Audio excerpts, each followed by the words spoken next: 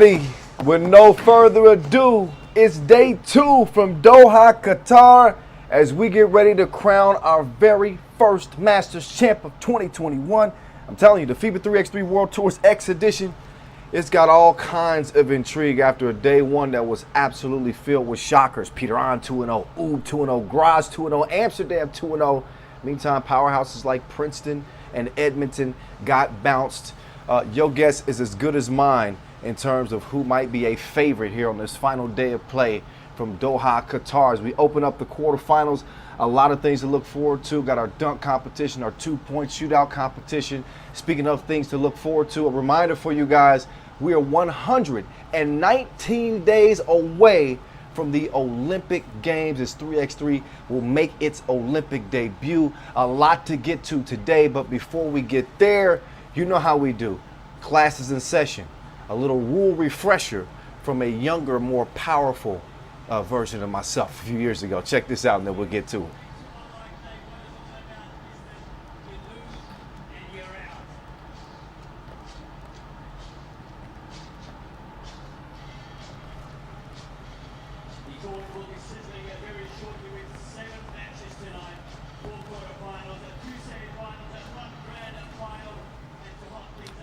Yep. Shout out again to MC Sam Rico, DJ Donald. I think we got those rules ready for you now. Yeah, now class is in session. Let's take a look back at a rule refresher for this game of 3x3 we all love before we get to our quarterfinals. Check it out.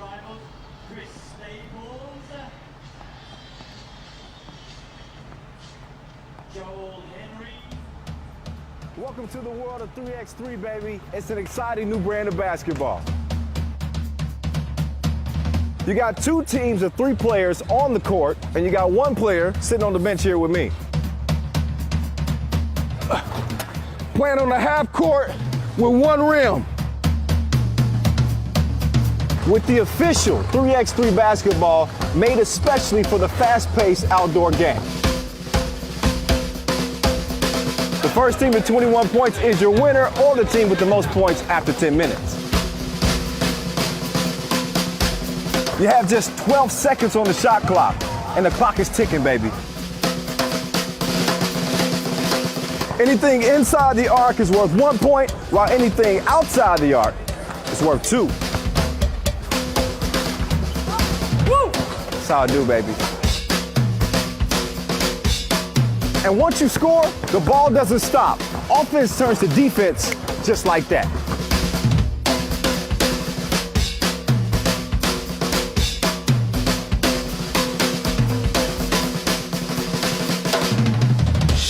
It's a 10-minute sprint.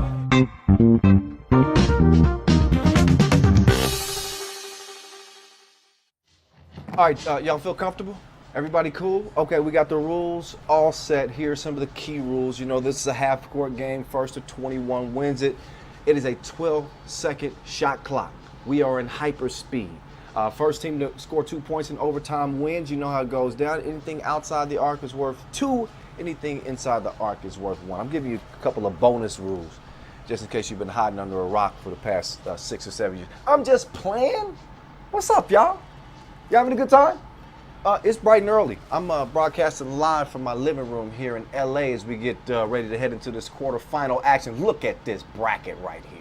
Oh my goodness, you got a throwback rivalry between the Slovenians and Serbs, Novi Sad and Piran, Graz and Riga. How about the Austrians? That'll be a rematch of last year's Europe Cup where Graz beat the Latvians in the pool phase. Amsterdam, New York, Harlem. It's another little throwback rivalry, the Americans and the Dutch there. And then a good old-fashioned Serbian showdown.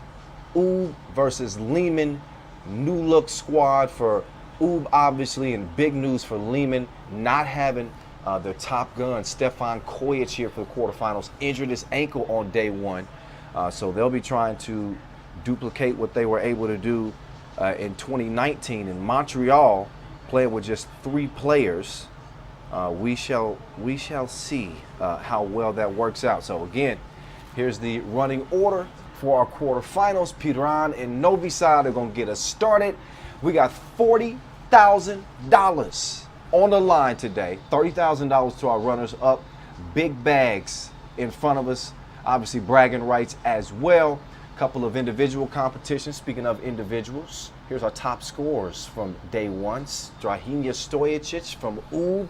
It's a three-way tie, 15-point score between him, Lasmanis, and Arvin Slokter of Team Amsterdam, who went 2-0, one of the shockers from day one. Norris Mies is right in the mix too, 14 points. So he's a top 5 scorer as well.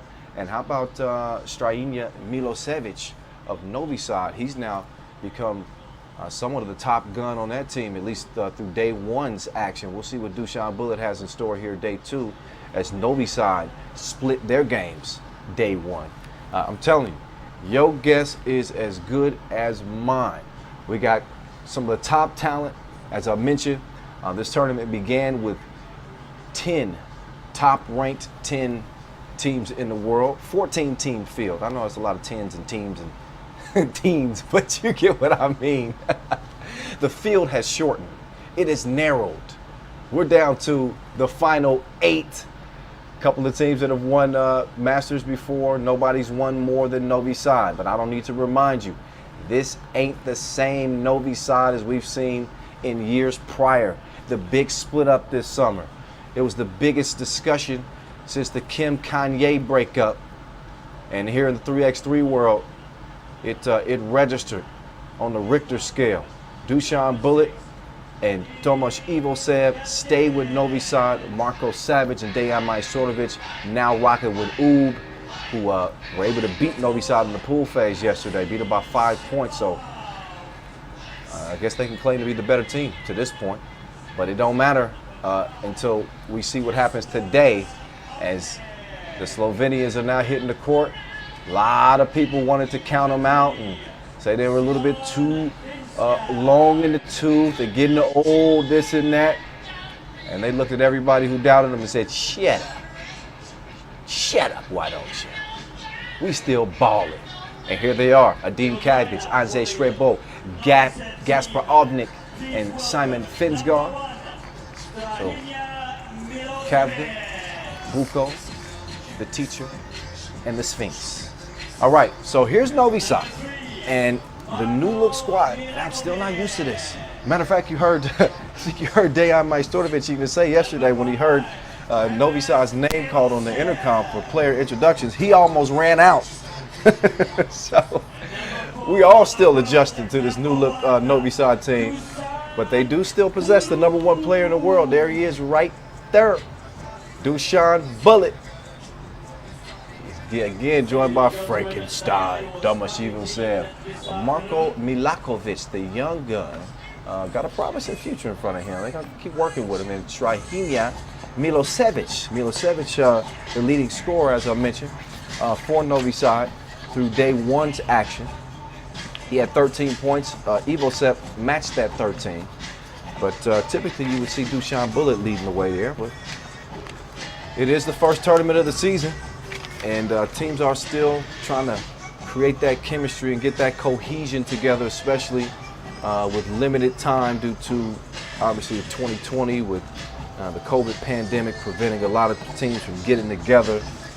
So it may take a little while to kind of knock that rust off and get on the same page. We'll see how things play out.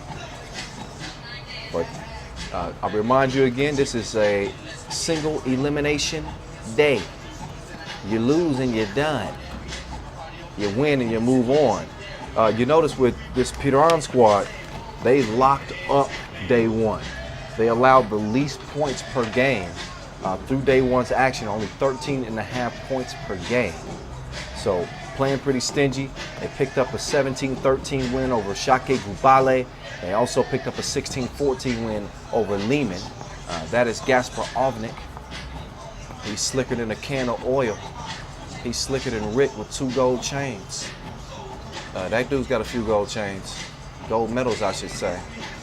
The most decorated player in 3x3, that is Dusan Bullet, 35 years old, 10 points on day one. Solid 5 points per game average, but we're used to seeing Dusan put on that cape and transform his game to the next level. Will the real Dusan please stand up? Day 2, this is usually when he shines the most. So it should be fun. Top scorer for this Piran team, Simon Finsgaard. Not a shock there. He had 10 points. He's followed by Gappy, who contributed 8. Here's another shock for you in terms of this Piran team. They made 10 twos day 1. That was more than anybody. That's not something you typically associate with Piran, is their 2-point shooting.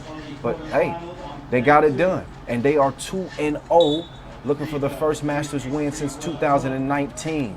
Novi Sad on the attack first. They get it down to Frankenstein. He misses the crib. Gappy down low. Buko put it in spin cycle. Get out of my way. Bucket. Piran scores first. Dushan through the paint. Defender trailing.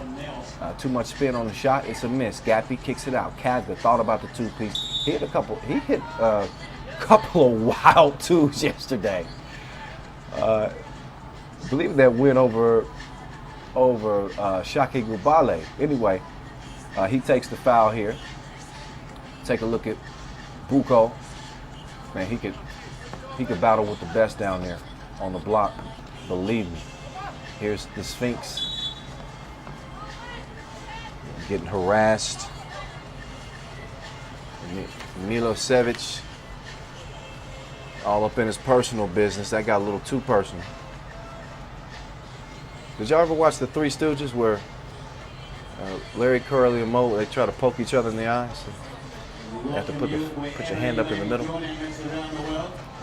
I think he could have prevented the face poke if he had watched a few episodes. He would have been good. Anyway, it's 1-0. And here's Buko on the move right. He's going to get it to the teacher. Don't take any lesson right there. That was not a good demonstration. But he's got a good stroke. He just got to knock out the cobwebs a little bit. We're only 45 seconds into our first quarterfinal. Dushan up fake. Crafty. Got his defender off of his feet. As you see, the Sphinx draws the contact. And now Dushan Bullet gets the head to the free throw strike. So 20 World Tour wins for Novi Sad in their storied run, with Dejan Majstorovic joining that team in 2014. The gold medals at the World Cup, the Europe Cup, and he has been the centerpiece of it all. Novi Sad leading 2-1 after his trip to the stripe. Milosevic with the rebound. He's able to put a little pressure on Gappy. But maybe too much.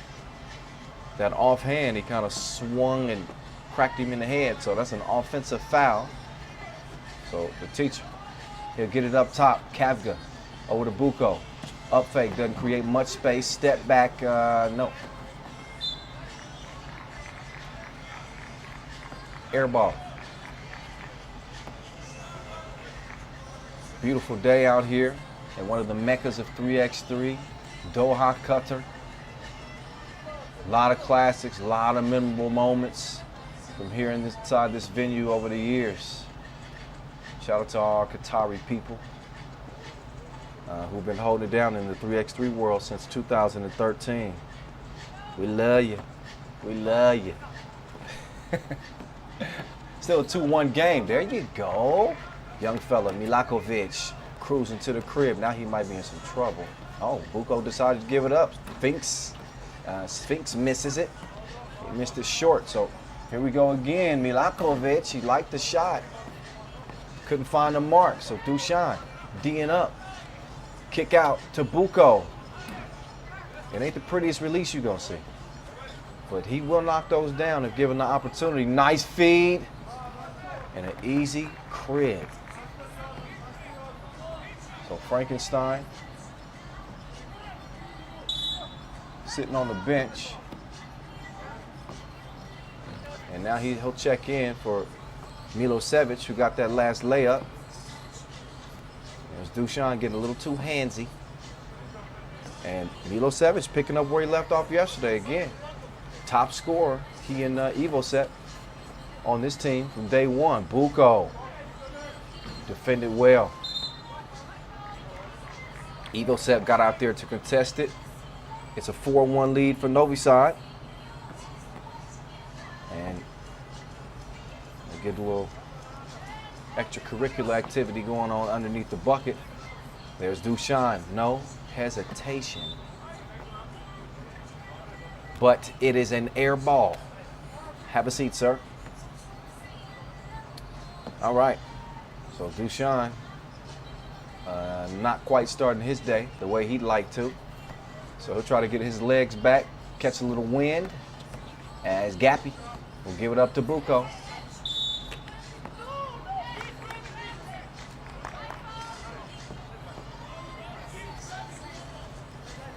Well, you see Trey Bolt kind of telegraphing his pass there. Gasper Aldnick will have a seat. 2 minutes and 20 seconds into our first quarterfinal. Ball back in Novi Sad's possession as their oop attempt falls short. Here's nice up fake. So Kavgis got to a spot with a nice new haircut, but he didn't make the crib. Dushan, rebound, dime, easy money. Milosevic lays it in. Now can he D up the Sphinx with the scoop pass? Ivosevic threw it back. Nice block out of bounds. Great timing from Frankenstein. And 5-1 it stays. Gappy launches. Come on, man. Cashed it from 2 range. It's 5-3. Milakovic.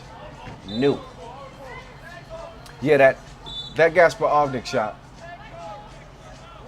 would not be advised for most other players, but he's the teacher. He can do that. Off balance. Well, another look at whether or not Gappy actually got his hands on that ball or not. But here's that 3. Mid dribble. Just decides to elevate. And he can strike you at any moment. Shooters like that are so difficult to guard. If you know anything about Gasper Ovnik, you know about the success he's had in one-on-one competitions. He's a killer and still getting it done. Let's see, how old is Ovnik these days?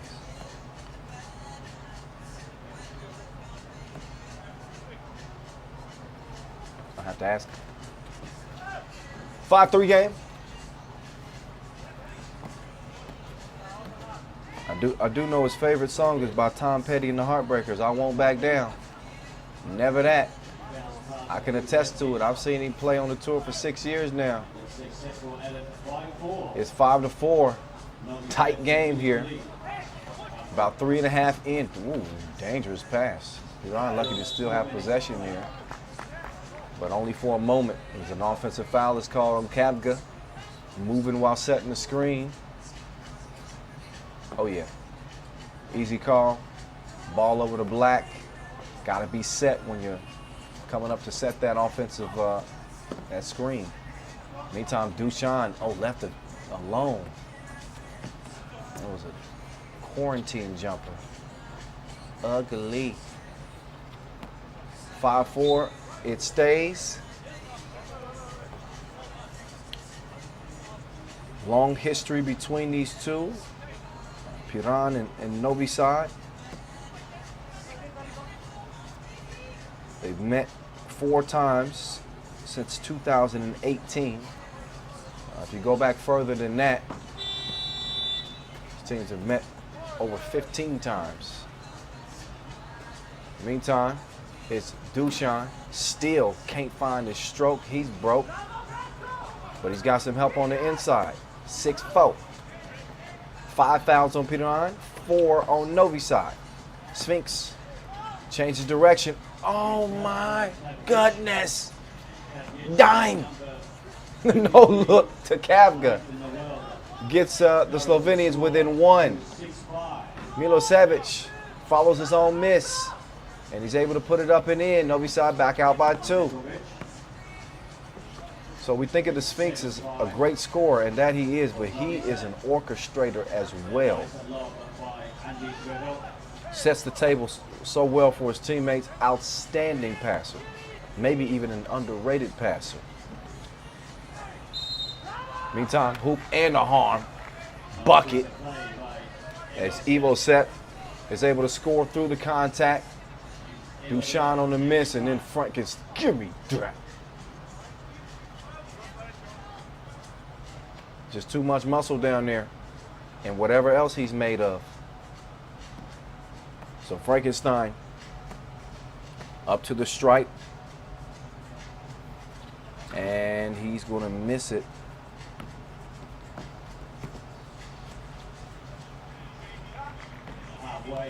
Eight six, working from the left corner now. Oh, nice passing up. Gappy lost the handle on it. Oh, he crossed his draws off. Evo Set, lucky that they didn't capitalize from 2 range. But just a vicious crossover by Gappy. 9-6. It's a 3-point contest. Milosevic. Wowzers. That was deeper than spoken word. 11-6 game. If you don't believe me, look again. He shot that one from the locker room. Cash Monty.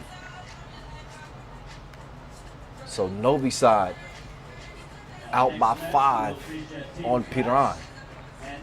They've been the more successful of the two in terms of the head-to-head meetings in recent years.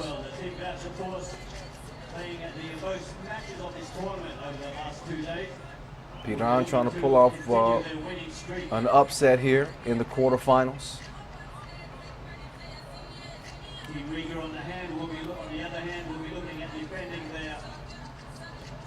I was wondering how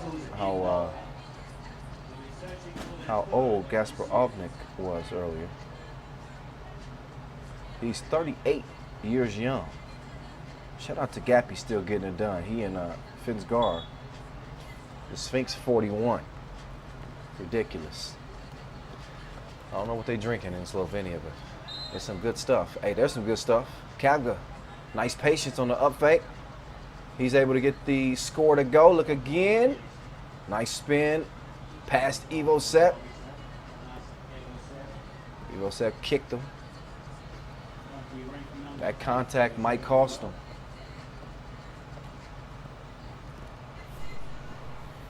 Kavgic swish. So it's an 8-11 game. Just a 3-point difference. Number 3 has it. Milakovic gives it up. Evo Set hands it off. Duchan, step back. Right now he's capping.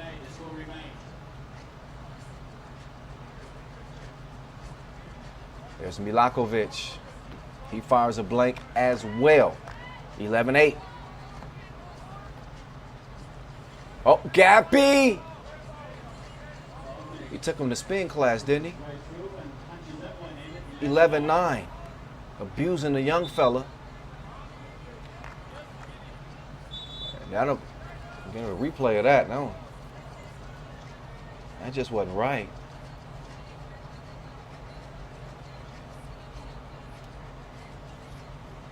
Here we go. Oh, that. Come on, man.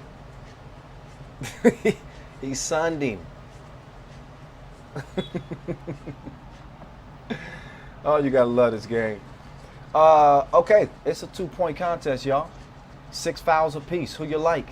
3:38 to play in this one. Looked like Novi Sad was going to run away for a bit as they led it by 5, but we've seen Piran go on a nice little run here, and looks like they still are coming. Although the Sphinx airmails the 2-piece. Ball over to Black. Winner moves on. Before we move a moment further, allow me to thank Our presenting sponsors: Qatar Basketball Federation, the Qatar Olympic Committee. Our local sponsors: Ultra Sports, McDonald's, and Discover Qatar. As Milosevic shoots his second free throw. Piran with their 7th foul. That's the reason that they're in the penalty. Kavga takes his time and shoots the 2, but just put a little much on it. Milakovic, he's going to airball it. And Novi Sad's lead stays at 3. It's 12-9.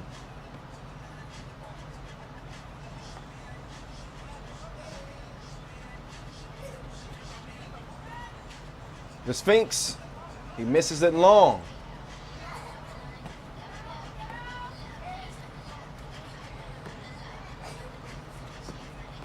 Milosevic changes direction. Oh, big boy game. He's able to lay it in. 13-9. 2:47 left.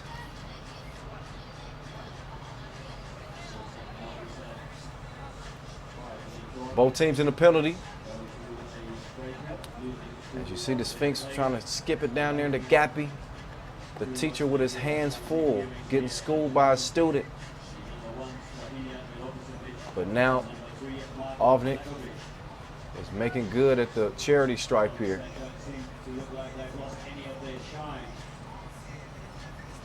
He no longer has hair on the top, but he's still got a nice stroke. Which one would you rather keep?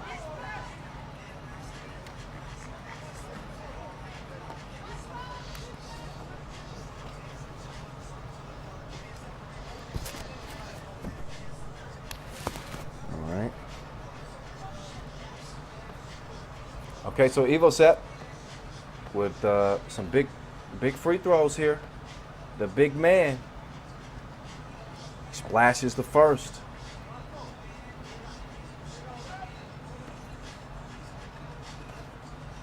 Tamashivosev, 31 years old, ranked number 10 in the world. Misses on the second attempt, but they get a fortunate bounce on the rebound. Milosevic, Milakovic, strong finish. Oh no, I'm sorry, that was actually Ivosev.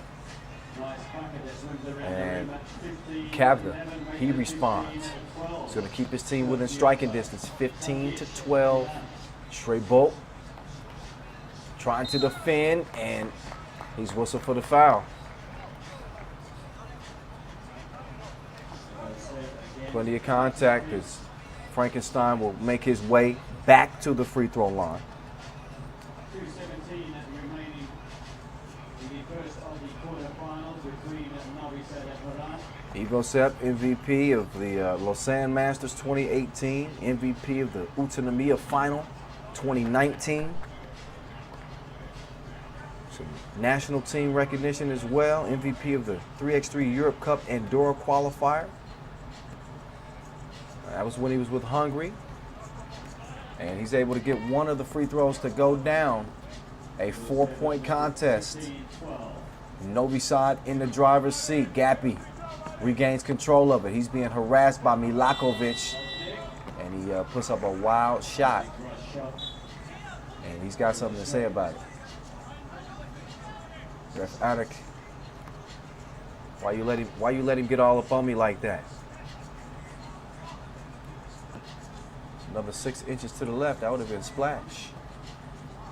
Speaking of splash, there's Dushan Bullet, hydrated. 17-12, kick out. Buko, that's a good look, but not a good result. Tipped up, back to Buko.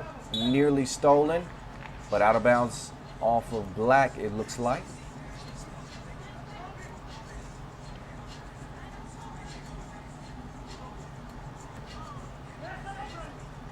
So Piran now on the attack. They need to make something happen. Minute 30 to play. Things not looking much better for them. There won't be any second chances after this. 18-12. And again, Piran made more two pieces than anybody day one. A little bit uncharacteristic of them. They could have used some of that two-point shooting in this one. Oh, Dusan bullet. Left him like he cheated. 7-point cushion now for Novi Sad. Oh, the Sphinx with a long-range bomb. That'll make things a little bit more interesting here, but Novi Sad looks to be closing in. They only need a couple of points here. As Milosevic got to a spot, missed the crib though. Dusan tracks it down, gappy defender. Ivosev hands it over. We're under 40 ticks to go. Dusan still off target. Nice hustle for the save. Ivosev couldn't get it. So it will be Piran ball. But looking at a 5-point deficit here with about 30 seconds to play, it don't look good. It don't look good. Another look at that look good. The Sphinx. It's aging like a fine wine, getting better with time. 41 years old. And still able to get it done on both ends, defensively and offensively.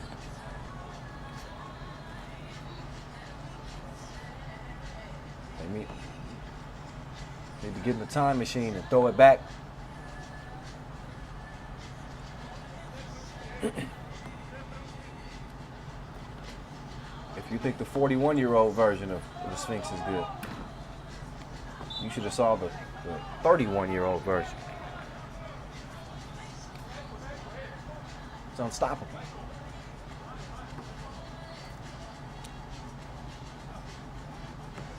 Ref Toff, all smiles. As Novi Sad starts the possession yet again. Here's Dusan. This is normally when he does something strange. Feels like the game is in hand. He wants to add to his top 5 resume. Just a textbook finish there. Layup at the rim. Looks like time is going to run out. And our final will be 20-15. Novi Sad advance to the semifinals. Our first quarterfinal winner as Piran's bid to win 40 bands here in Doha comes to an end. So the 8 seed falls after a 2-0 campaign day one. It is Novi Sad regaining their footing as the #1 squad, or with the #1 player in the world. For a long time, the consensus #1 team. Things have changed since. Let's look back at that last finish by Dusan as he gets to the crib and lays it up and in. And we get ready to send it down courtside for a post-game interview with Julien Debub. Ju, take it away.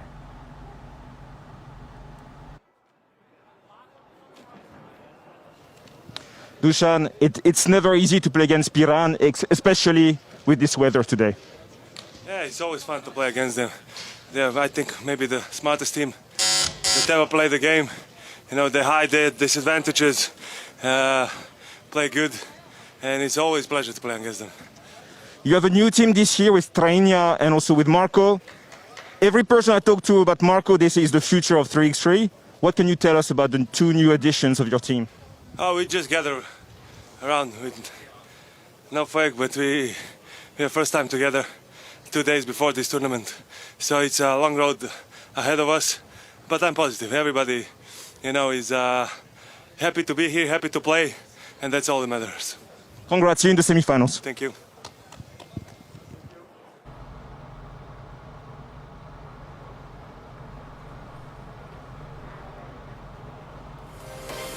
All right, Dusan Bullet, staying focused as usual. They still got more business to handle as Novi Sad moves on to the quarterfinals. Here's how they did it. It was not easy as Piran came to fight, especially down low on the inside early on. They got some strong buckets from Buko, but they got Novi Sad, that is. They got some strong play from Milakovic. He was able to get a couple of points under his belt. Ivosev, a.k.a. Frankenstein, staying sound defensively. We've grown accustomed to seeing Piran really set the table well, one of the better passing teams in our game. That was on full display in this one, but they did lack the firepower to keep up with this Novi Sad team. Milosevic seems to be their go-to guy in terms of getting buckets. There's a bucket for you, as the teacher put Milokovic in detention. See the frustration on Kavka's face as the game wore on. He saw more stuff like that. Dushan Bullet, splash, Gappy, fighting to the end. But again, when you possess the weaponry that this Novi Sad team has, they are tough to beat. They do not, I think they would even admit that they don't have the type of chemistry that they'd like to have yet. But it is a work in progress. All right, so game one is in the books. We're going to take a short break, but when we do, we're going to give you some things to enjoy for your viewing pleasure. The top 10 moments of Doha in 3x3, the Doha final in 2020 that is, the dunk contest, and also the best of Chris Staples. That's on deck. Enjoy that before we get to our second quarterfinal.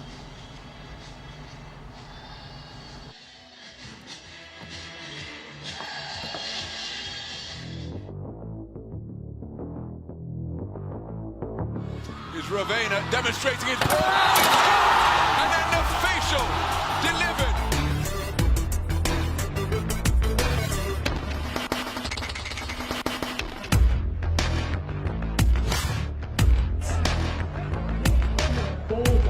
Mighty Mouse for two. Banks it in! And Doha are your champions for the Beijing Masters. Mighty Mouse is mighty big in the finals. What a game. Sidestepping, pulling up.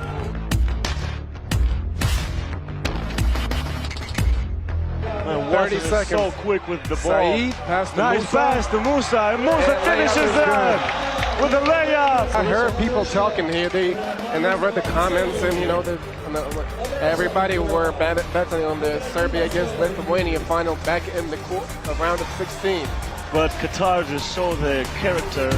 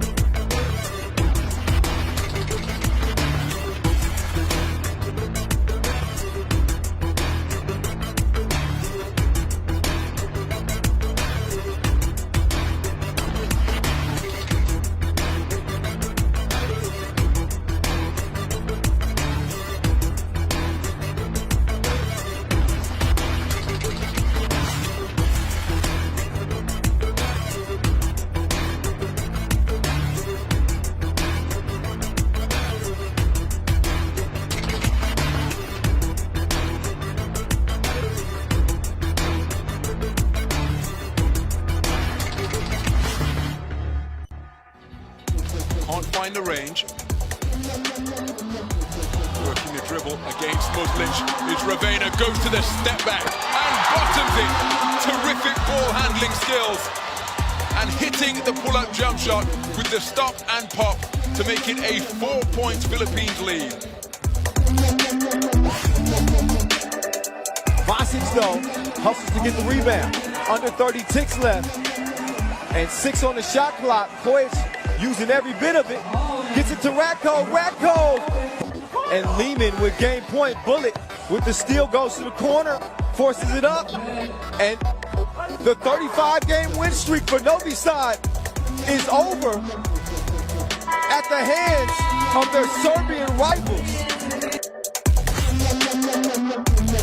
Kovacevic wins that battle. Lasmanis, KLM. Oh, beautiful pinpoint pass. As they work the two-man, Miesis misses it. Only 4 seconds left. Liman's got to get a shot up. Vasic forces it, but Riga, they finally get it done at a Masters on the World Tour. It has been long awaited.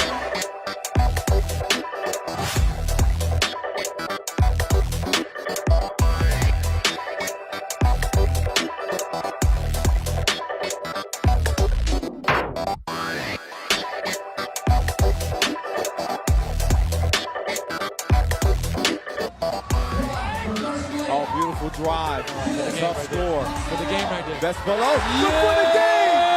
It's Pascal. Doha Masters. Can I go with my guys right now? Can I go with my guys right now?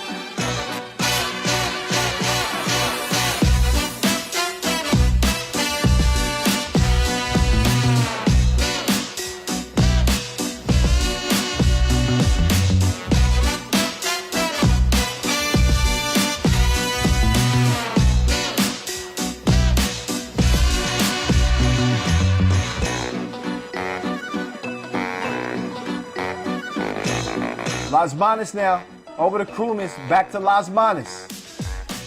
He jabs left, puts the 2 up on the logo! Can you believe it? Can you believe it? The reigning Doha Masters champs stay the champs. Oh my goodness. This was a Riga team that was down 20-15. We make just a lucky shot, and that's why we won. And that's what you call it, a lucky shot, or was it one of those that you practice all the time? We practice all the time.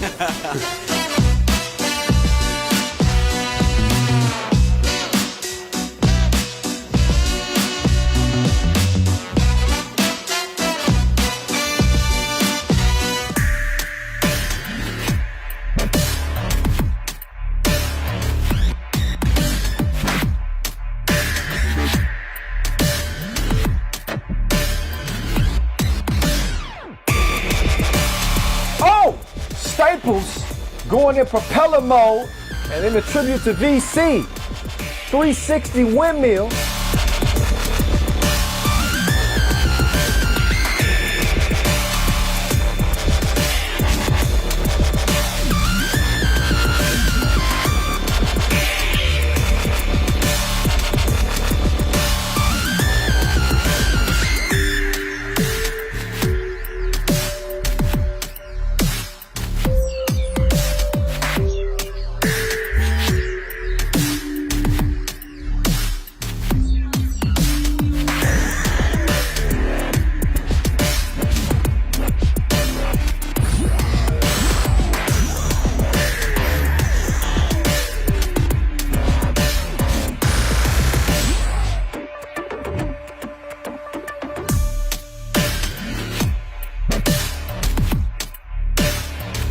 Oh, Staples! With the Christ air, he must be connected to a higher power. Whoever you pray to, pray for hops like this.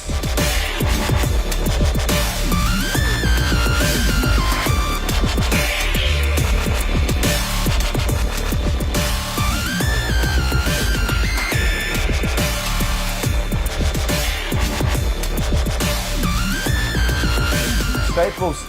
Oh, he can't breathe, but he can still get plenty of air. Mask on and all. The scorpion duck overly pecked, and he might have done enough to top his rival.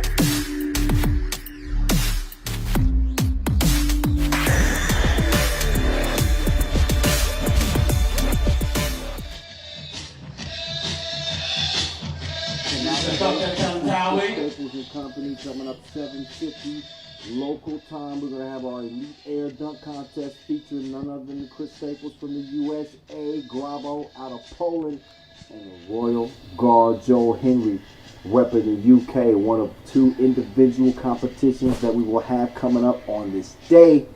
Man, cannot wait. That's like the appetizer to the main course. We'll get to that slam dunk competition right before we get to the final. Can't wait to see our 2-point shooters as well in a 2-point shootout. That is also on deck, but coming up right now, I think this is the quarterfinal game of the quarterfinals, if you get what I mean. Graz and Riga, these two teams are no strangers to each other. In the national circuit, if you remember back to 2019, the Europe Cup, Graz was able to beat Latvia. Latvia represented by the same four teams, same four players, on this Riga squad. And Graz had two players that participated in that game. Lenager and Lenortner were part of that win, so they can offer some of that advice and bring some of that experience to this game. Cannot speak highly enough about this Graz team out of Austria.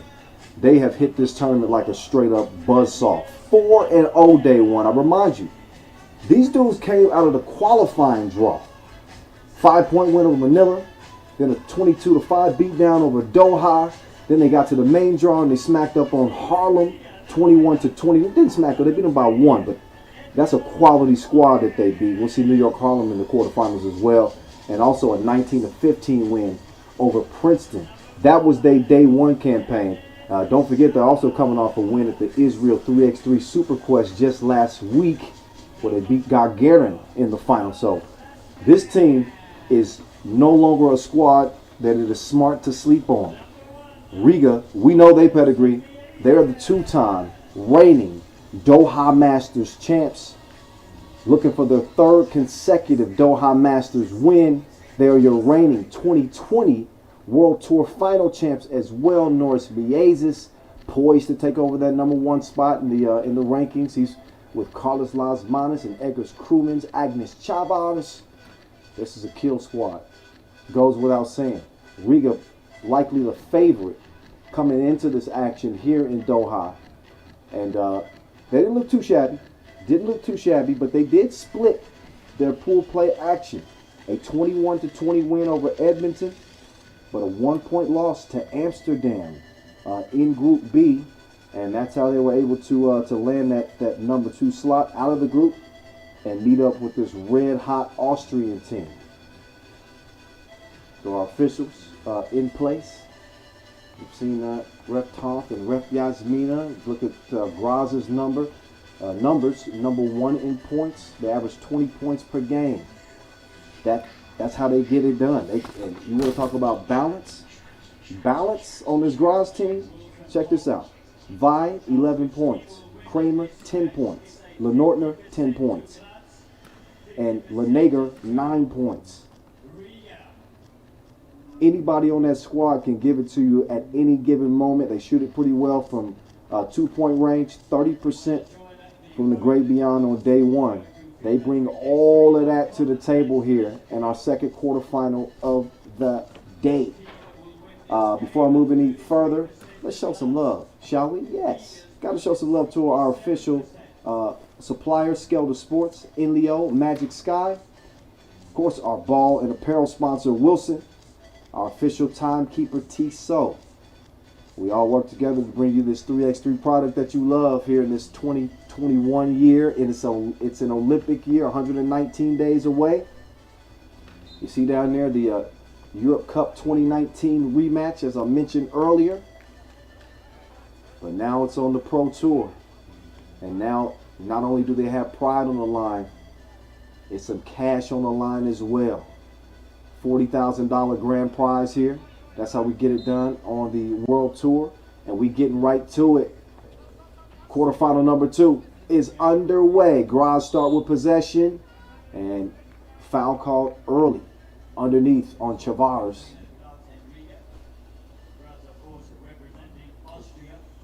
Kind of pick your poison with this Graz team.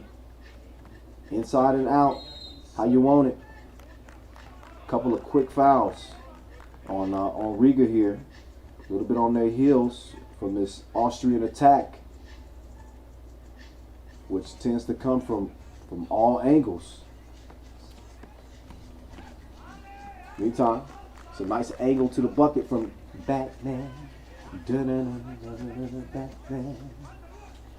So Riga's on the board. Chavars thought about it. Instead, he's going to give it to KLM. Okay, he just gives an easy breezy lefty layup.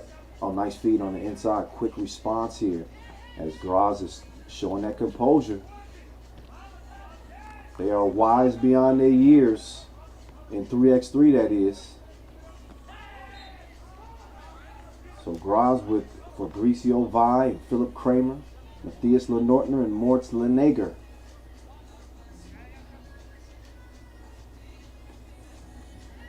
See Crew trying to get his team hyped up. Lies is going to swing it over Chavars just in front of the logo. Bad miss. Meantime, the up fake, 2-point, drip, drop, Vibe picking up where he left off. The 2-piece evens things up at 3 apiece. Liasis, dangerous crossover, decides to give the rock up. Kruman's off balance shot. It's a miss. Ball back over to White. So here come the Austrians.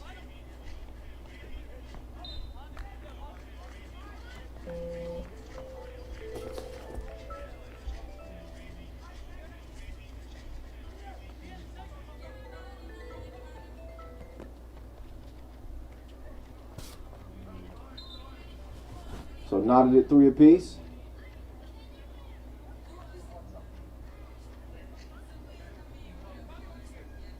A little mishandle of the rock right there.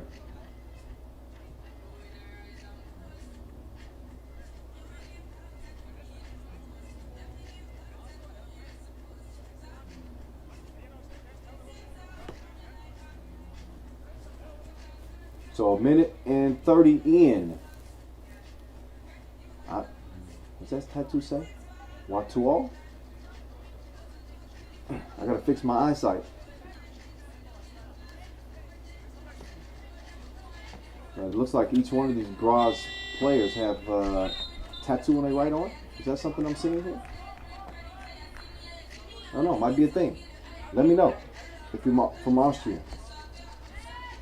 Anyway, still knotted at 3 apiece. Krumans could not break the tie. Long on the 2-piece. Recovers the rebound. Gets it over to Las Manas. Las Manas stops short. Gets it back over to the shooter. And Krumans couldn't find the mark. Las Manas to the corner now. Crew passed up the 2. Gets to the paint. Fading away. Difficult shot. But Riga sticking with it. Crew, this time he's going to make it count. The hydration from 2-point range. He is wet. 5-3 now. Here come the Latvians. Crew, this time the other side. He's starting to get in his bag now. 7-3. And this is what makes this Riga team so dangerous. You've got Carlos Las Manas, who can get buckets at will.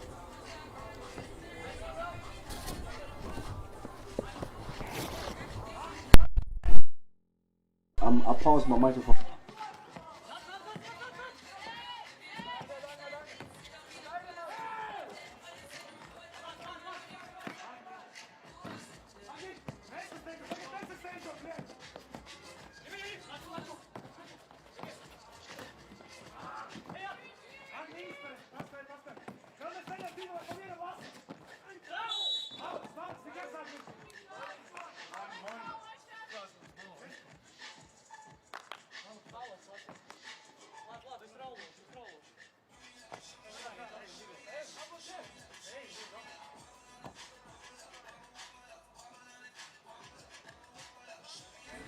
getting to the rack.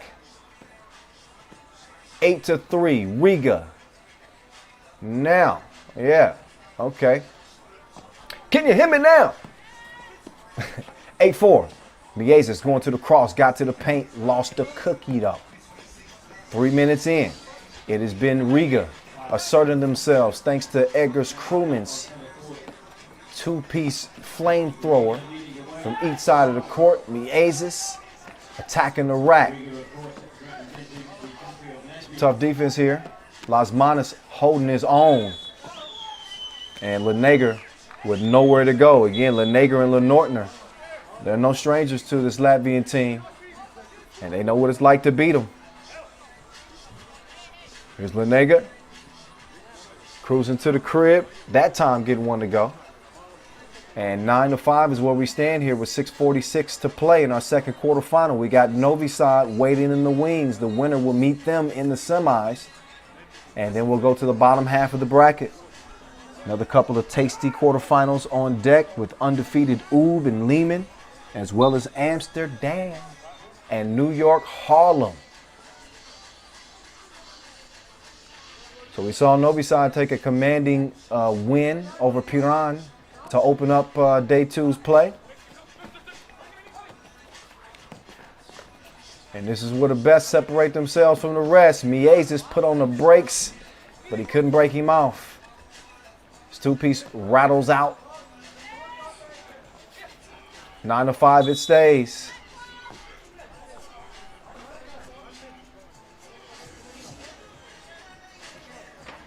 Look again at the attempt to get the ball down low. Kramer defended pretty well. Fresh shot clock for the Austrians. No hesitation on the pull-up from long range. And it is going to go out of bounds. Ball to Black as Riga will look to add to this lead. Couldn't quite get to it. Kramer, good hustle though. Get an A for effort, sir. There's Batman. Has it rattle off the rim. Back down low they go. This time Kramer trying to muscle one up and in over Crewman's. But Crewman's is whistled for the contact underneath. Take another look. There's plenty of that. Yeah, he had them wrapped around the waist like they was on a date. It ain't that type of party. There's Kramer. He's going to step up. See if he can calmly knock down a free throw. He cannot. Instead, it's a miss.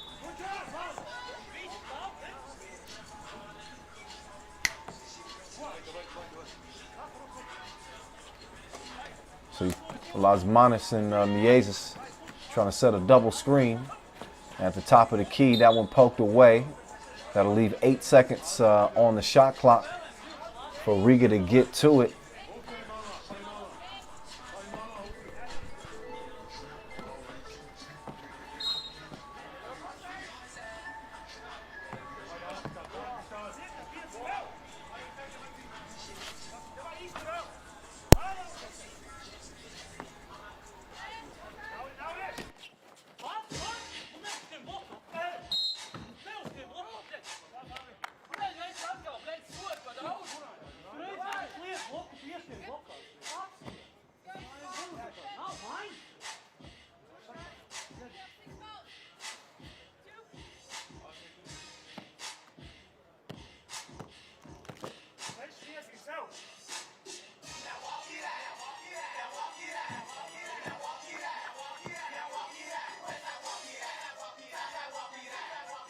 Following this match, we've got Amsterdam.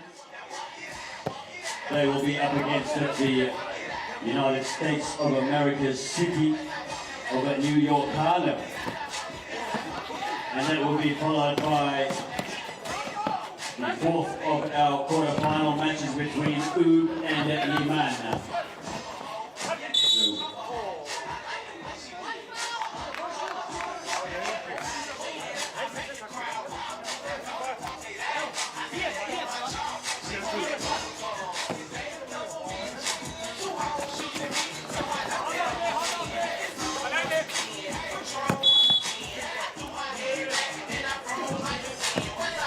right.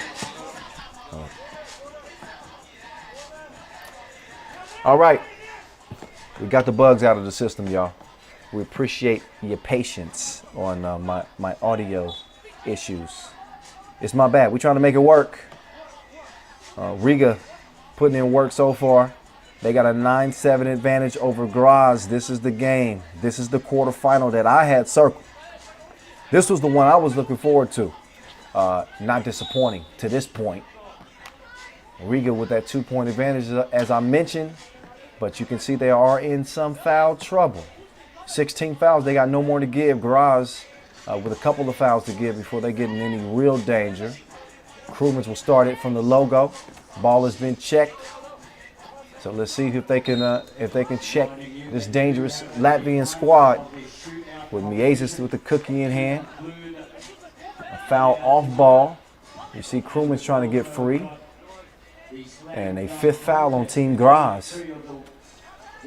Miezis swings it to the right wing. Crewmans left him in the dust. 10-7 as Riga extends that lead.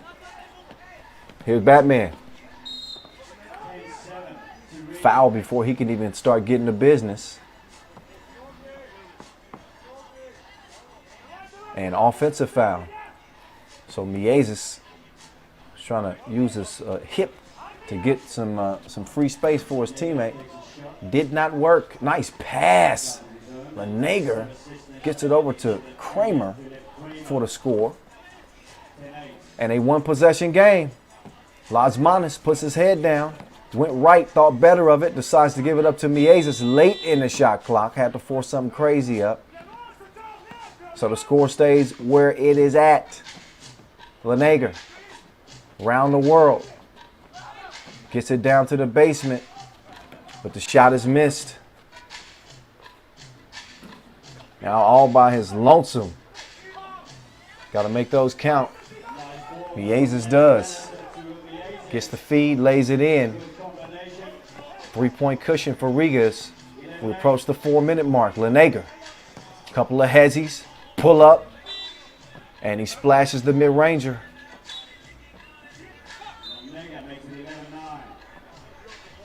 So you want to talk about fighting fire with fire. Neither of these teams is devoid of scores. 1 through 4. Pick your poison. Meantime, Lazmanis with a good vision. He finds Miezis on the cut. 11-9 game. Riga trying to keep their hopes for a three-peat here in Doha alive. And they dealing with as tough of a Graz team as you will see. They're hoping that this is going to be their coming out party. Had a solid debut, by the way, Graz in Debrecen at the 2020 FIBA 3x3 World Tour. Got to the quarterfinals, but no further than that. So we'll see if they can elevate their game against arguably the game's best. Crewmans, the layup. He got his signals crossed on defense, though. Lucky to have a miss from the corner. Score stays where it's at, 12-9. As Lazmanis tried to recover defensively. And Fabricio Vai kind of lost the handle on it. But that's good D. Lazmanis doing a good job moving his hips. At least that's what he thought and saw. And he's letting Ref Toth know. Lenager skips it down low, and they can't capitalize. Kramer off target on that. So Lazmanis shoots up over the contest and misses it. So Lenager, he likes what he sees here. Drives and kicks. And Graz, they ain't scared to shoot that two-piece, are they? But that's a man down. Look like, who was that down? Was that Vi? No. That was Kramer. Still shaking up a little bit. Vi getting a breather. We're under 3 minutes to play. Oh yeah, that's why he went down. Krummen's unintentional, but as he was swiping for the ball, he smacked Vi right in the eye. Shooter's touch, as Lenager will get a couple of trips, a couple of shots at the stripe here. Riga in the penalty. 8 fouls, as you can see. Graz, a little bit more disciplined defensively. 5 fouls to their name. Lenager misses on the second attempt, but there's Johnny on the spot. Philip Kramer cleans up the mess. It's a 1-point game now.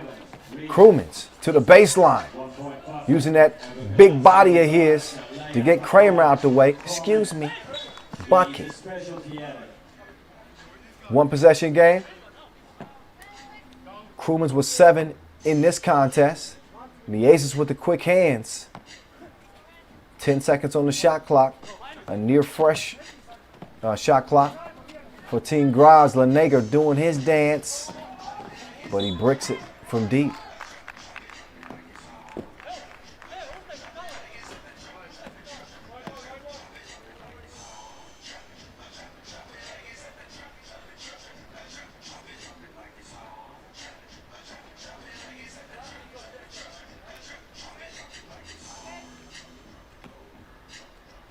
So here come Riga.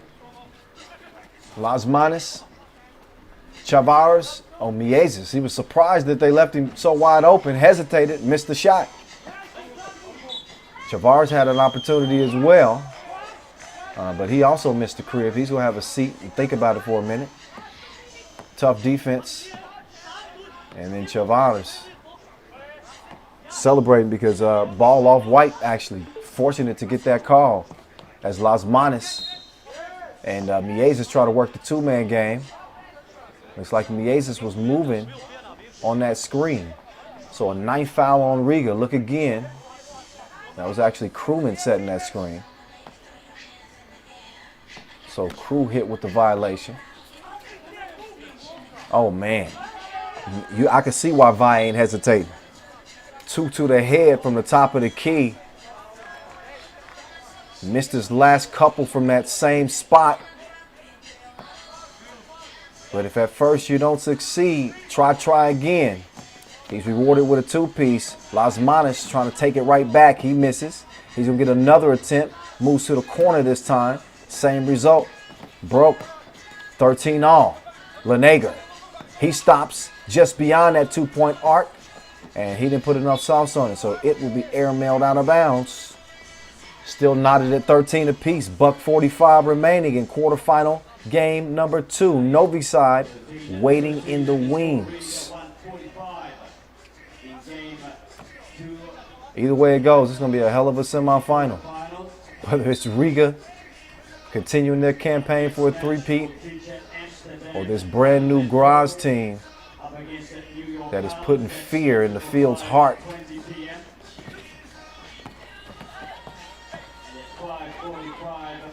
Miezes, too much on it. Krummen's battling down low. He wanted to get continuation. I don't think he is.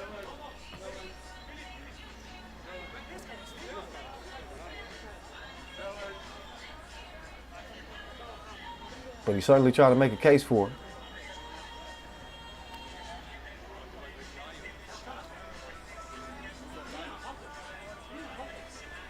So each team will get a breather here with 1:31 to play. Another look at that last 2-piece, no biscuit from Fabricio Vi, the leading scorer coming out of pool play. Graz look fresh. They certainly don't look intimidated. So an opportunity for them to take down another 3x3 Titan right in front of them after knocking off Princeton and New York Harlem and playing 4 games, day 1.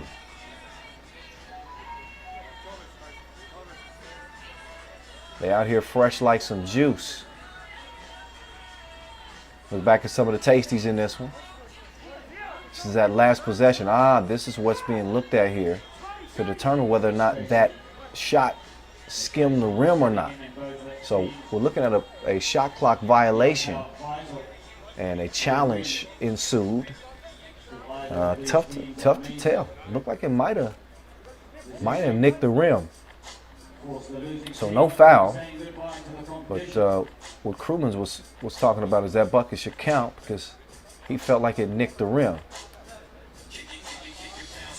If it did, that would have given them a fresh shot clock. Let's see if he was even able to get the shot up.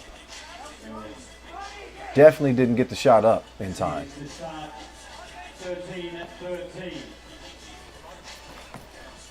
So it is a shot clock violation. That call stands. 13, all it stays. Masmanis waiting in the corner while Miezis attacks the rack and gives the Latvians a 1-point advantage, 14-13. Minute 12 to play. Lenager with the cookie in hand. He's going to give it up. Difficult shot attempt from Lenortner, and he cannot get the layup to fall. So here comes Riga. A dynamic duo, unable to create some points there, but a steal from Chavars. Nice passing, unselfish play leads to another bucket. Every possession so critical here in the last 40 seconds. Hey, this man is on fire like a liar's pants. They better put a hand up on Fabricio Vai. 16-15, 30 ticks left. Lasmanis smartly decides not to just launch the two. Plenty of time left in the shot clock. He takes his time, eventually puts the two up, misses it though. We got 15 seconds left. Vi passed up what looked like it was going to be a layup and opts for the more difficult shot, and it worked out for him because he was able to draw a foul. And a bad foul with under 10 seconds to play in a 1-point game. Riga in front, and now they're going to put Graz's hottest shooter on the free throw stripe, Fabricio Vai, who's been putting everybody on his bucket list. I guess the only way to stop that man is to hack him. Now it comes down to fundamentals. You see, notice how far he stands back behind that free throw line. And a big miss there. A big miss there. Pressure bust pipes. It also makes diamonds. Let's see what he's got here on that second free throw attempt. Okay. So good release. He's able to knock it down. 10th foul on Riga, by the way. So that's why possession goes to Graz here. They got an opportunity to win this game and pull off a huge upset. 1 second left. Shots up. Good defense on the interior. And we got ourselves an overtime.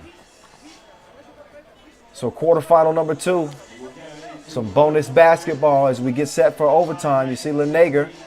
He's trying to work on Chavars. He got some help from Miezis on the backside. Forced a difficult shot. Look again. Solid defense from Riga here. And they end up dodging a bullet. Game would have been over had Fabricio Vai knocked down both of his free throws. But he split a pair at the stripe, and they were unable to capitalize on that final possession. So as we go to OT, here are the rules. First team to score 2 wins it. So we got a Tissot buzzer beater.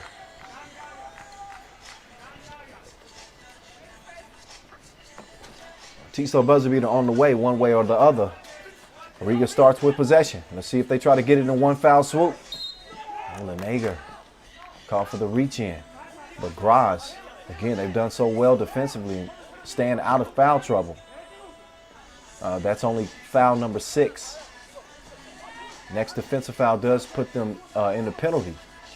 Riga, though, in much more trouble. And with 10 fouls. This for the game, no. 2s are flying. And offsetting fouls. Going for that loose ball there.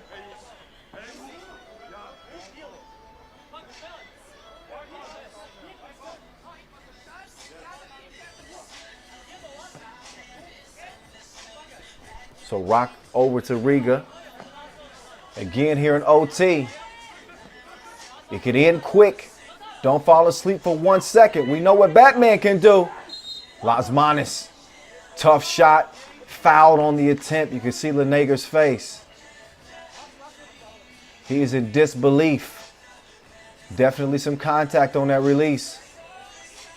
As Lasmanis can step up and win it here at the stripe for Team Riga and advance to the semifinals for another date with Dusan Bullet and Novi Sad. So KLM, cash from the line. Game point. A little bit anticlimactic. But your Tissot buzzer beater could come at the charity stripe, and it does not. Lasmanis misses, so Graz still alive. They can win this thing with a two-piece. Step back. No, sir. Rebound to Miezis. Oh, beautiful pocket pass. Just textbook two-man game. They go together like ketchup and mustard. Miezis and Lasmanis get it done in OT. Here's your Tissot buzzer beater off the rebound. Miezis the menace to Batman. He sets the table. And Lasmanis delivers the final blow that will send Riga on to the semifinals to meet up with Novi Sad yet again. So the three-peat still alive. We will soon see just how they fare in the semifinals. We got a couple of quarterfinal matchups still remaining. But before we get to those, let's get it down courtside with Julia Dubov.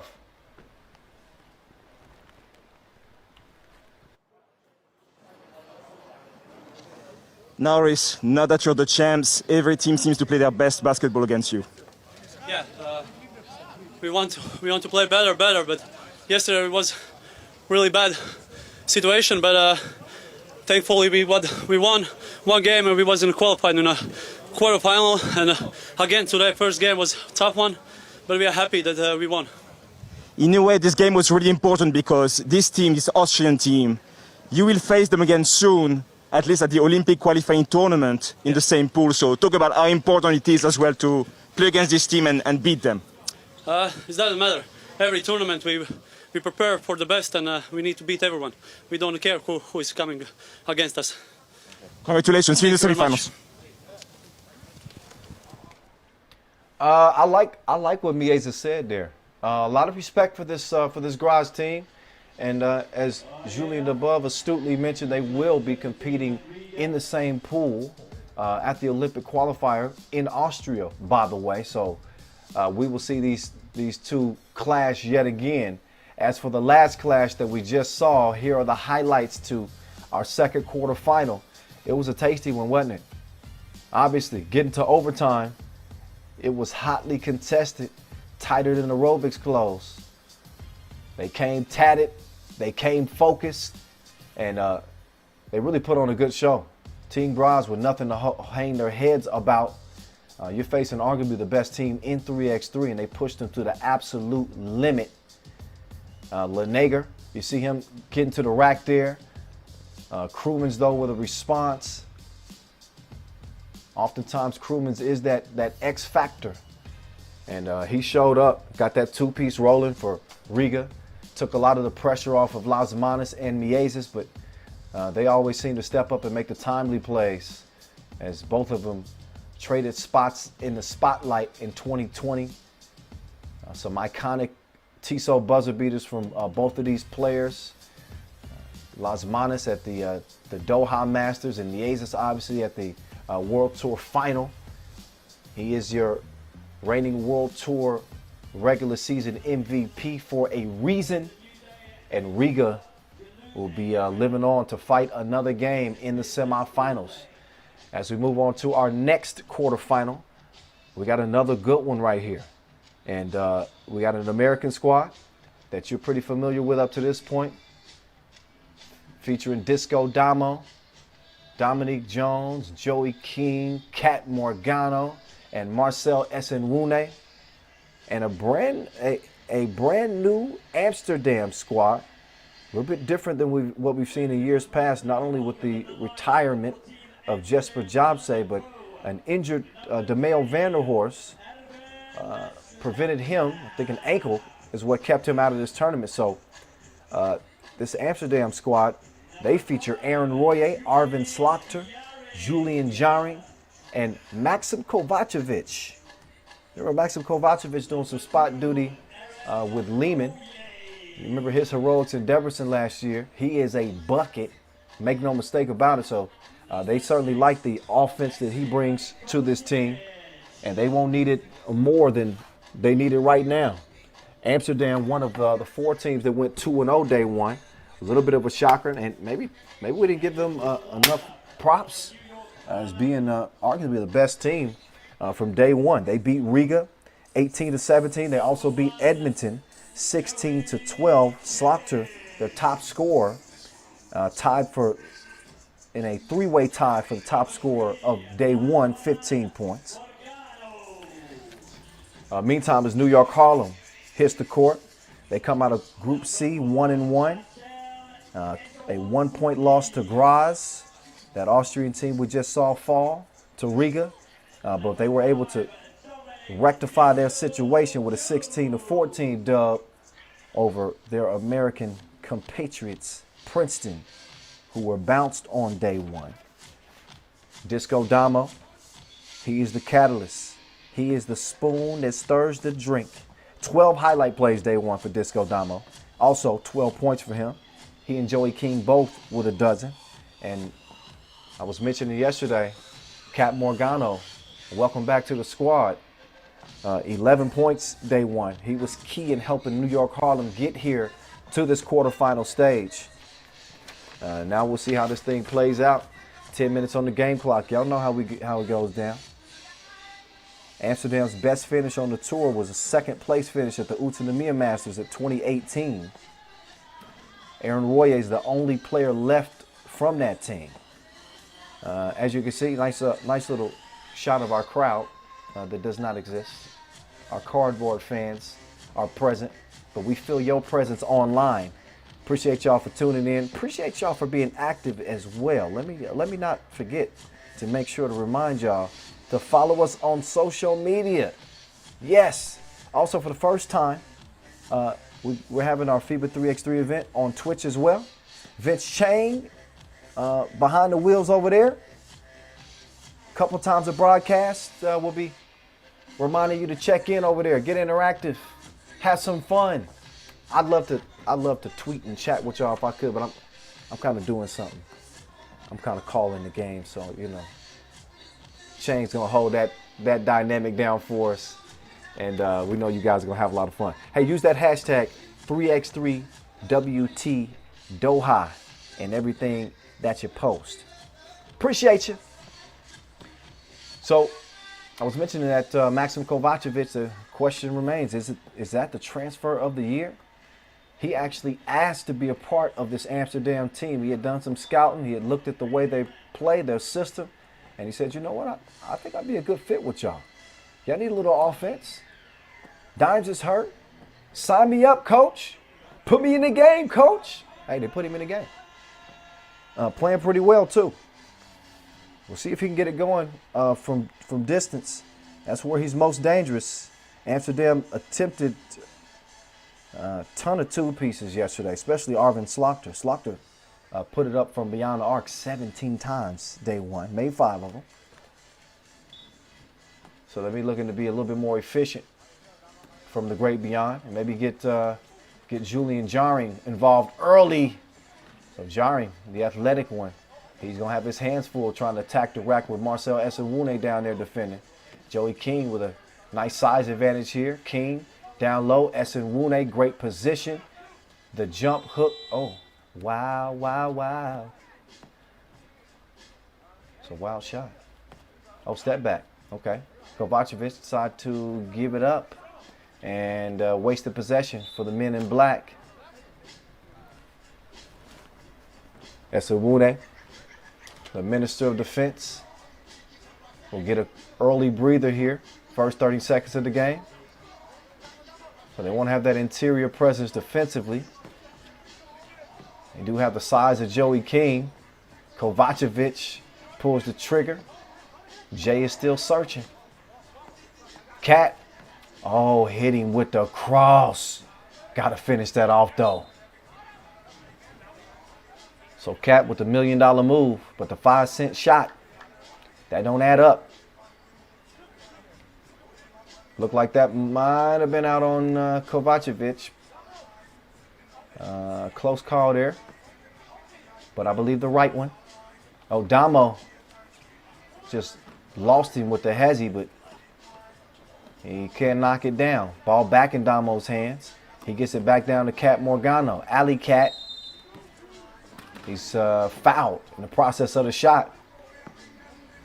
So you kind of see that New York Harlem, I don't know if they've actively encouraged Cat to be more aggressive offensively, but they feel like he may have an advantage here with Royer defending him.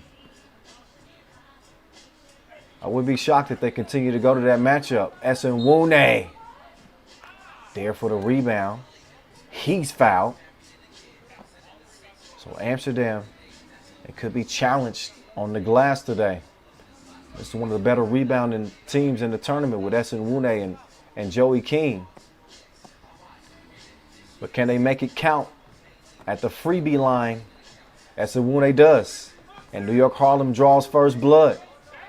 Amsterdam trying to respond. Kovacevic, tough shot on the baseline. Esenwune, no. I had to come out with the Dikembe Mutombo. He just got a fingernail on that thing. But that just speaks to the length of Esenwune. Oh, Damo got crossed. And then he got splashed. Now can he answer back? Damo loft to Cat. Morgano, tough shot underneath the bucket. Cross-court pass, Kovacevic, quick step.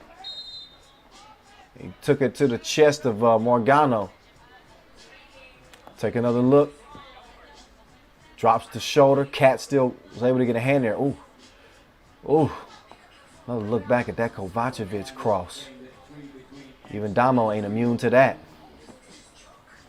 King, nice spin move, big fella. So Joey evening things up at 2 apiece. A little bit late on the pass there as Royer tries to clear some space, but he pushes King down. Foul called on Royer. Ball back over to Orange. Look again as he gave it up. Couldn't stop his momentum. And he gets the ticket in that collision. Damo going to the spin move, fakes the spin, turn around, and he put Royer on the bucket list. 1 point advantage. Just over 2 minutes into our third quarterfinal. Slaughter, catch, shoot, miss. Esenwune now setting up shop. He's coming to set the screen for Damo. Damo spins right. He's got Esenwune with Royer on him, and that's baby food. Now Royer, left all alone, didn't put enough heat on the 2-piece, so he leaves it short. Kick to the corner now. Julian Jaring. No. 4-2 it stays. Esenwune. They get it to Cat. It's cleared. Only 6 seconds left on the shot clock, though. They got to get to it. Cat in a little bit of a rush there. I think he recognized how much time they had left on the shot clock. And good defense. Slaughter holding his own, staying in good position. And Cat, what? Now look at Damo doing his dance. Kovacevic. Not this time. Here's Cat.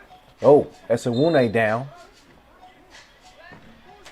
And the foul starting to just rack up. Yeah, Slaughter. I'm not sure there was a lot of force there, but can't put yourself in that position, extending your arms like that. And 3 minutes into this contest, you're looking at a Dutch team that's got 5 fouls. A lot of game to be played here. They're going to have to tighten up. And if you're New York Harlem, you keep attacking. Joey King! How, Sway? How? 4-point lead after the impossible shot from King Joey.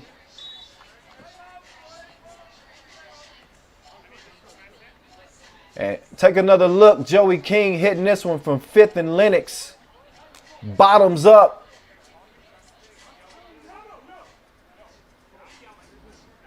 He had the defense draped all over him, and he rewards him by dropping him off like the first day of school. 6-2 game. New York Harlem, courtesy of that last two piece from King. I've gotten a little bit more breathing room. So we get back to it. It's Morgano and Damo doing a dance.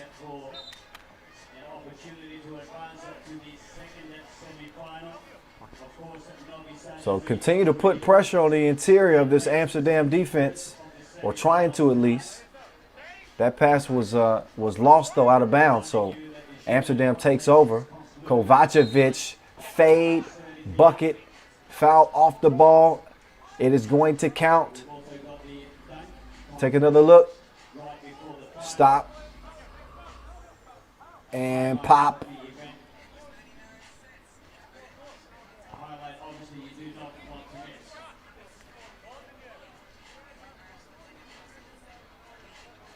I'm going to get a look at that. See him get the bucket to go down, and then jarring, he goes down simultaneously as he was trying to put himself in position to get the rebound. So bucket will count. It is 6-3.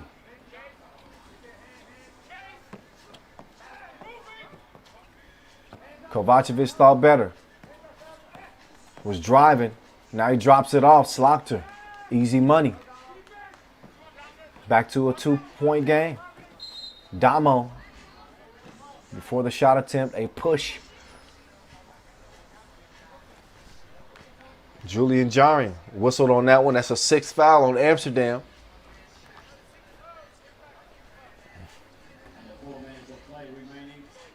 And yeah, a little bit grabby right there. No more fouls to give for Amsterdam. Joey King, D'd up. Slaughter trying to welcome him to his world. Wild pass, Cat getting scrappy there. Getting there and deflecting the pass.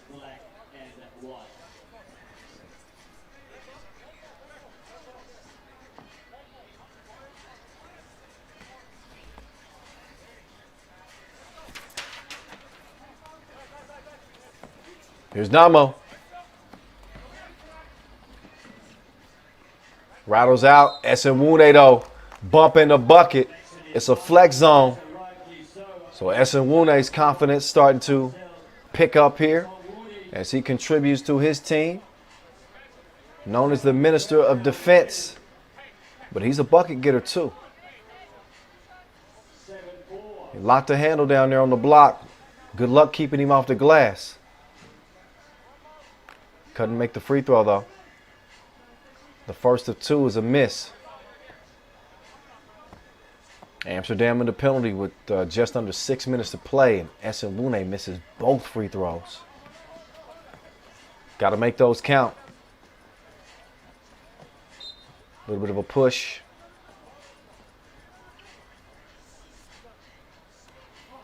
So New York Harlem picks up a 2nd foul.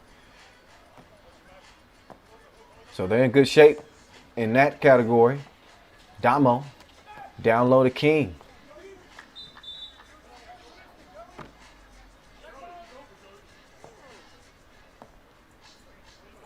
Take another look. Julian, the juice man, holding his own. King loses it out of bounds. Ball to Black. Here's Juice. Slaughter. Nope. They stick with it. The slingshot 2 release from Kovacevic, too strong. Now Damo. Pass is thieved. Slaughter was getting it to Julian Jaring, but he took a shove from Disco Damo, and you can see out of position. No choice but to foul. New York Harlem had plenty to give, though. Only a third foul on them, as we are just past the halfway point. Slaughter, he can do that. Splash, top of the key. He hit 5 of those day one, more than anybody else in the field. Check your scouting report. Joey King getting dizzy with it. It threw off his equilibrium, missed the shot, got the rebound, missed it again.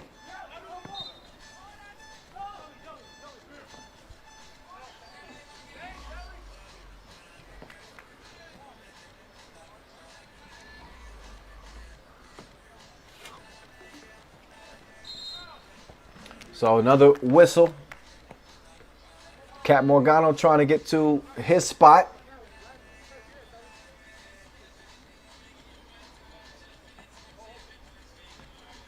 And turnover though. Kovacevic missed it from the left wing. Damo with the rock in hand.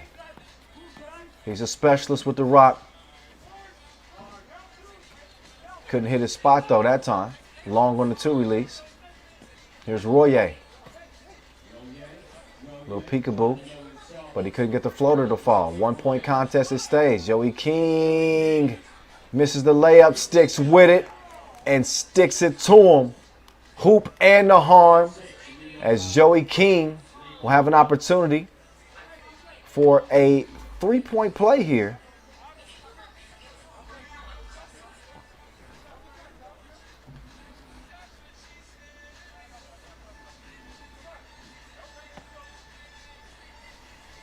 So Joey King, the former Minnesota Golden Gopher, he will knock down the first of 2. He's got 5 points. So doing about half the damage for New York Harlem. Oh, missed the second free throw and missed the layup as well. Looks like that's going to be off black.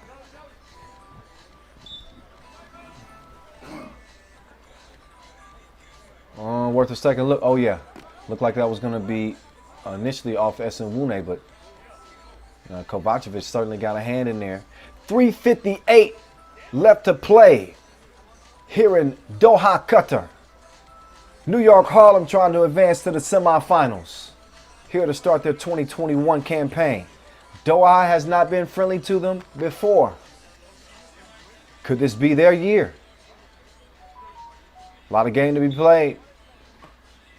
As Damo, he and Joey King have been trying to light the fire for New York Harlem's offense.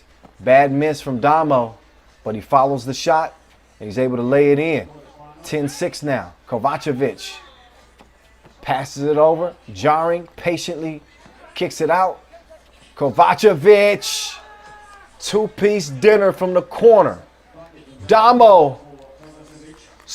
Did he knock that? He did. From the logo, kid? From the logo? What did he ever do to deserve that? The shooter's starting to wake up. It's rain in the forecast here in Doha. I ain't no meteorologist. I'm just calling it like I see it. Oh, didn't I say it? There's Kovacevic. He drains one from the left wing. It's 12-10. Amsterdam have reawakened. So New York Harlem with a 3-point cushion. There's the Minister of Defense rejecting yet another one. Damo up top. Oh, but Esenwune couldn't finish it off. That's good D. They stick with it. And they continue to get offensive rebound after offensive rebound, but unable to stick it in. Here's Damo spotting Esenwune, but he couldn't quite handle it there above the rim. See Kovacevic going glass. And then the nice feed from Damo to Esenwune. And with 2:50 to play, New York Harlem with a slim advantage, 13-10. They cannot fall asleep, because if they do, this is an Amsterdam team that could really shoot it from 2-point range. And this game could change very quickly. 2 minutes and 50 seconds is an eternity as they get ready to come out of timeout here.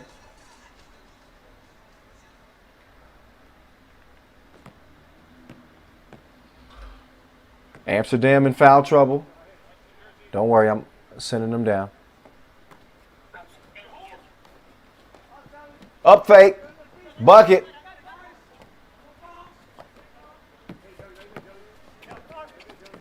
Damo. Trying to set up Joey King. King pushed.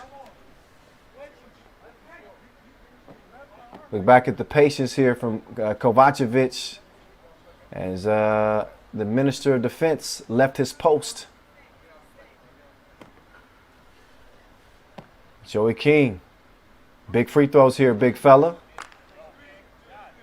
So, although Amsterdam has been in foul trouble from early on in this game, New York Harlem has not been very efficient from the stripe. King able to split a pair right there. 14-11. Slaughter goes right, moves left, decides to give it up. Jarring, got his cookies took. Let's see what New York Harlem does with it. Nice pass. And look, the activity of Marcel Esenwune on that glass is not to be overlooked. He has absolutely wreaked havoc.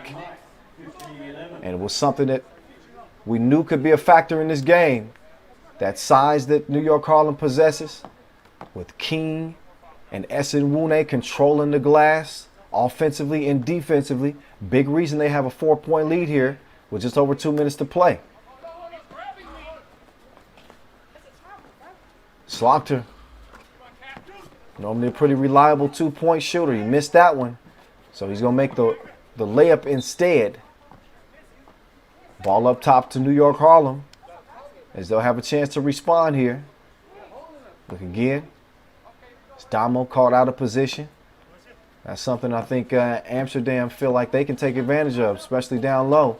Damo going to the spin move, one-legged fader, too strong, but the ball finds its way back to Damo. And same result, too strong from 10 feet.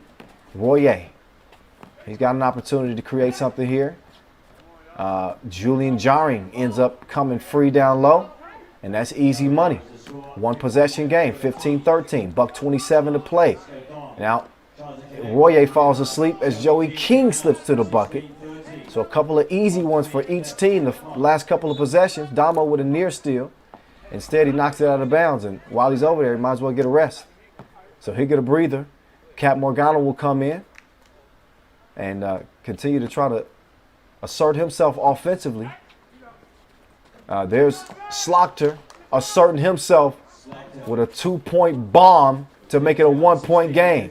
Joey King going to the spin, but he missed the crib.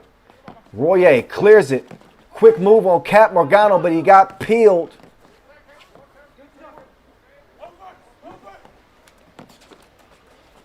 Nice pass and unselfish play. Ali Cat puts it in. 17-15. Slaughter, nice move. He's going to kick it. Kovacevic can even things up. Misses the 2-ball. Royer back over to Kovacevic. Another try. Same thing. This time he'll pass up the 2. Slaughter with all day. And he put too much protein on the shot. Could have used a little bit more touch as we approach the 20-second mark. Cap Morgano, he's slick with it. Tough attempt. And he's still down along with Slaughter. Take another look. Try to utilize the Euro step, but ran into some trouble. There's Slaughter. You knew he could do that. And a timely 2-point hit. Out there looking like Richie Valens.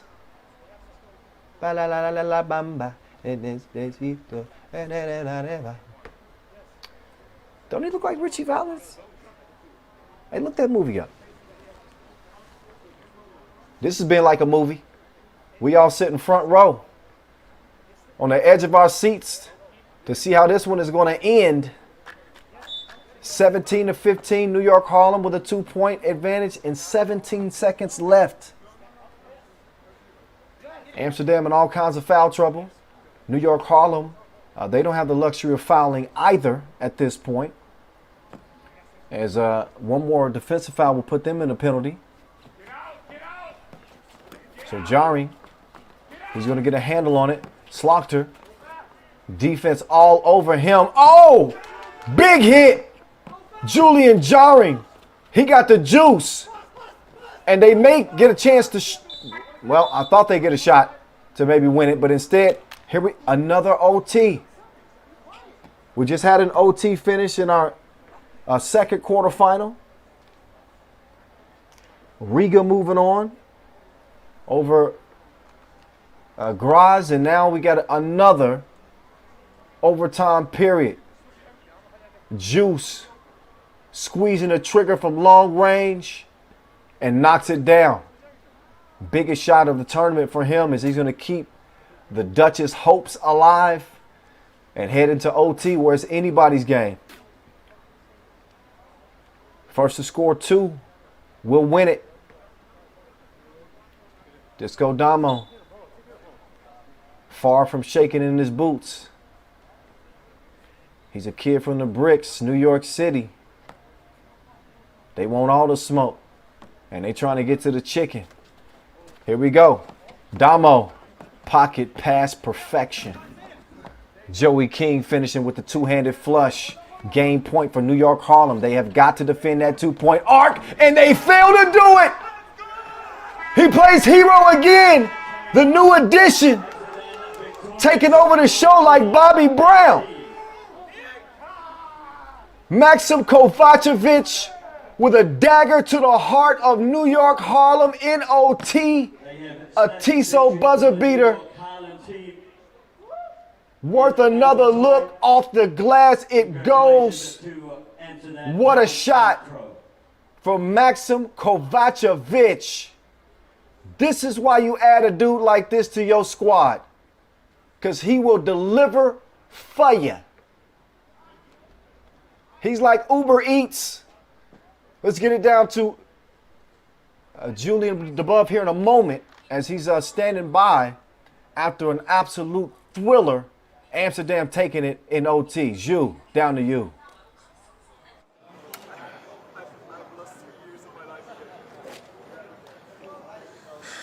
Arvin, you seem so happy to do this interview. Little tired, maybe. I'm very excited because we're advanced to the semifinals. So yes, very happy. Yeah, a really exhausting game that went all the way to the overtime. Yeah, it was. We knew it was going to be a scrappy battle against New York Harlem. I think we had a good game plan. We got good shots. Some went in, some didn't. Julian make a huge shot in the end of the game. Maxi to finish it off. So I think it was a real team effort, and I hope this is what Team Amsterdam Talented Pro is going to show the rest of the world for this coming season in the World Tour. We branded Maxim's transfer to Amsterdam as the transfer of the season. Maybe yesterday was a lot of pressure on him, but it's good to see him deliver now in this game in overtime when it mattered most. Yeah, we have the utmost confidence in Max. And like I said, I think, this whole tournament has already been team effort. And it's great to see that he chips in at such an important moment. Takes balls to take a shot like that. Congratulations. Get some rest and see you in the semifinals. Congratulations to the number 3. What a win. What a shot. What a game. Amsterdam remain unscathed. They pick up a huge win over New York Harlem that will advance them to the semifinals. Let's see how they got it done. Well, Arvin Slaughter picking up where he left off yesterday, shooting that two-piece to perfection. We saw the interior presence of Joey King and Marcel Esenwune. It looked like that could be the difference in the game for New York Harlem. As you see Damo get it to Esenwune on the cut, then King using that size to his advantage. Crazy shot here from the Enlio logo. When you get stuff like this to go down, it just seems like the ball is bouncing in your favor. but things started to turn. The tide started to turn. Arvin Slaughter, we saw him from the right wing. This time he knocks it down top of the key. Kovacevic, left corner, splash ball. He was wet. And even when he wasn't shooting it quite how he wanted to, he was utilizing the backboard as well. And they all count. You ain't got to call glass. A bucket is a bucket. And no bigger bucket than the one he got in OT. You can thank Julian Jarring for getting him there. Under 10 seconds to go, that two-piece leveled the score. New York Harlem struck first in the overtime period. But here is your T-So buzzer beater. All he needs is a glimmer of daylight, and he will shut the lights out on you. Maxim Kovacevic, props to you, fella. Big shot to win it for Amsterdam as they move on to the semifinals. Could they be in line for their first Masters win? We will see. We have one more quarterfinal left, and that is going to feature this new UB team with the new additions of Marko Savage and Dejan Majstorovic. As they will lace them up against Lehman without, again, Stefan Stojicic, Mr. Robot, out with a broken nose.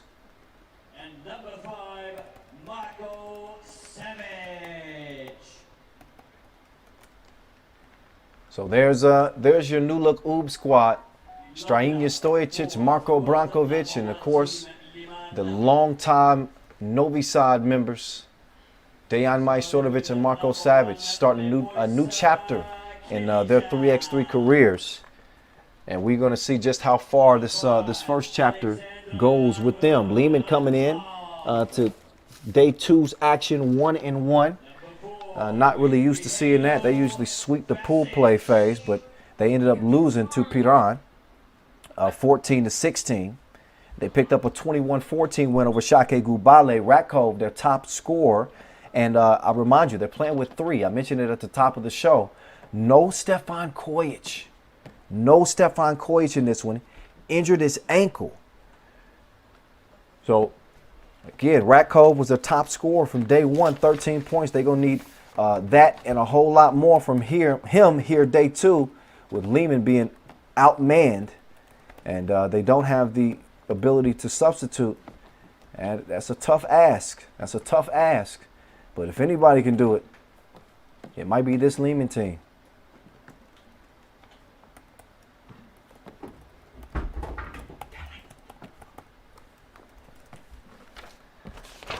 Meantime, for UB, they come in 2-0, 20-15.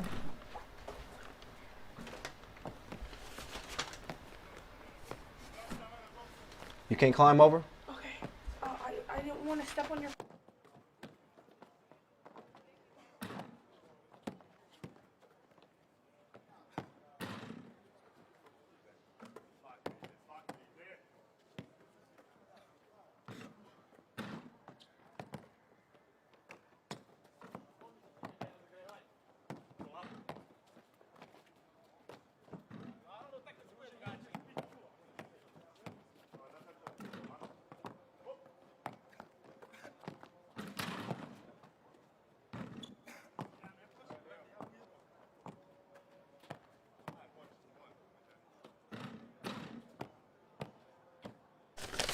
Also number 3 in least points allowed.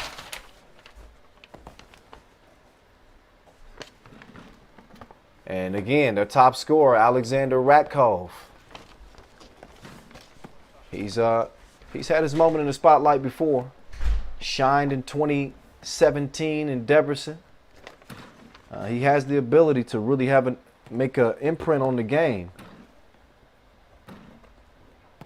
But you just wonder how much fight Lehman will have against an UB team that's really hitting on all cylinders, and not having that ability to have a third player really makes things tough. Not to mention a new addition on this Lehman team as well. But they are 3-player specialists. They did it in, we saw them 2019, the Montreal Masters. They competed with 3 players in the semifinals there. So not necessarily unfamiliar territory for them. And they found a way to get it done in the past. But winning a game and winning a Masters with 3 players is totally different. We will see as we're about to get this one underway. Strahinja Stojicic, top scorer of day one. He had 15 points. Also had the highest player value as well, 17.6. Savage with 7 points and the Maestro with 6 points in their OOB debut on the World Tour here 2021. So even on this OOB team, it seems, at least what we're seeing early on, is that Savage and the Maestro will play more complementary roles, and they let Strahinja Stojicic kind of ignite their offense. He is a baller, and he can get it done. He's a bucket getter. Speaking of bucket getters, nice turnaround from Marko Brankovic to get it started. Then the two-handed flush from Strahinja. So OOB out of the gates fast. Off the steal, clear lane for takeoff, and 2 hands for safety. So Lehman having to adjust their strategy as Vasquez is trying to get it to Ratkov. Maestro had him wrapped up. Oh, Kilian put that one through a pin needle hole. Pass on point leads to the score. They get it down low, and a foul on Vasquez as he was out of position. Savage is going to set up shop here on the right elbow. Hands it off to Strahinja. Back to Savage. Savage moving right. Gave a little shove to get some space. Couldn't knock the J down anyway. Foul on Stojicic as he was trying to hold off the Manimal.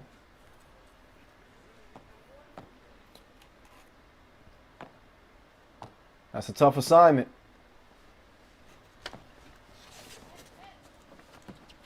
Ratkov. They're 2 pieces, the great equalizer. And Lehman could really use getting in the zone in this one. Savage. He's peeled on his drive to the cup. The voice of Kilian down to the Manimal. Here's Vasquez. Turn around. Take that with you. 2-2. Ratkov playing the passing lanes. He's got a steal. And Kilian lets it fly in Savage's eye. Get him some Visine. 4-2.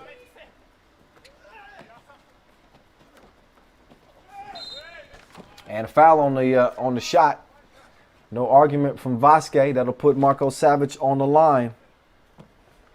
As your number 1 team in the world, Lehman is trying to regain supremacy of 3x3. Suffered a couple of heartbreakers in 2020. And now they're just trying to stay alive. 4-3 game. Lehman out to an early lead here. Make that 5-3. Behind the back, suffocating defense from Ratkov.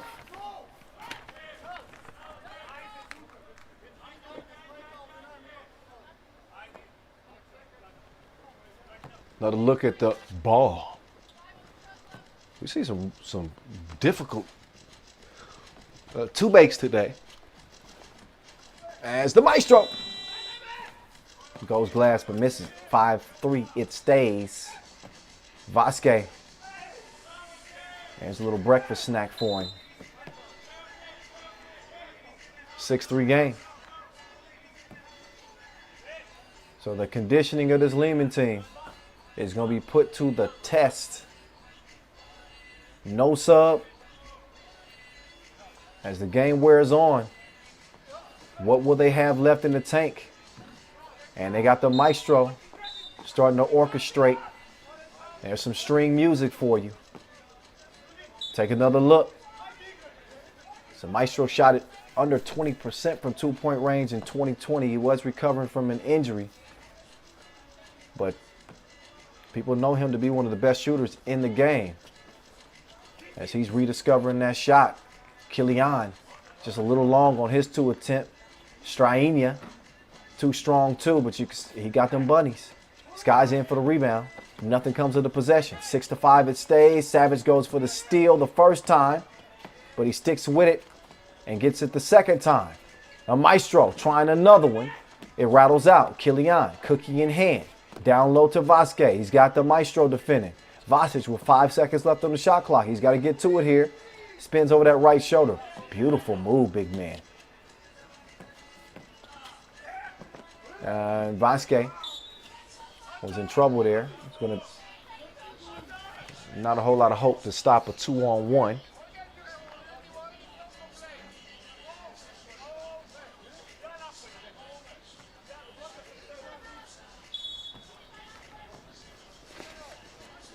And then the nice turn, the turnaround.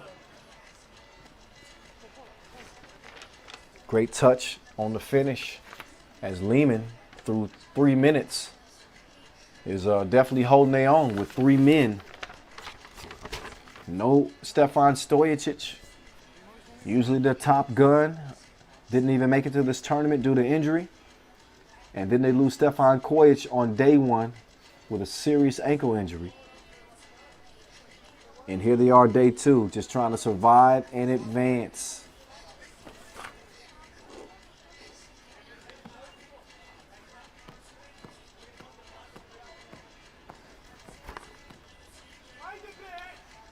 So yeah, the Maestro still barking at the officials a little bit. Hit with a tech after the made free throw. Lehman back on the attack, 8-6, 4 fouls apiece. Kilian thought about it. The better play was to get it to Vasquez, and that's what he did. As Lehman's lead is now at 3. Maestro spinning and winning. So we've seen Dayan really pick up his offense. Maestro with 6 points in 2 pool play games, day 1. He's got 3 points here already. We got a 3-point game. Brankovic, uncontested, drive to the crib.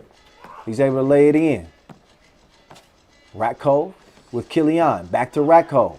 Pass deflected. Maestro to Savage. Savage, back over to Maestro, down low. Good defense though, maybe too much passing, really for both teams. So one steal answered with another. Vasquez out of position. He fouls Savage. I believe that'll be number 6 on Lehman. And that's what you worry about. As that fatigue starts to set in, they can't move their feet as quickly. And you see those fouls start to add up. They got 1 more to give. Oob with 4 team fouls. But looking at a 2-point deficit right now. Brankovic lost his footing. And he felt like he got some help from Kilian. You be the judge.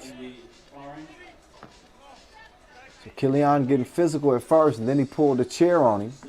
And Brankovic nearly lost his footing. Ball stays with Orange. As Oob will try to even things up. Brankovic couldn't get it done. Good box out from Kilian. As they try to get to Ratko, it's another whistle. There's Stefan Kojic, still cheering his guys on. Unable to play due to that ankle injury suffered on day 1. Kilian posting up Strainia Stojacic. Well, Stojacic, he's got reservations for 2. Nice response to the Kilian bucket. Ratko trying to do his dance on Savage. And waited a little bit too long with Vasquez setting up on the block. Another look at the Stojacic. Long ball.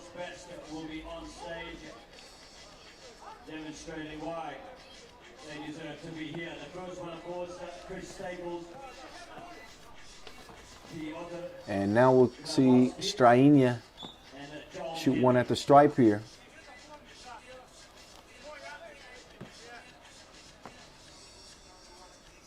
Lehman in the penalty as well. So 7 fouls for them. Keep an eye on that. Strahinja! String music. You can see the emotion. The defense was painted on him. And he said, how that leather taste? In your mouth. Yike! So Strahinja Stojicic has been a one-man wrecking crew for this UB team, who initially were trailing Lehman. But now we're starting to see that momentum shift. 2 free throws. As Lehman has accumulated 8 fouls. Oh, Stojicic.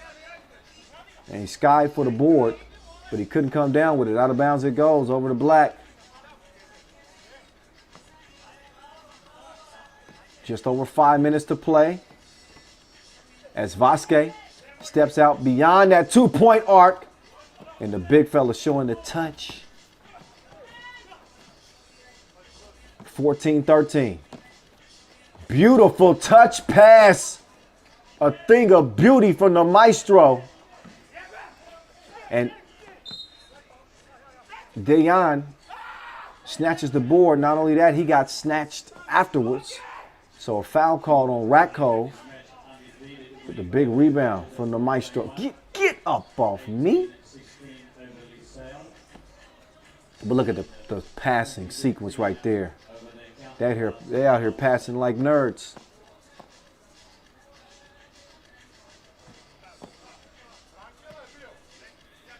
(16-13).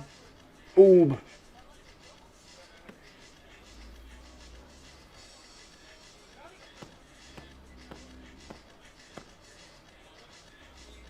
And the maestro. Good again.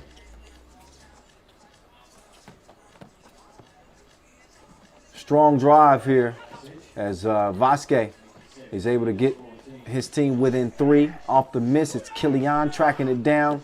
He sprints to the 2-point arc and puts it up. Ratkov there to clean up the mess. It's still a 1-possession game.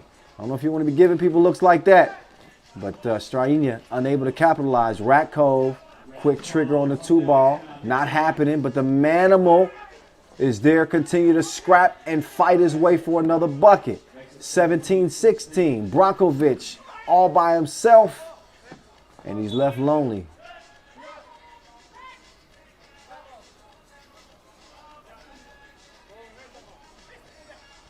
Take a look. Oh, that's a tough call.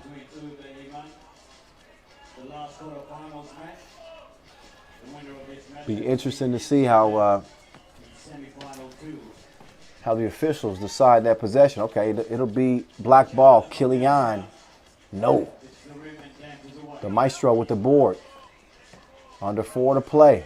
First to 21 wins it. We've had a couple of overtime games so far here, day 2. This one could be shaping up to be another one. Ratkov takes the pass, but he misses the layup. Kilian is able to get down on the ground and tie up the ball with the maestro. Dejan arguing his case, but as you know, jump ball is as good as a steal when you're on defense. That's all you need to gain possession. But I do think Kilian, is that a, oh no, it's a TV timeout. All I saw was Kilian arguing, and Ref Monik giving me what would look like a T, but what's a T for timeout?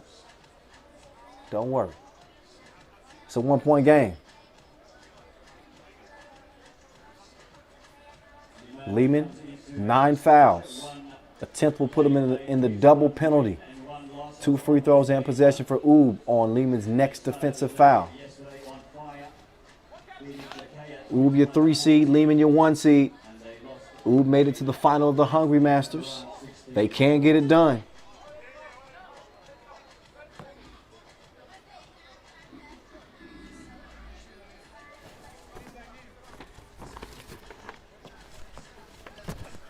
Savage. kisses it off the glass. Oob within 3 points of winning this thing. Killian couldn't get the stroke, but he can get the crib. 18-17. Savage passes up to 2, stops short, and too strong on the baby hook. Now Killian, another beautiful setup. Bounce pass, threading the needle. Brankovic still struggling with his two-piece. It's 18 all. And they whistle.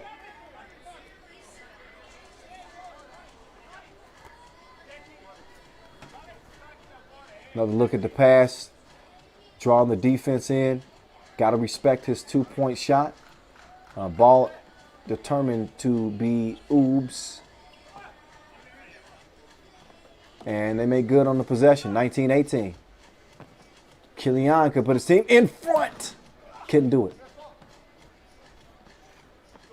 So the maestro and Stojicic holding down the right side of the court. Stojicic, difficult shot attempt. Now he's got a D up. SOS. Nobody there to help him. 19 all. The maestro for the win. No. How sweet would that have been for Dayan had he hit that? And he might have to watch somebody else hit one.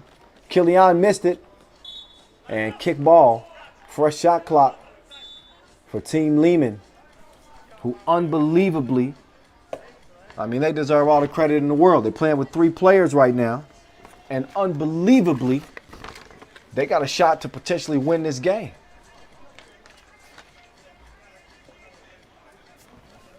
So could be a case of no sub, no problem. 19-19, 2 minutes to play.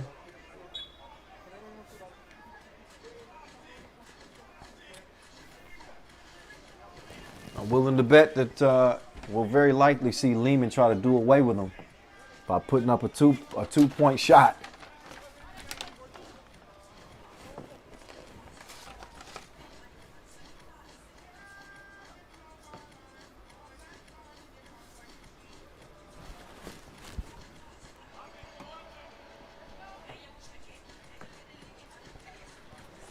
So here we go.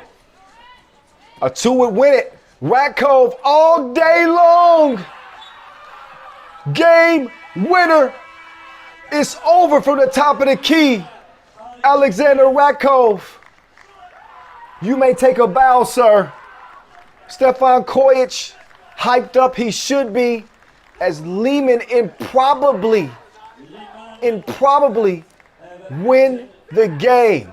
A Tissot buzzer beater, courtesy of Rakov. I cannot believe they let him have a shot that easy to win the game. 19-19, he's a capable shooter, and Rakov lifts Lehman into the semifinals, playing with 3 dudes. Vasquez jumping for joy. I don't think he jumped that high during the game. The adrenaline's still pumping very much as Lehman stays alive. 21-19. Julian above standing by courtside, anxious to hear the post-game interview after another thriller here, day 2.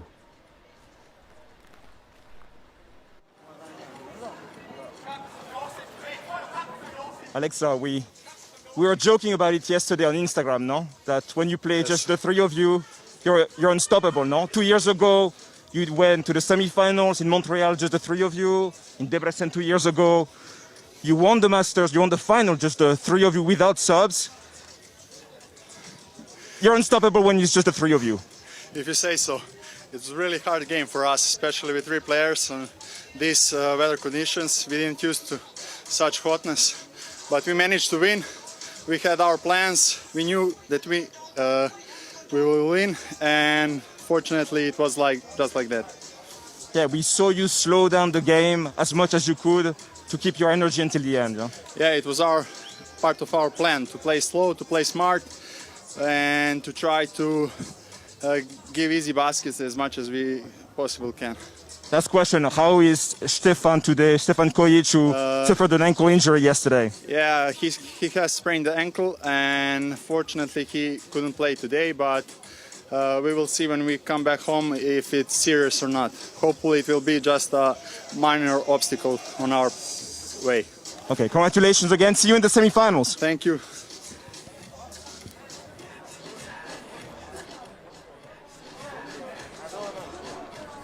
Congratulations to... All right, let's get a look back at the highlights in this one. Absolute thriller. And I can't even lie. With Lehman playing with 3 players, did not expect them to pull this one out. I mean, the odds just weren't in their favor. This is a scrappy team. Obviously, the talent speaks for itself. The pedigree speaks for itself. They are the second winningest team on the tour. But with 3 players, that's a big ask against an UB team that ain't no joke. This is a win that Lehman will not soon forget. That is for sure. Vasquez was a man possessed. They certainly left it all on the court in this one. And you notice no distance in the score until Strajinja Stojic hit that one. It was a 2-point game at that point.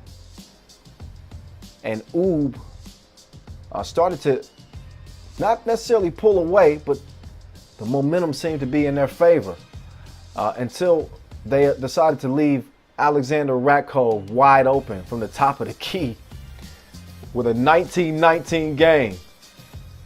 And he hit him with the cold-blooded 2-piece. Wowzers. So here's the quarterfinals. Here's how it went down. Novi Sad beating Piran to advance. They will lace them up against Riga yet again in yet another semifinal. Could be a classic. Amsterdam, they keep rolling. They get past New York, Harlem. And we just saw what Lehman did. The 3-man wrecking crew with no Stefan Kojic. They get it done anyway over UB. So the semifinals are set in place. We are getting set up for our TISO 2-point shootout contest. That is on deck. I will give you a quick rule refresher just to remind you. As you can see from our nice aerial shot right here, you got a rack on each wing, the right and the left. You also have a rack at the top of the key. Each one of those racks have 5 balls worth 1 point. There will also be another rack that will be behind the 3x3 logo. And those will be worth 2 points apiece. We'll get to the shootout contest, get back to the shootout contest in a bit. But in the meantime, let's look back at some of the best in-game dunks over the past several years.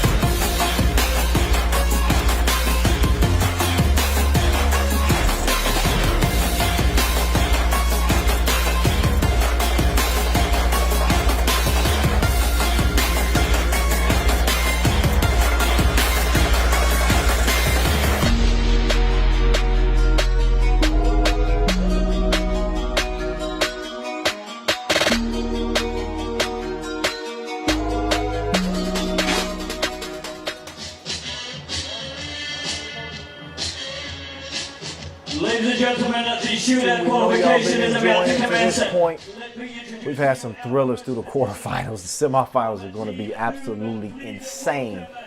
But now, we get set up for our TISO 2-point shootout contest. And Dejan Majstorovic is our first shooter up. As you know, 3 racks around the perimeter, each ball worth 1 point apiece. Then you got a rack beyond the 3x3 logo. Those are the money balls. Those will be worth 2 points apiece. The record to beat is 17. If anybody tops that, they got $5,000. If anybody makes every single shot, that's 10 bands. We've never seen it done before. It won't happen on this one. But the Maestro certainly could challenge the record as he's splashing from the top of the key onto the left wing. Let's see if he can get that stroke back going. A couple of misses to start. And a few misses. More than a few. And a handful. That means he missed them all. Money ball rack now. These are worth 2 apiece. Double dip. Oh, he got 2 scoops from the money ball rack. So those help. Those will certainly help the Maestro score. As he is the pole sitter, obviously as the first shooter. The Maestro with a pretty solid start. Next up, the record holder himself, Steve Yezer of Team Edmonton, who unfortunately were eliminated on day 1. But he will have an opportunity for an individual accolade here day 2. As he's standing by.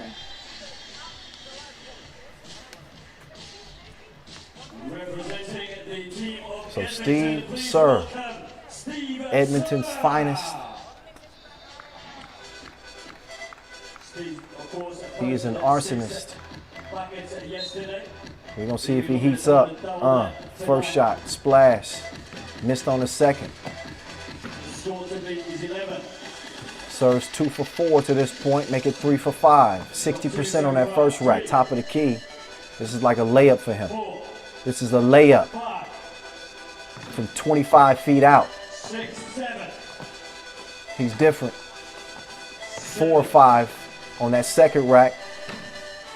So he's got 7 makes to this point. That left wing giving him some trouble though.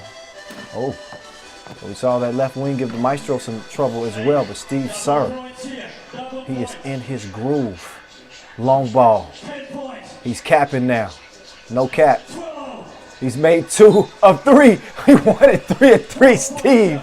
Yes, sir.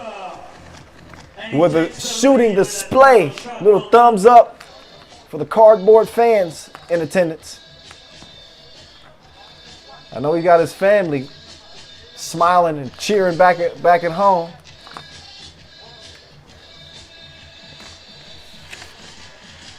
So Steve Sir coming in and taking the lead here.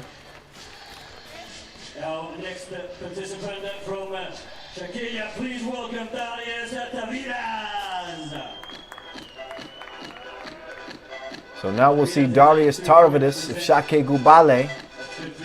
New addition to that team. He's got a tall order in front of him. Got 60 seconds to get through all of his shots.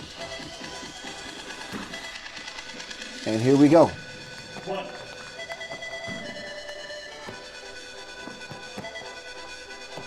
Tarvidis able to connect on his last ball on that first rack. Top of the key. He's starting to find that touch now. Oh, clean rack. The nets are dripping. Can he keep it going? Left wing, no. Not on the first one at least. Second one, cash. Third shot, no.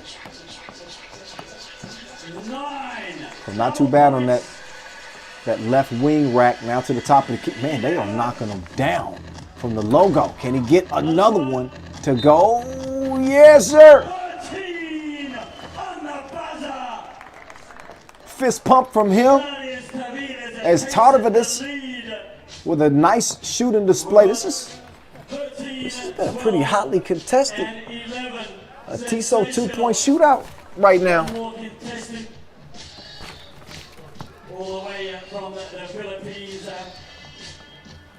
We got one shooter remaining to see how this thing is going to play out.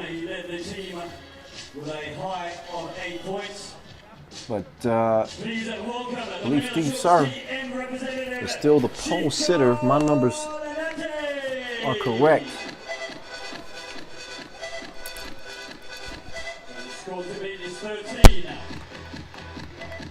He's got a strong supporter base in the stadium at Chico.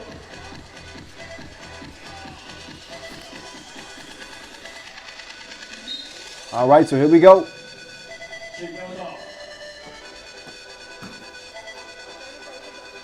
Tough, a tough task to beat the scores in front of them, especially with a slow start. That's that Bill Cartwright release. That's that throwback 1994 Bulls.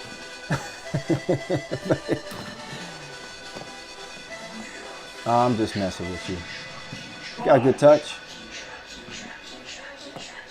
It's just kind of a long wind-up. Sam Perkins-esque release.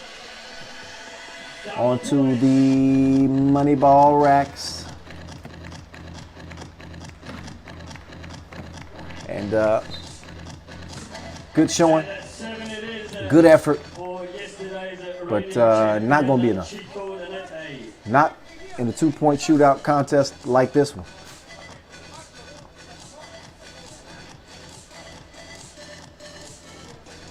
So Santos dapping people up on his way out.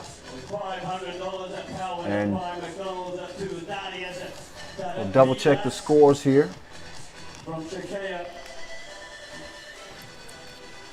And we will crown a winner. And it is Darius Tarvadis, who stole the #1 spot from Steve Sir. Chico Lynette, the last shooter. Not competitive in this competition, but it was Darius Tarvadis.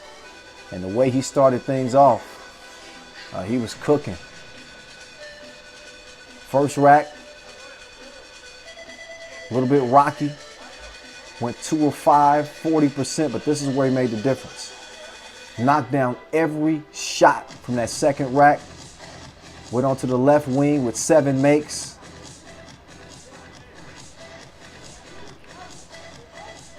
And here you see,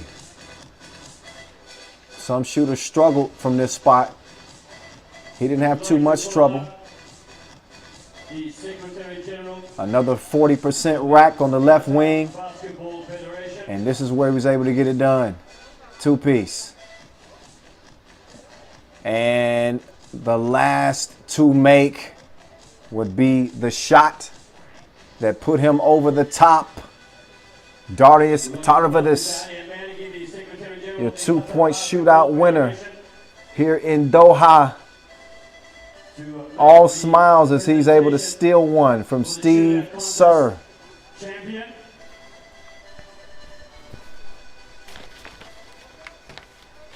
So now he'll do it for the gram for a minute.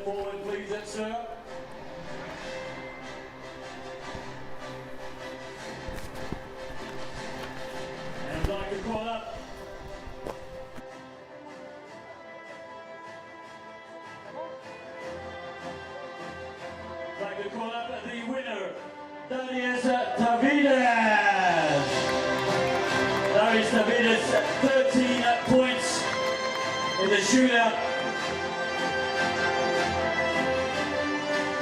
You have it. Your 2021 Doha Masters TISO 2-point shootout winner, Darius Tarvadis, representing Shake Gubale. Nice shooting display between he and Steve Sir. They shot the lights out. Dejan Majstorovic with a good showing too. So So he's got a new, nice new gift.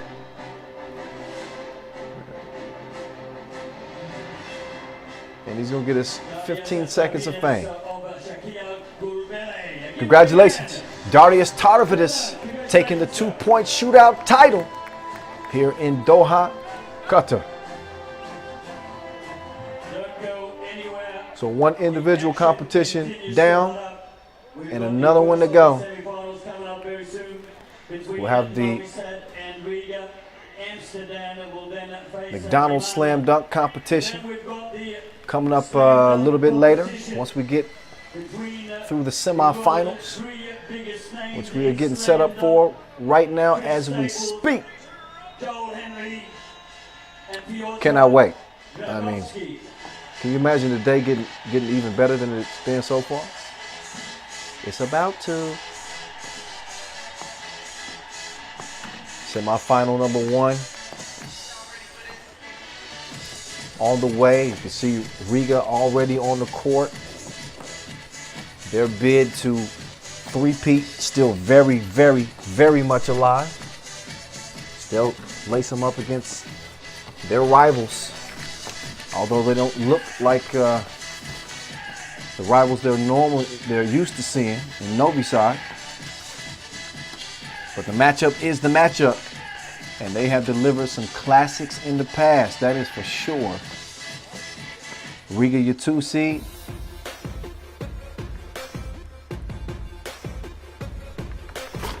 I cannot hear.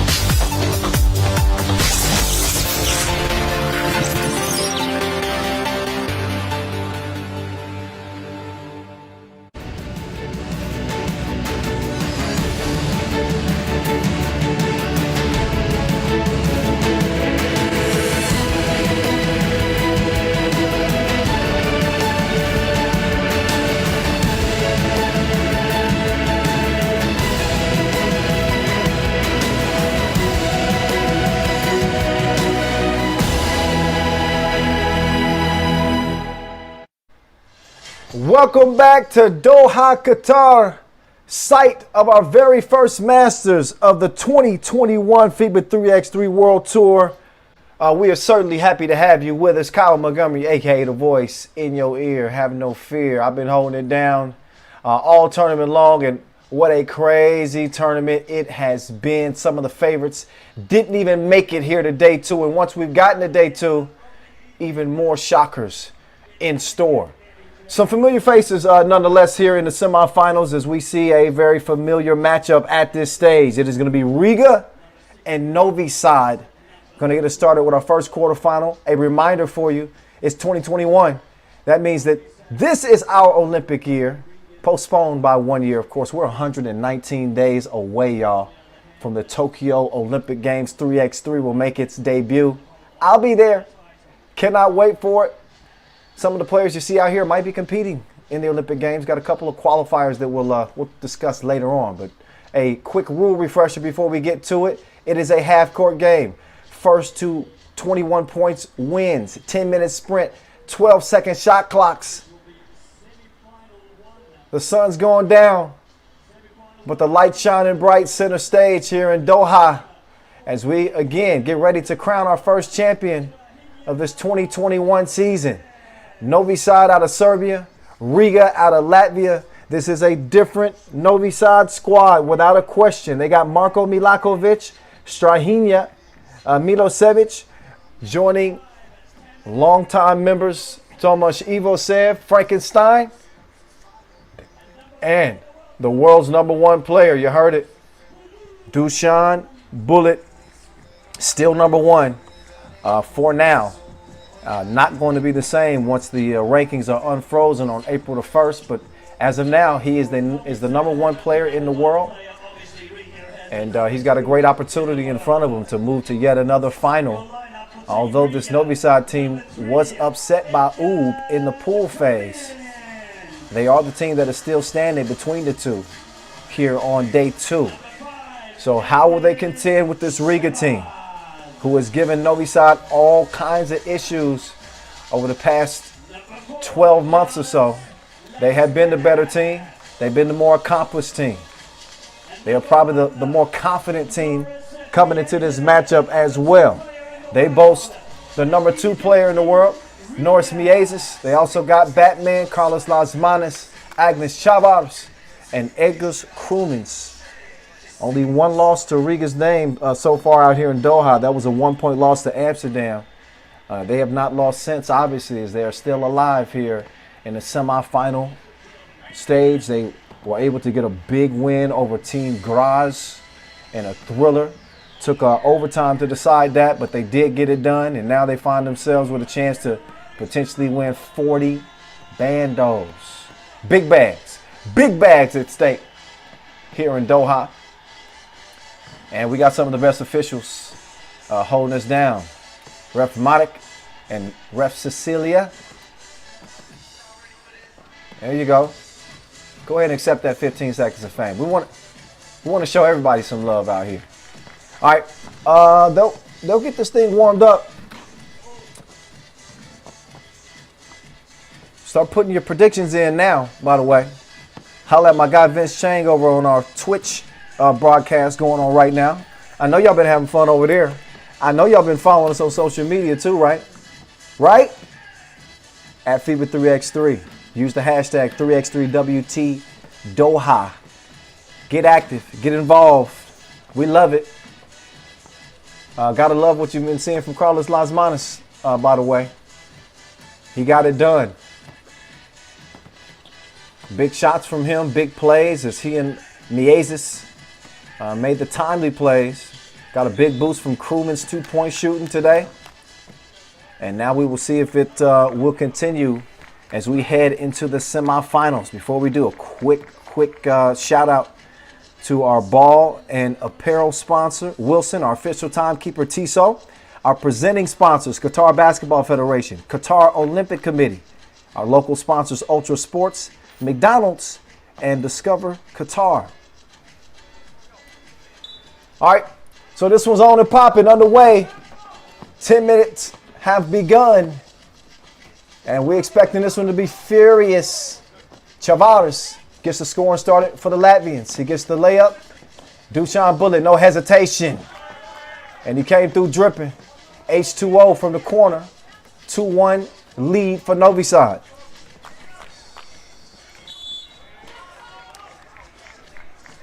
Doesn't take long from the action to hard up on center court between Novi Sad and Riga. Less than 30 seconds of play. Novi Sad. So 2-1.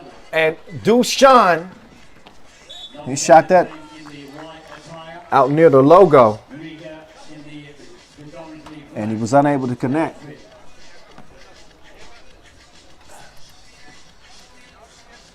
And Bullet to now over to Evo set. Milosevic. He's been the go-to guy. Big collision underneath is Frankenstein. Nearly flattened Batman. But look again, that's a whole lot of dude coming down on top of you. Pause. Pause. 1 point contest. Pass deflected. Las Manas frisky on the perimeter.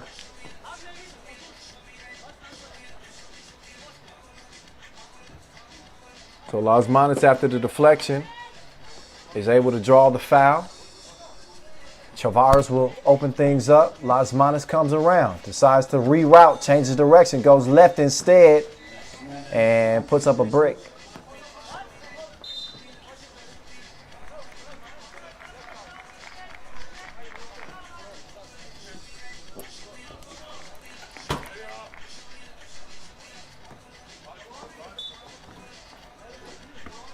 Got to give a clean check, top of the key.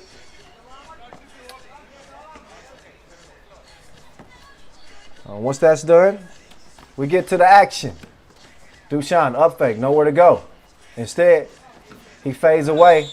It's a miss, too physical from Egers Krumans underneath as he puts Milakovic on his back.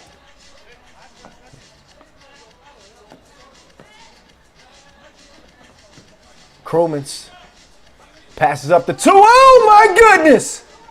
They got up close and personal like an OnlyFans account. Come on now. Yeah, we're going to have to see that one in timeout. We're going to have to see that one again. 3-2.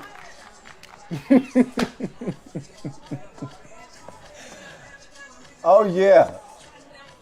I like the way this was starting off. Milosevic, that wasn't the bucket I wanted to see. Oh. Put him in the blender, but he couldn't finish it off. So Evo set will try to defend now. That ain't the way you want to defend. He got caught reaching in the cookie jar on Batman, and that's a foul.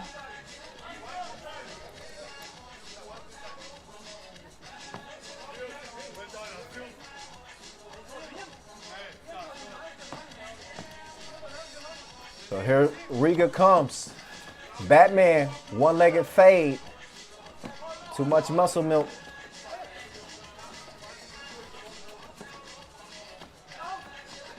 Dusan, quick trigger. Can't find his mark. So Frankenstein take him down to the dungeon. Did him dirty. 4-2 game. Miezis, he lets it fly. Front rimmed it. Tracked down by Milakovic. Evo Sep with good positioning down low. And he's able to draw the foul. So if you remember, it was Doha where Riga got their first ever Masters win. 2019. Since then, they won 5 Masters. They won, obviously, the Jeddah final last year. They won in Doha 2020 as well. Also won the Hungary Masters in 2020. So this is a team that is really coming to their own and really feel like they're the best team in the game right now. Krumans off balance, still canned it from long range. It's answered right back. So Milosevic's 2 has Novi Sad in front by 2. But different strokes for different folks. This time it's Miezis getting in on the action. And now it's a full-on rain shower. Get your ponchos out. Both teams letting it fly. Las Manos. Oh my goodness. Both teams ablaze right now. 9-8. A frantic pace. What you would expect between two teams that are familiar with each other. And obviously a lot at stake here at the semifinal stage. Both teams shooting the lights out. We might need a backup generator. Look again. So back to back to back to back.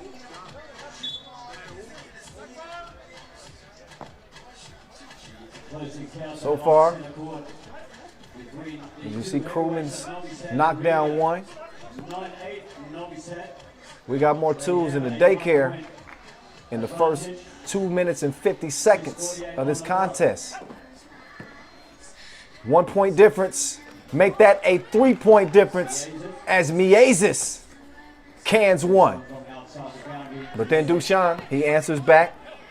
He gets the short hook to go.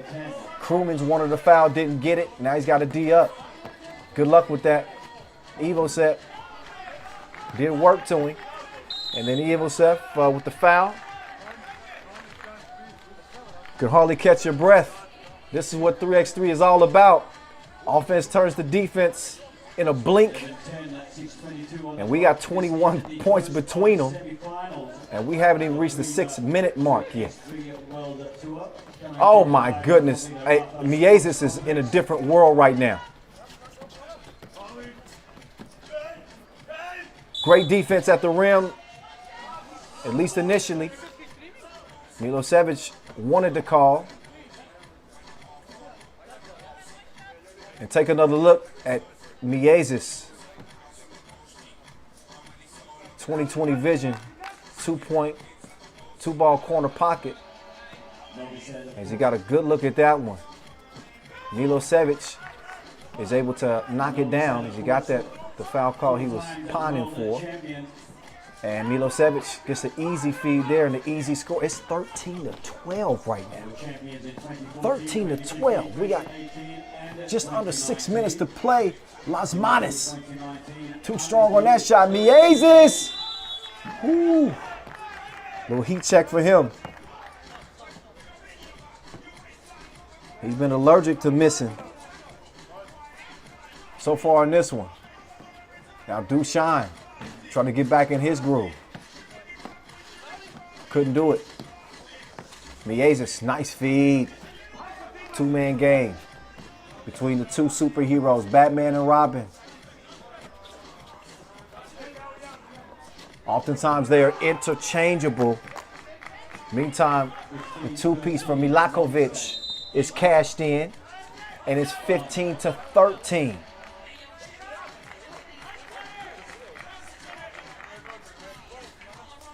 So, an absolute shooting display from both squads in a 2-point contest.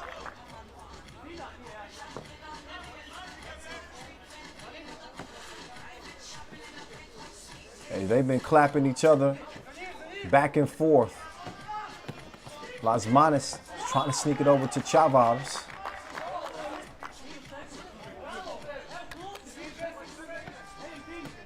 And Dushan got a hand on that. That's out of bounds off White. Only 2 seconds remain here as Crewman's lost his balance, got the shot off anyway, and could not connect. So the rock in Dushan Bullett's hands. He gives it up. Milosevic, he is a bucket. Jay is plush. Drops it from mid-range, 16-13 is the result.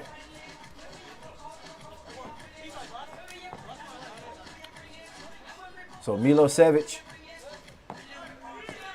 a new addition to this team with Milakovic, as Batman put up a tough 2.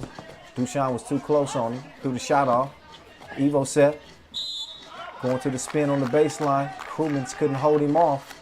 Instead, he gets whistled for the foul. That's number 6 on Riga. No more fouls to give, or they will be in the penalty.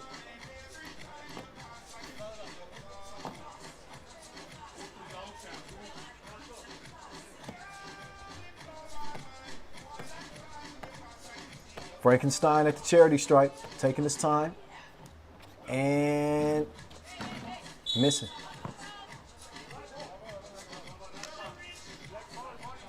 So Novi Sad still with a big chip on their shoulder. Dusan Bullet looking to prove that he can still be the #1 player in the world and lead his team to victory.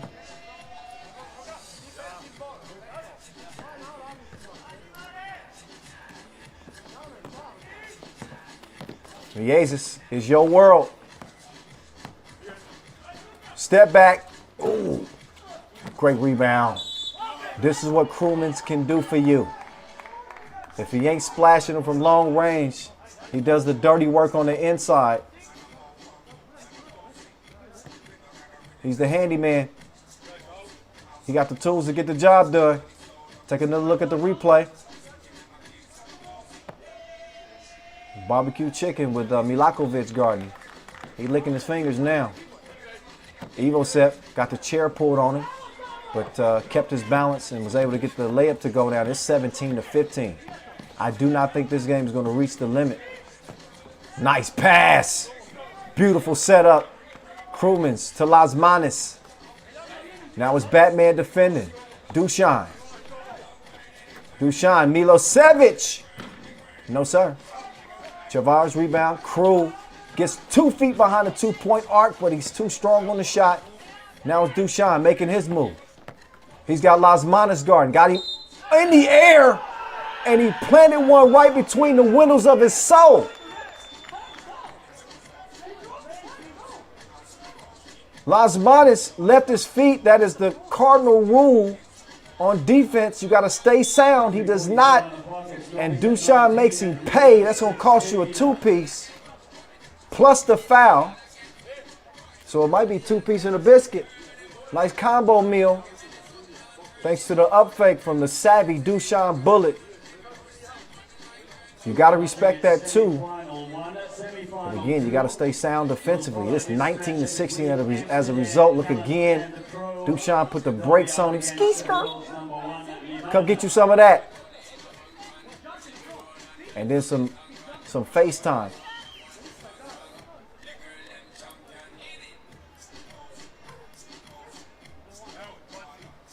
So here's Mr. Bulletproof. Always seems to elevate his game when the stakes get higher. Riga in the penalty. Rare for you to see a 4-point play. But Dusan Bullet trying to get his Jamal Crawford on and win it here at the stripe. And Novi Sad moves on. Different team, same results. They back in another final as they end Riga's bid to win their 3rd straight Doha Masters title. The young fella Milakovic pumped up. He should be. A hell of a game, really for both teams.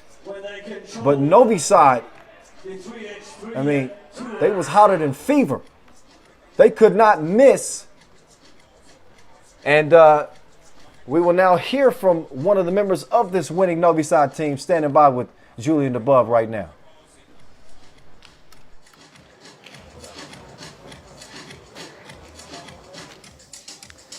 Dusan, after the quarterfinals, you said that your team is new and is learning. And it looks like after every game, your team plays better and better. Yeah, everybody's gifted. Everybody's super talented, but we need to quick learn and to be a quick learner. But the most important thing is that we're enjoying the game and playing better and better. Dusan, you've always played well here in Qatar. You've come here for many tournaments. And now you're also... Where did I play bad? Huh? Where did I play bad? Tell me that. I don't know. Where did I play bad? But anyway, it's like a second home here to you, and you've taken new responsibilities as well. Do you want to explain as well what you're doing now with the Qatar operation? I like Qatar very much. I feel like a second home to me. We were allowed here in the previous years also in Abu Dhabi. But, I find myself a new family here. And, it's a pleasure to be here. It's a pleasure. Okay. Congrats. See you in the final, man. Thank you. Congratulations to the Bullet and his... All right, that is the one and only Dusan Bullet, #1 player in the world and he is not going to let it go without a fight. That is for sure. Man, but this was an unbelievable game in terms of the shooting. An absolute shooting clinic from both squads. You couldn't blink. If you did, you would miss a two-piece.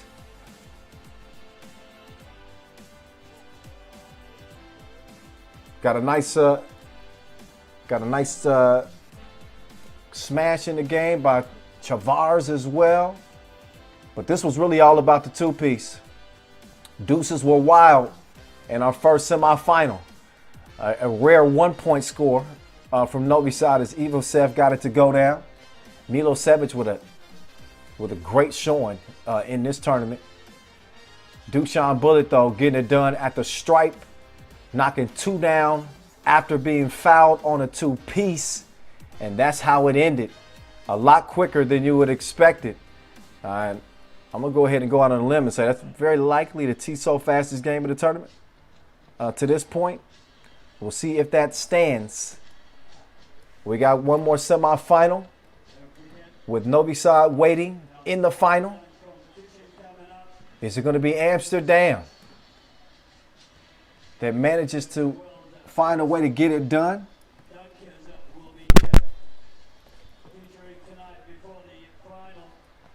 And before we get to that, we're going to take a look at some of the best in-game dunks before we head to this next semifinal. And of course, Mr. Chris Staples.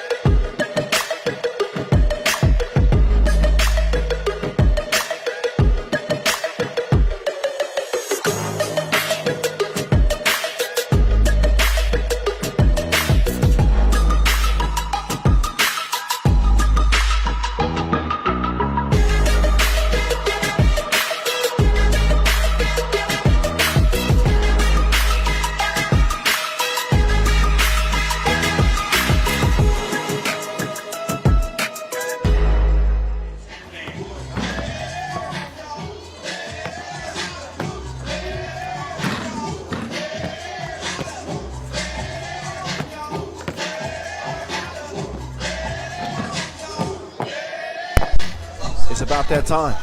It is about that time to get to our second semifinal and determine who's going to move on to meet Novi Sad in the final. They got some they got some big shoes to fill after seeing what we saw last game.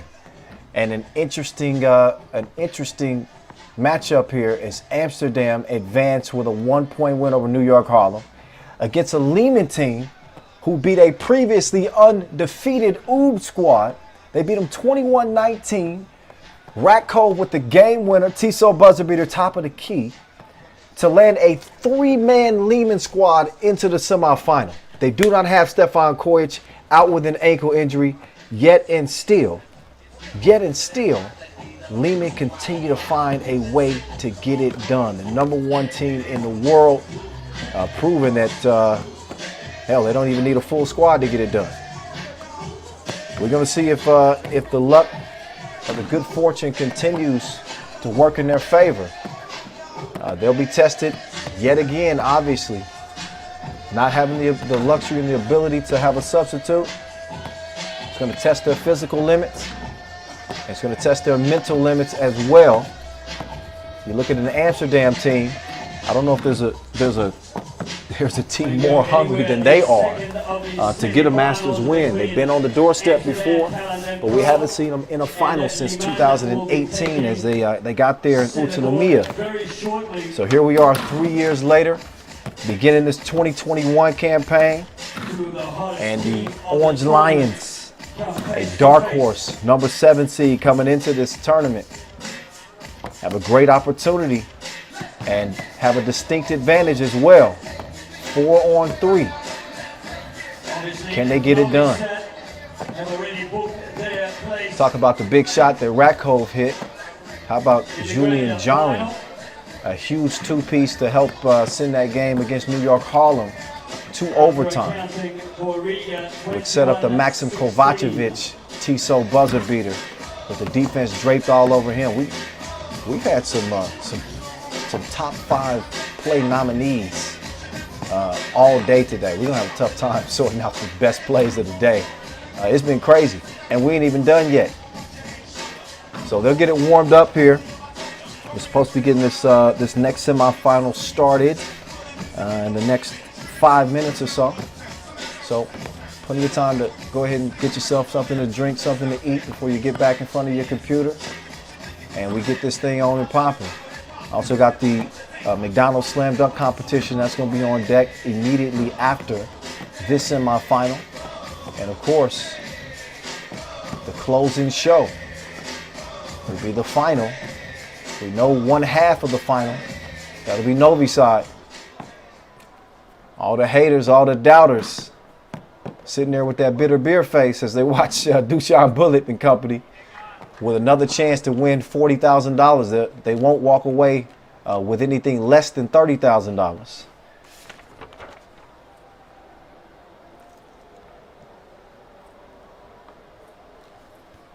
They've now cleared the court, which means that it's almost time for introductions. In case you're unfamiliar with the way the money works here on the World Tour, I mentioned earlier, $40,000 to the winner, 30 bands to the second place finisher, $20,000 to third place, $12,000 to fourth, 8 G's for fifth place. With the lineup for Team Amsterdam, please welcome #3, Erben Slekta. So I'm not sure a lot of y'all had Amsterdam penciled in here in the semifinal, but here they are. Julian Jarin, the sharpshooter Arvin Slokter, tough gritty guard and Aaron Royer, and the welcome new addition,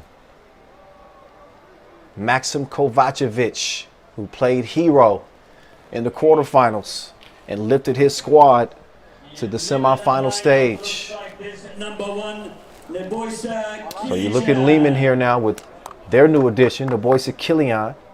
You've seen him play on Team Jeddah in previous years. He's played a solid tournament for them. Alexander Ratko, the hero of the quarterfinals, and the man in the middle, the manimal, Mihailo Vasquez. Sure they fully charged up. Just a bad stroke of luck to see Stefan Kojic go down day one with that ankle injury. They were already replacing Mr. Robot, Stefan Stojicic. Didn't participate in his first Masters due to a broken nose. So let's see.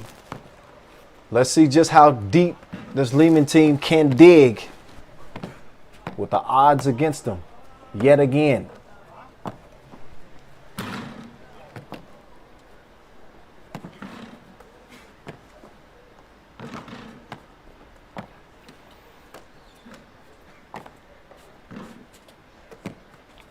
Officials are in place. All the formalities about to be taken care of.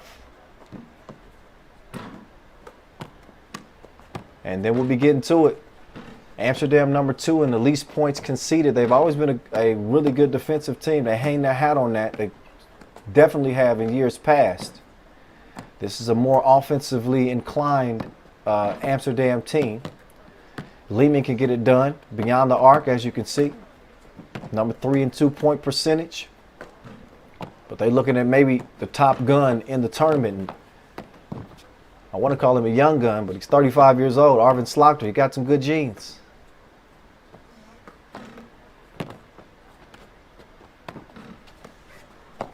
So expect him to get his share of looks from distance. Whether or not he's able to connect or not consistently is yet to be determined. There's Alexander Ratko. He's got to be in his offensive bag, that's for sure, if Lehman want to get a win in this one.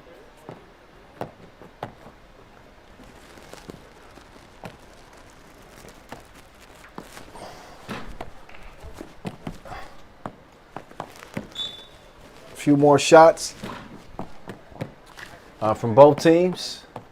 Courts being cleared, and now it's on.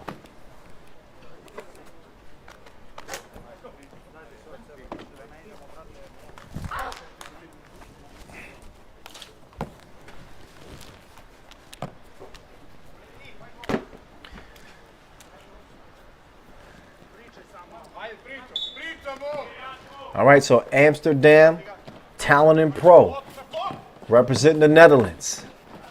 They start with the rock. They get it down to Juice. Juice, little hook on the inside, opens the scoring. Kilian, quick trigger. A little bit out of range for him. Tries it closer in, and he's able to connect on the layup.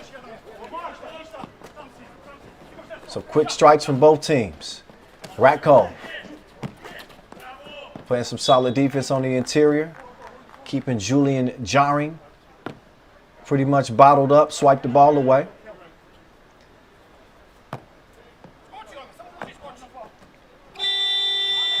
Late attempt in the shot clock, goes begging. Kilian down to the manimal.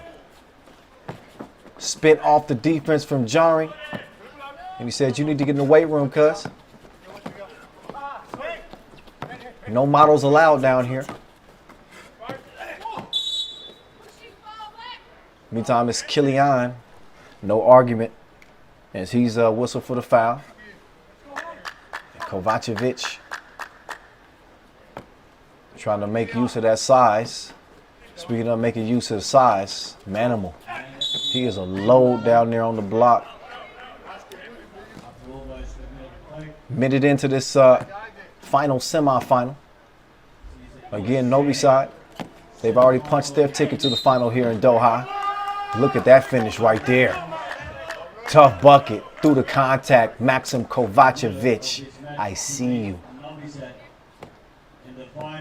Falling away from the bucket, still showing enough touch. Mwah, kissed it off the glass. And now he'll have a chance for a 2-point opportunity. Kovacevic puts it down from the stripe. So we got a 3-2 game. Juice defending.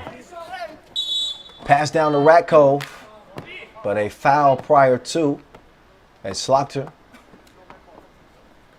had a hand on the hip, held him down a little bit. But certainly an advantage that Lehman can take advantage of is their size. Can they also add some shooting into their arsenal? They're going to need it. Slaughter, he's a shooter, and he's got it off safety. 5-2.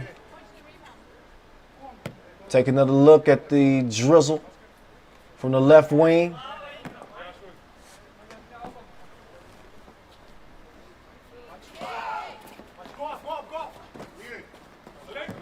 Killian put on the brakes, and then he goes to work on Royer.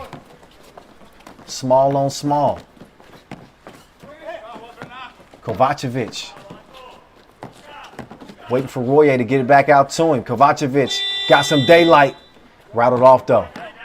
Slaughter, he passes up to 2. Instead he gets it to Royer. Royer up fake. He's got nowhere to go with it. Over to Kovacevic. And it's a brick. Score stays where it's at. 2-point contest. Loft down low. Vasquez. The beast is still feasting. Now Kovacevic making the move on Killian. Stops short. Foul call. That's the 4th on Lehman. I mentioned it in the quarterfinal. That's what you do worry about when you don't have a sub. Fatigue becomes a factor. When you get fatigued, normally fouls ensue. No foul right there. Just a bucket from Juice. He elevates over Killian.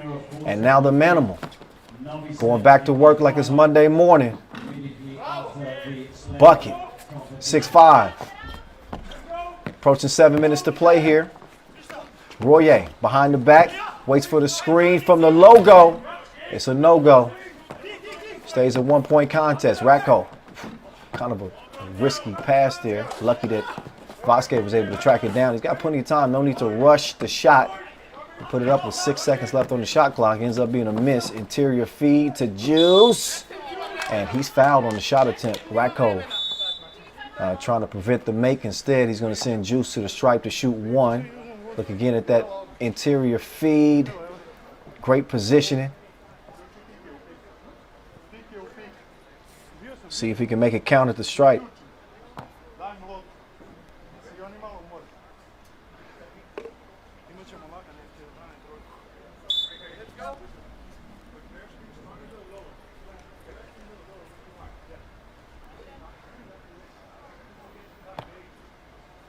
So seems to be the strategy for Lehman to do their damage on the inside. Kind of play inside out.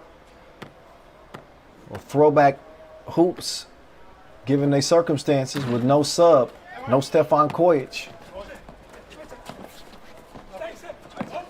Killian, what a pass. Great awareness. I like your cut, G. Ratko on the back door, 6'6". Slaughter turns, misses point blank, but he had some help.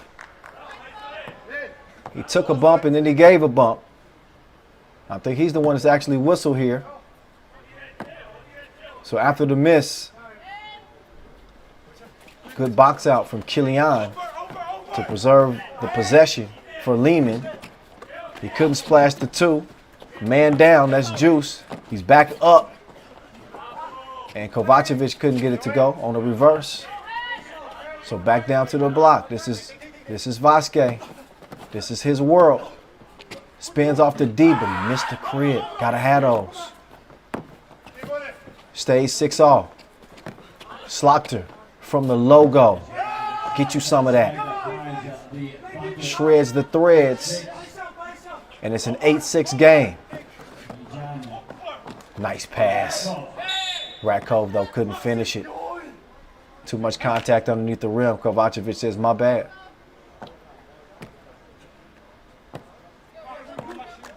Take a look at the accuracy from 2-point range. It's Arvin Slaughter. Loves it from the top of the key. It's a lot of shooters' favorite spot. Top of the key and the corners. The wing that gives guys trouble. Not me. I hit them from all over the court. 8-7. After the miss, an attempt for the rebound, a foul call on Lehman. They got 6 fouls, no more to give. Kovacevic trying to put the pressure on him.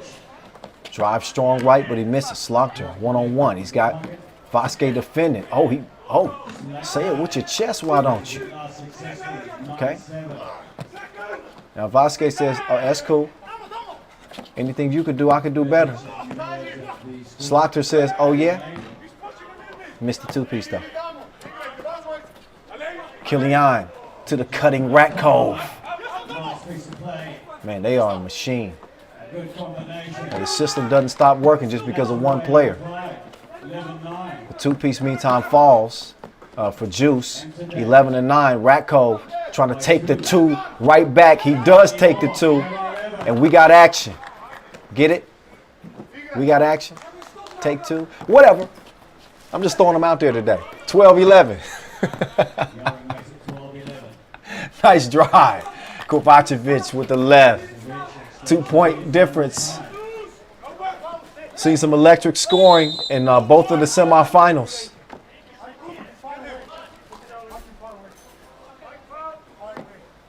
.430 to play in this one. First to 21 wins. There's Vasquez just putting no respect on Juice's name. He's to shoot it. Dared him to shoot. And he knocked it down. Royer nearly got to the rebound. He does not. Killian turns around. He airmails it. Ball over to White.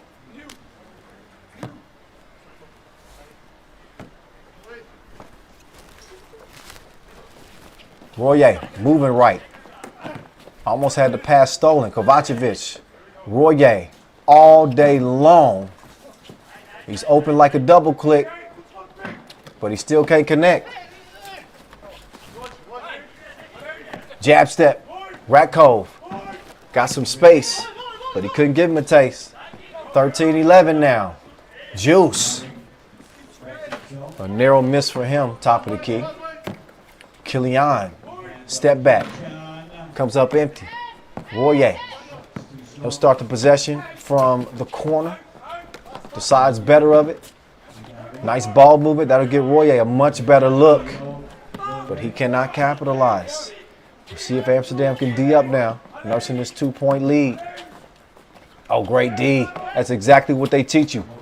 Keep those hands active in the passing lanes. It results in a score for Amsterdam. Royer defending. Killian couldn't drop him off. Royer with the cookie in hand now. He's going to clear it himself and get the lay-in.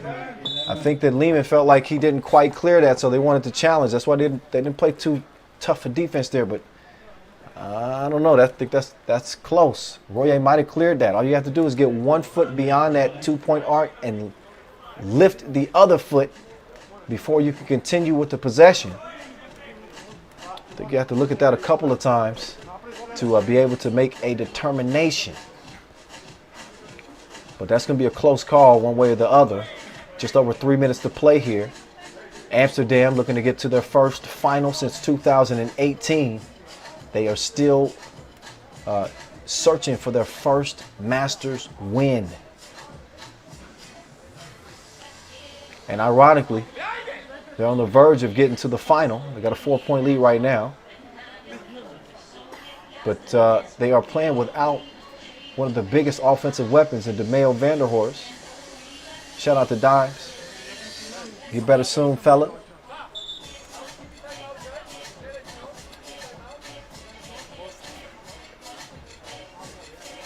So a TV time out.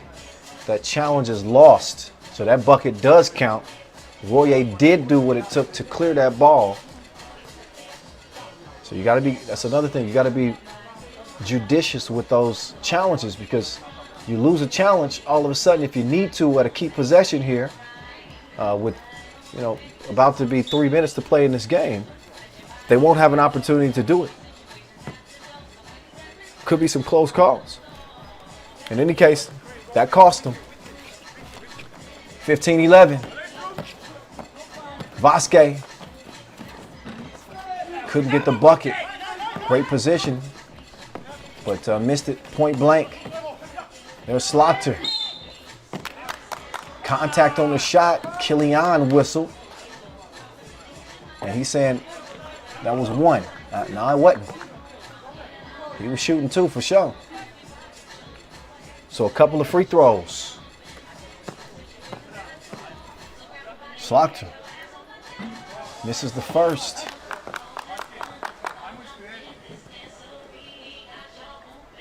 Got another one here. Also Lehman in the penalty with 7 fouls.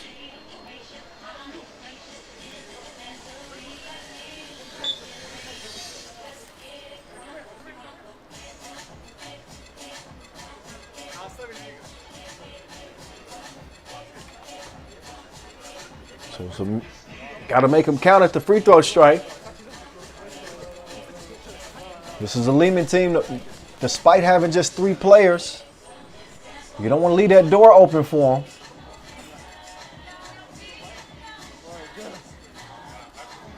Another look at that last challenge that was lost by Lehman. Well, they didn't feel like Royer had cleared it, but as you can see, he does. Got 1 foot beyond the arc, and you saw that 2nd foot lift, which cleared him for a clear run at the rim. And as a result, Amsterdam with a 4-point cushion pending this trip to the stripe. And he splits a pair. Slaughter good on the second. Make that a 5-point game. Bullet pass from Killian to Ratko. Ratko almost got a steal, sneaking behind Kovacevic. Ironically, I mean, not Kovacevic, excuse me. That's Slaughter. But Ratko and Kovacevic have obviously been teammates before. And now he's behind enemy lines. Kovacevic played hero for Lehman before. Now he's playing hero for Amsterdam.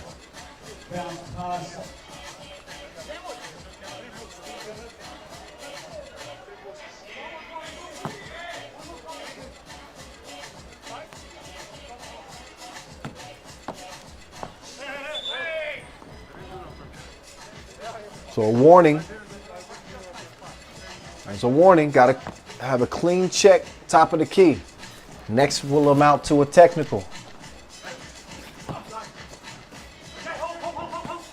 Ratko with a hand up. He misses it. It looks like that's going to be off-white.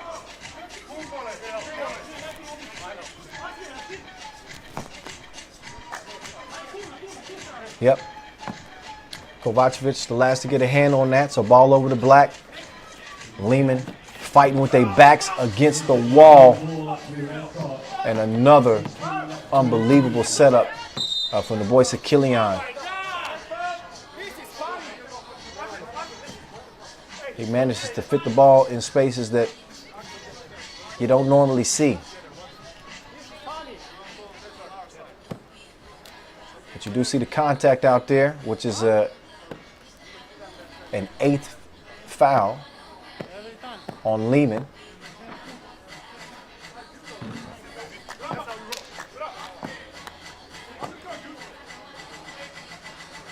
So the first of 2 for Maxim Kovacevic is good. Amsterdam can taste it now. 18-13. And under 2 minutes to play. Ratko continuing to have his way in that 2-man game. But you can't fight ones with twos. In and out of him. But he couldn't finish the playoff.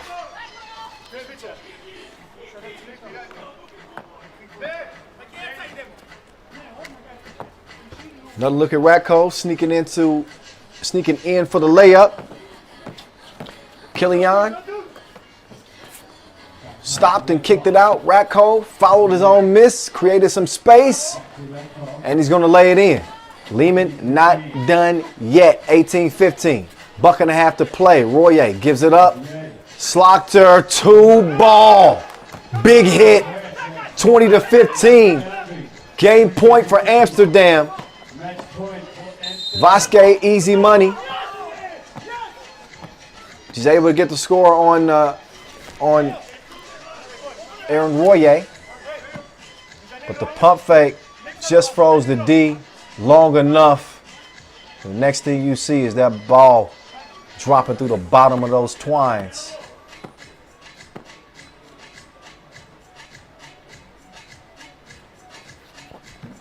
Meantime, it's Vasquez connecting at the stripe. It's 20-17. So still a faint pulse for this Lehman squad. They've done everything they could do with a three-man team. But it is, ooh, I thought it was over there. They live to fight another possession. Vasquez, he'll make it a 2-point game now. All Amsterdam need is one. They got Lehman in all kinds of foul trouble. Royer lets it fly. And a bad shot. I think if you're Amsterdam here, you don't settle for a 2-ball. Every possession needs to be putting pressure on an exhausted Lehman team that's already in foul trouble. I think when you take twos, if they're not wide open and a reasonable shot, then you bail them out.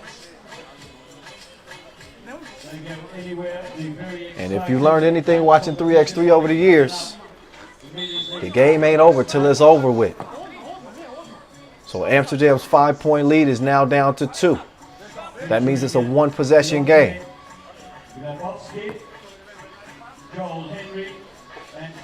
Rock with Lehman.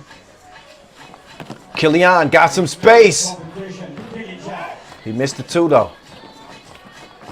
Slaughter. Rock in hand. 30 seconds to play in this one. 8 seconds remaining on the shot clock. The up fake, the drive, the shot, the miss. Juice, rebound. He couldn't get it to go. So 20 seconds left. Lehman's got to be thinking about a 2 here. Kilian kicks it over. Ratko, he played hero in the quarterfinals. He misses that one. 10 seconds to play. Looks like Amsterdam is going to hold on to the rock here and keep away.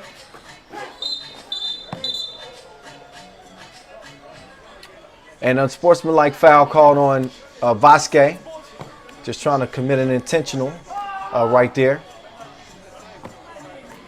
So very likely that Lehman's run comes to an end here. You see some love between Vasic and Kovacevic, former teammates, as he's going to watch Amsterdam head to their first final since 2018. He got the juice. Julian Jarring knocking it down at the free throw stripe. He knew it was money on the release.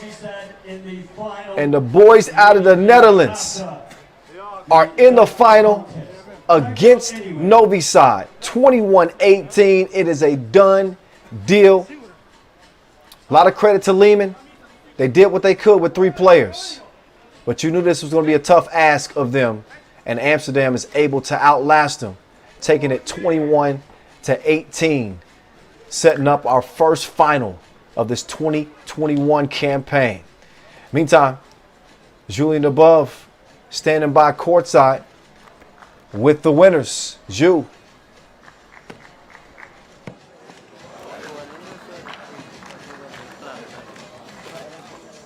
Maxim, this one must feel special to you. Liman was the team with whom you played until last year. Yeah, definitely.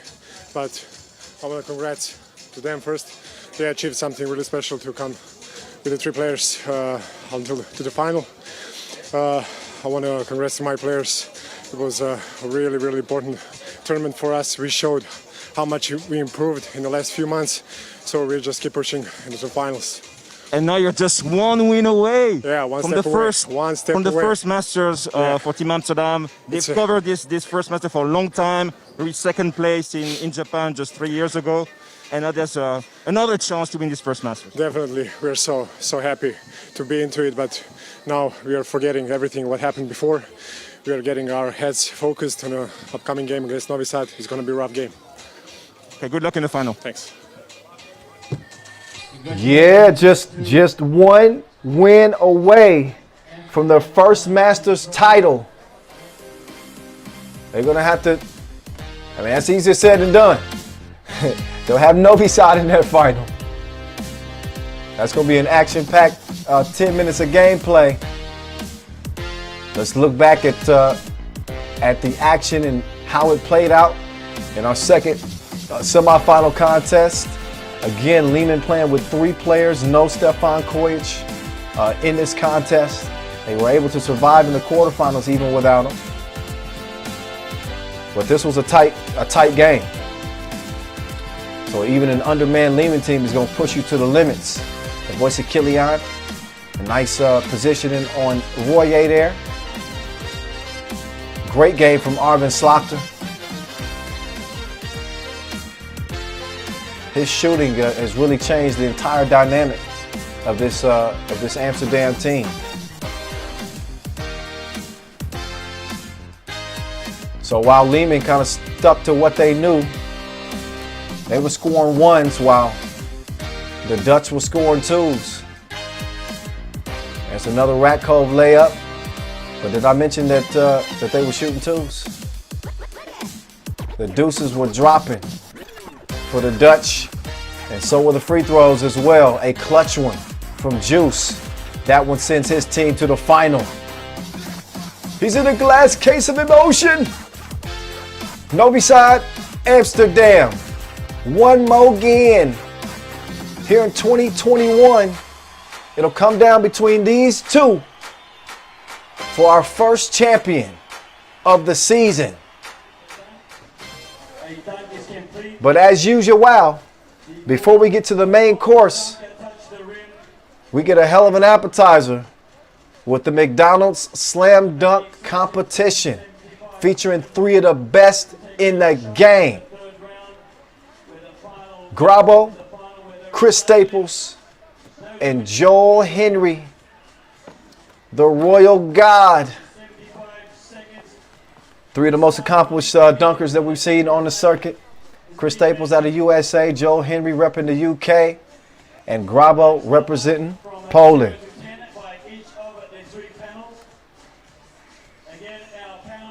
Sometimes the dunk warm-ups are as good as the dunk contests. You're like, hold on, save some of that. Save some of them dunks. No, I'm sure they've been in the lab this summer. Here's our dunk contest jury. There's Kusei Hatem. He's Al Garafa, head coach. Of course, our senior communications manager / sideline reporter / writer. He wears every hat. Shout out to Julian DeBove. He's on that dunk panel as well. And Yassine Moussa, a 2014 FIBA 3x3 world champion. Okay, we've got three contestants here tonight. The first one, I'd like to... So Chris Staples has transformed his body. I've seen him personally in the gym out here in LA. He's made himself into a specimen. Some of the best shape of his career. He can still get it done.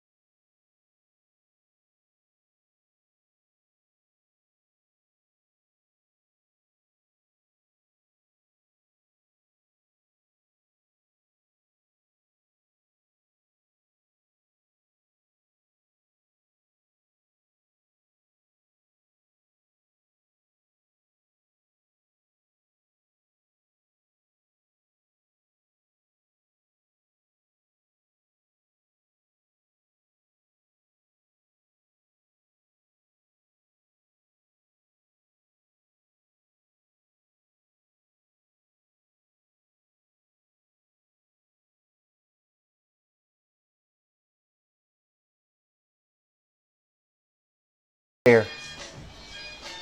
Oh, Royal Guard. His second attempt. He's got one more attempt. 3 attempts per dunk. And if you can't complete it,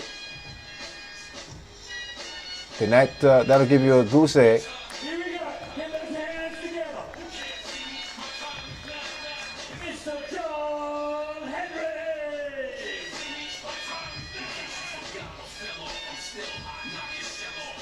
So Royal Guard, his last takeoff, he's gonna stick with the dunk. Oh, but he missed it. But he missed it. He has been in the lab this summer, or this off season, I should say, and no need to even show a score because there was no dunk. So he is the Royal Guard, and his rep remains intact. But he does not start this thing off in the way that he envisioned. Here's Chris Staples out of the USA. Grabo setting the tone with a 27 on his first dunk.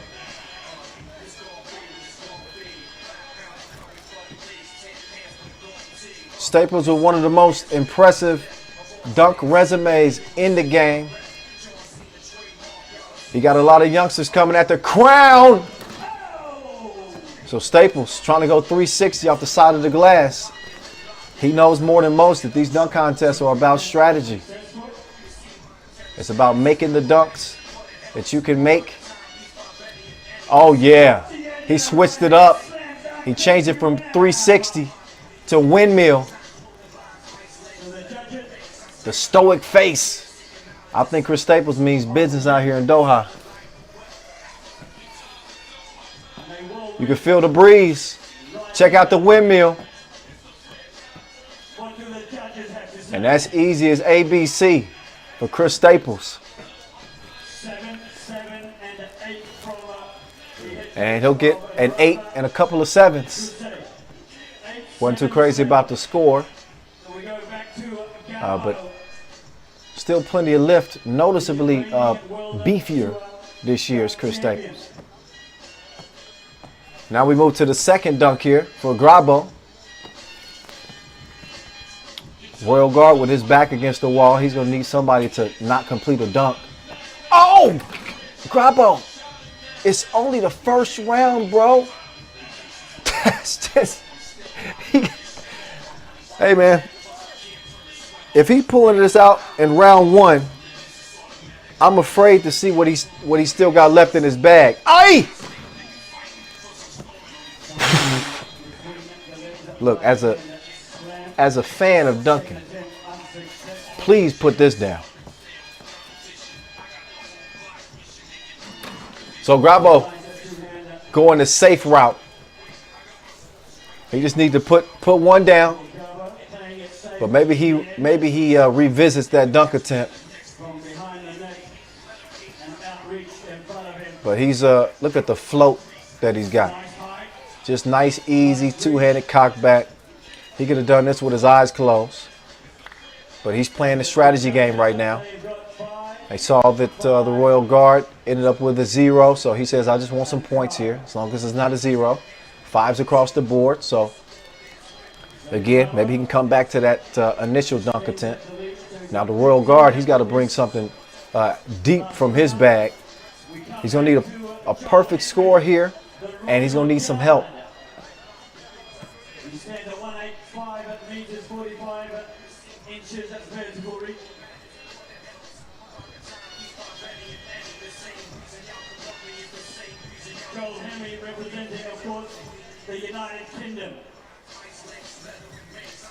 So the Royal Guard setting up.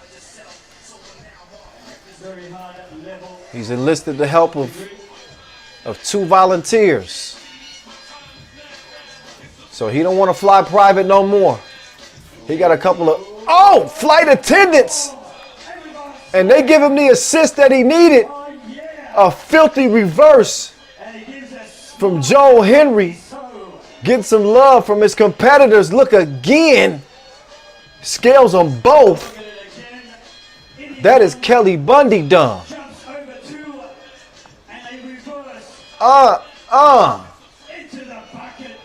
See, had he not gotten zeros on his first dunk, he might have been on his way into the final.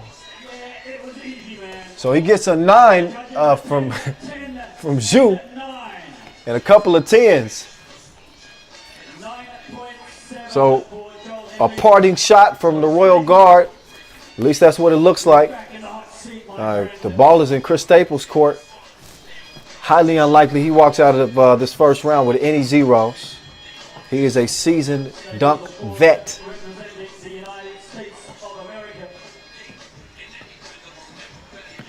Staples.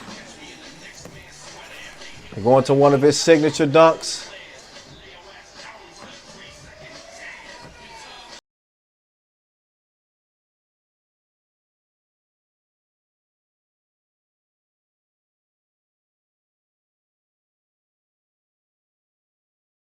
Ready for takeoff. Oh, I don't know if that's going to count as an attempt.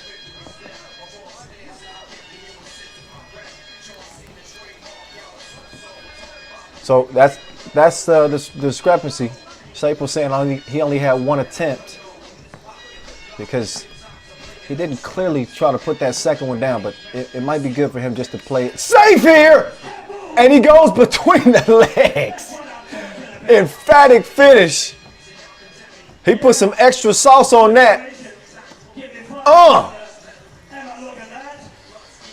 So Staples with the punch. Clean exchange between the knees. And he rocked the rim. He gets 8s. He didn't even have to do that. But he want to put on a show for the fans in Doha. So now as we move to the final round of this Elite Air Slam Dunk competition. Grabo up first. Whoo. Grabo got me over here hype. So each dunker will get 3 dunks. The first 2 dunks will be timed. The third dunk will not be timed. He won't even need all his time. Grabo, he's made differently. Take another look if you don't believe me. Grabo landed in Doha several days ago, but apparently he's still flying. So he does a version of Staples' dunk off the bounce, tucked it under his thighs, and flushed that thing. Couple of 10s. Surprised he didn't get a perfect score, but Grabo setting the tone.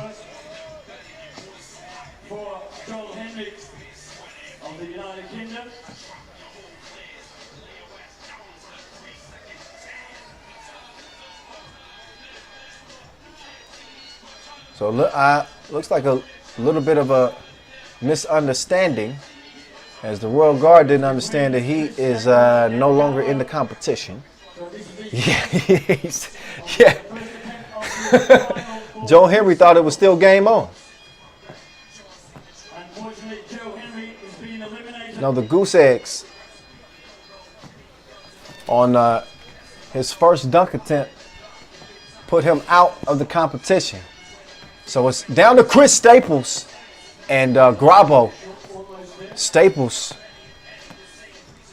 doing something crazy right now. Let's see if he puts it down here.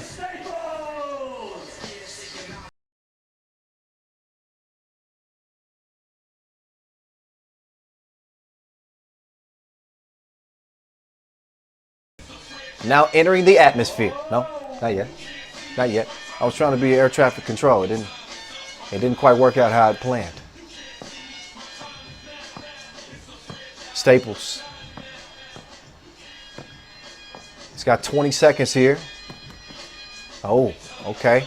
Lost the handle on it. Now he's got to do something a little bit safer, potentially. After a couple attempts, you lose a little bit of that lift. He got some extra muscle weight this year, too. So here we go, Staples. Okay. Just a one-handed, simple poke. Just to keep himself alive in the competition.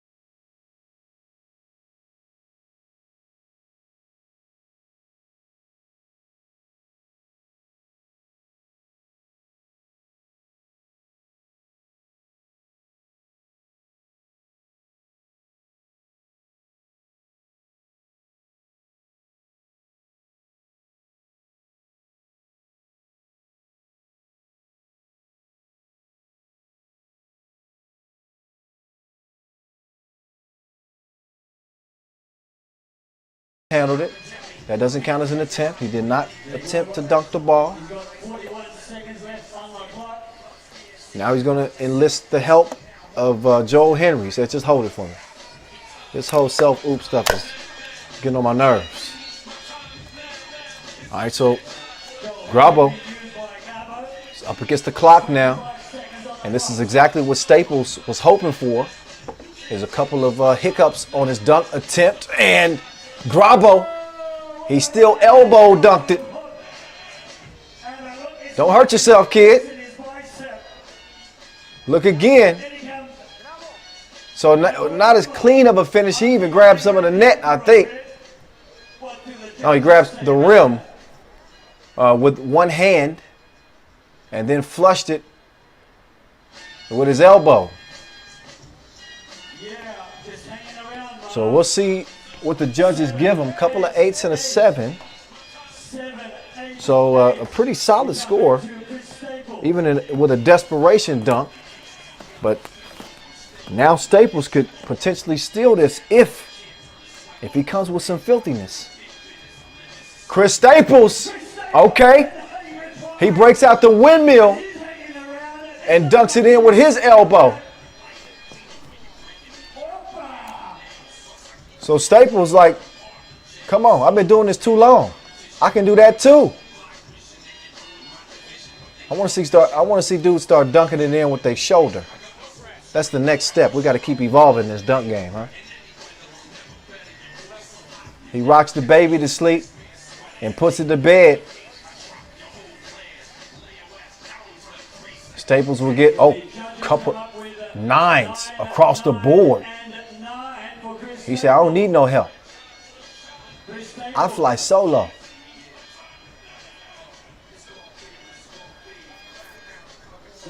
Now Grabo with a couple more volunteers. This is Grabo's last dunk. Unlimited time for the final dunk. There will be no 75-second limit. So Grabo aligning. So Grabo's going to set up here. Using the QBF boys to help him out. You can't see their faces, but I can. They're really scared. Ooh, Grabo.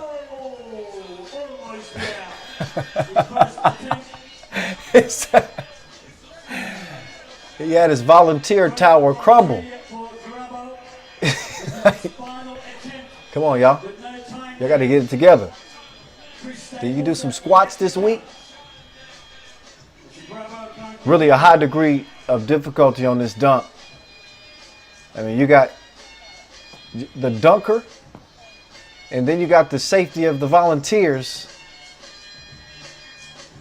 as they try to hold steady for Grabo to come put a cherry on top. Grabo over 2 dudes. That dunk was nastier than Quagmire. Giggity, giggity, giggity. Oh my good, the ninja kick clears the second volunteer. What the? And the one-handed smash, well worth the wait, as Grabo. The next time somebody asks you what's up, you just say Grabo. That answer will suffice. 10s across the board. So Peter Grabowski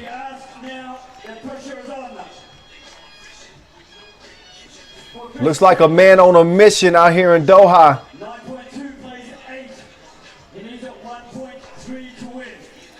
So a total of 92 or 9.2.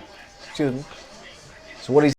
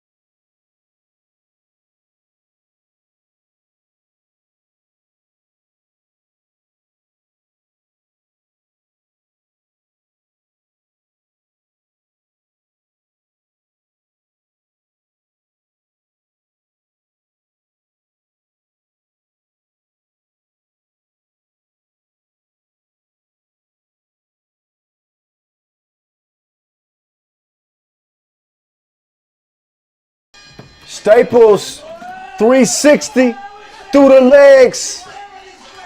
And he's still hyped up. He finishes emphatically. But he does not have enough points to win this competition. 360, tucked between the legs, photo finish. Grabo was like, that's nice. That's nice. He gets 10s across the board. A perfect score, but it will not be enough here at the Elite Air Dunk Final.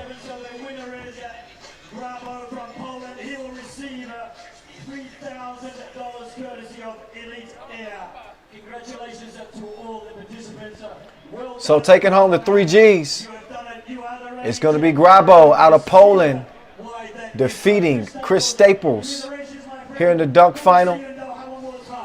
And you look again at the results. We saw Joe Henry get a goose egg on his first dunk attempt, ruined his chances of getting to the final.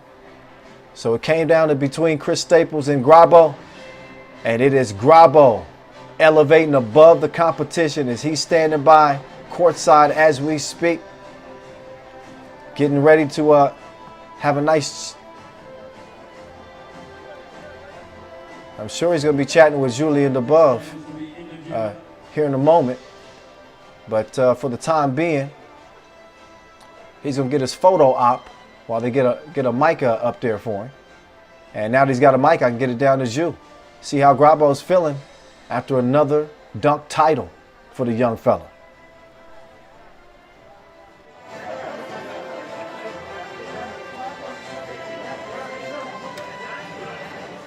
Grabo, another tournament, another win for you. Yes, sir. I just want to say, for 7 days here in the hotel, I had a big pain in my back. But yesterday was good, and right now I beat the best dunker ever, Chris Staples. I just want to say, never give up, guys. Never give up, and always believe in yourself. Always. Yeah, talk about this last dunk. You managed to clear the 2 guys between the legs. Yeah. Props, by the way, to the 2 guys who were there, the one lifting the other one. Talk about this last dunk. I mean, I was trying I did this dunk in maybe 2 times in my life in the dunk shows, but right now I did a first time in my life this dunk in a dunk contest, so in the final. So I'm very happy about that. Congratulations again. You beat the best dunkers in the world tonight. Yeah, Congrats. Thank you. Congratulations to Piotr Grabowski, the slam dunk contest champion. All right, so again, it is the reigning World Tour dunk champ, Peter Grabowski, starting 2021 with another dunk title, taking the win here at the Elite Air dunk competition in Doha. He got air to spare. I've seen him dunk all over the world. I have yet to see this dude with jet lag. Peter Grabowski is just different. He's built different. And he's got a nice shiny new check. $3,000 for his efforts. And a nice bag of goodies. Grabo standing in the winner's circle yet again. Your 2021 Elite Air Slam Dunk Competition winner here in Doha.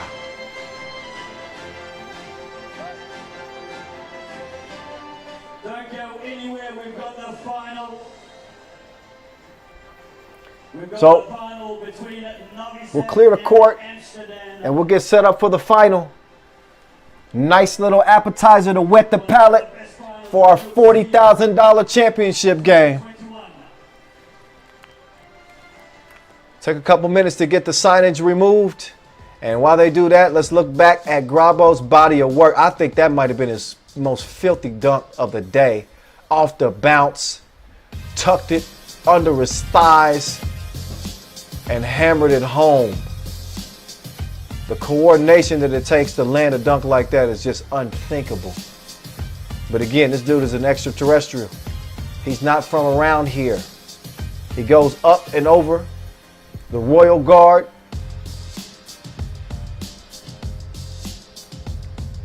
A little half windmill and smashed it with his elbow.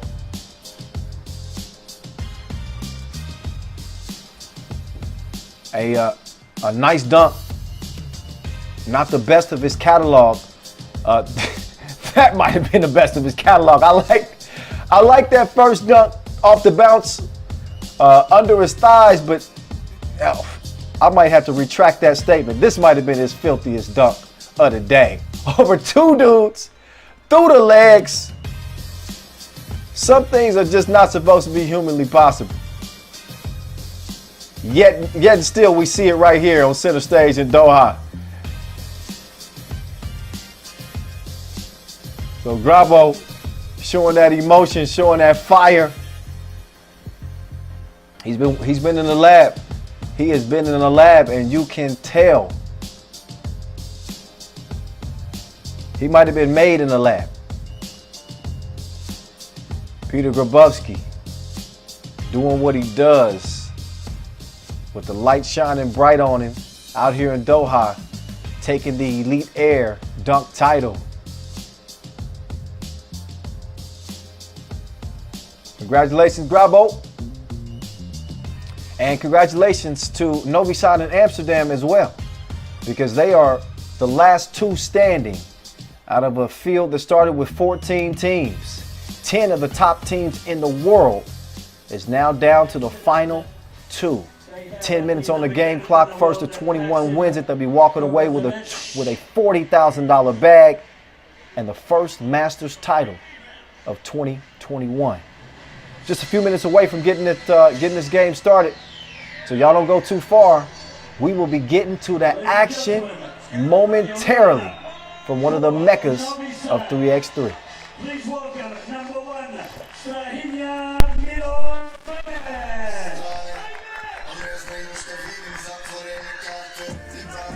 number 3, Time to get the intros going as we waste no time. Novi Sad hitting the court first. This is the most decorated, the most accomplished 3x3 team in the history of the game. 20 Masters titles. Dushan Bullet in the double digits in terms of his MVP trophies. He could be well on his way to yet another one as he's restructured this Novi Sad team around he and Tomasz Ivosev, no longer with Marko Savic and Dejan Majstorovic. And it hasn't deterred them. It hasn't stopped them from getting to another final, and that is not a shot at the Maestro or Savic, key members of Novi Sad's success over these years. Make no mistake about it. But Dushan Bullet's got a point to prove, and he's got a new arsenal of weapons that are dangerous. They're going to put him to work in this one. Meantime, Amsterdam, they are in somewhat unfamiliar territory. Only the second time that we've seen them make their way to a World Tour final. And here they are with a great opportunity to get that first dub. It's been a hell of a run for them up to this point. So Juice and Milakovic shaking hands before they go to battle. And we get this thing warmed up. Novi Sad, 4-time World Tour final champions. Dushan says, we ain't done winning yet. Ref Monica and Ref Cecilia, they'll handle the duties of this final game of the day. Novi Sad number 2, and fouls conceded, so they got to stop that. They want to keep playing defense the way they've been playing deep. Number 2 in block shots. Meantime, Amsterdam, number 2 in least points conceded. So they will lock you up. Dushan trying to get loose, trying to get focused, trying to exercise all the demons. And of course, knowing him, he wants to prove the haters wrong. The people that say, he's lost a couple of steps. This Novi Sad team, they're not going to be the same. They're not going to get it done. This new look. A lot of people watched the way they played yesterday, and even more questions emerged after watching them lose to Uv. But they kept fighting here day 2 and shot the lights out in the semifinal against Riga to elevate themselves here into the championship game.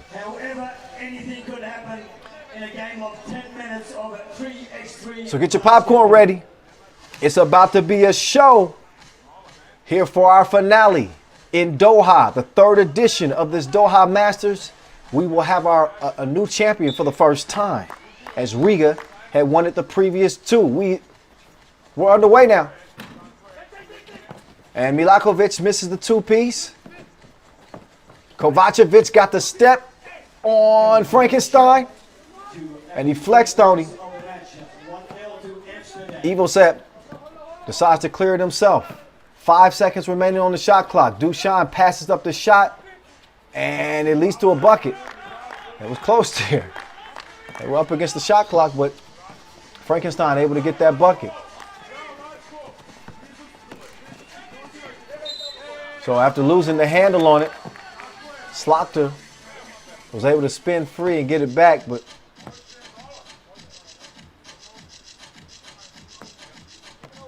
I think he might have got away with one. Oh, he didn't get away with one. He was called for the double dribble. It's the right call. He got caught on his hip. 1-1 it stays. The 2 was launched. Milosevic couldn't connect.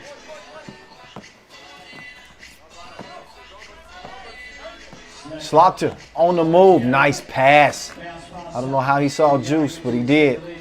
And it puts Amsterdam back in front. Ivosev, lazy on the pass. Royer with the cookie in hand. He's going to get it to Slaughter. He fakes left. Tries to drop a dime to Juice, but just out of reach. Novi Sad, they accounted for Piran and Riga today to Dushan, no hesitation. He pulls up, misses it to the left. D's up on Royer now. Royer working from the Inleo logo. Want to thank our official suppliers, Skelter Sports, Inleo, Magic Scott. Our ball and apparel sponsor, Wilson. Our official timekeeper, Tissot. None of this is possible without them. Same could be said of our presenting sponsors, Qatar Basketball Federation, the Qatar Olympic Committee, and our local sponsors, Ultra Sports, McDonald's, and Discover Qatar. Meantime, Dushan hits the deck. He was trying to move past Royer. Royer holding him up like the bouncer in the front of the club. You ain't getting in here. Couple of fouls on Amsterdam to go with a couple of points. Third foul now as Kovacevic gets caught pushing and shoving with Ivosev. They won it in 2014, 15, 18, and 19. Easy money as Milakovic takes the feed and he gets the lay-in. Kovacevic got some space, follows his miss. Out of bounds off of Big White. We'll see what ref Matic and ref Cecilia determine here. Yeah, it's going to be black ball off White. There's Juice. Oh, you better watch your head. Nope. I've seen him put people in body bags in similar situations, but he missed the crib this time. And then they leave Dushan Bullet by himself. Bullet not exactly shooting it incredibly out here in Doha. He did pick up his shooting for sure in the semifinal. But in terms of his two-point shooting, he struggled to find that consistent stroke. Juice working the action from the left elbow. He's going to hand it off to Slaughter. Slaughter. He shoots and misses.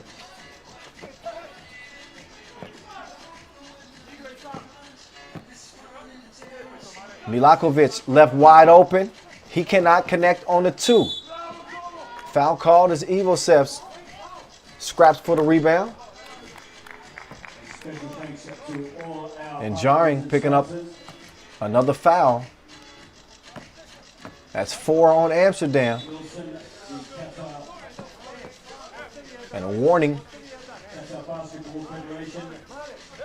Got to give the offensive player a good check, clean check, and enough space to start the possession.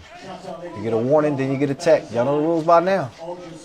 Ivosev, too easy.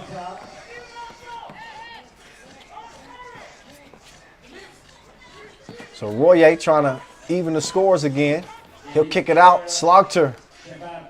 Man, this dude is wet. Deeper than a diver on that two-point strike. 4-3. Love his addition to this team. Really start to see him emerge last year. And it looks like he's going to be doing damage on this Amsterdam squad for years to come. Quick release. And then the defense trying to get a hand on the rock, guarding Milosevic. Didn't get the fortune that he wanted on the call. Has 5 fouls on Amsterdam. They got more fouls than points. Look again at Slaughter. Straight on 2. But he's always in trouble down there. Trying to guard Ivosev. That is a mismatch if I ever seen one. There's a mismatch too. So what can you do? You got Frankenstein. You can't put Juice on him. You can't put Slaughter on him. Even Kovacevic, not a great matchup down there.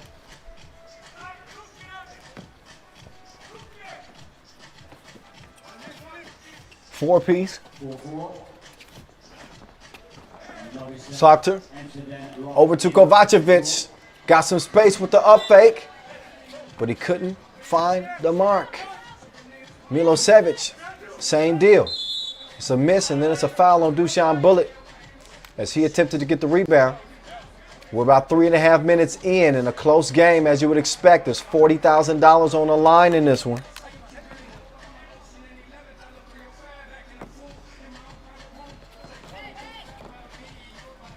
Knotted it for a piece. Kovacevic moves left, decides to reroute, change direction. Juice couldn't handle it. Milosevic, he'll loft it down to Evo Set. And an easy bucket.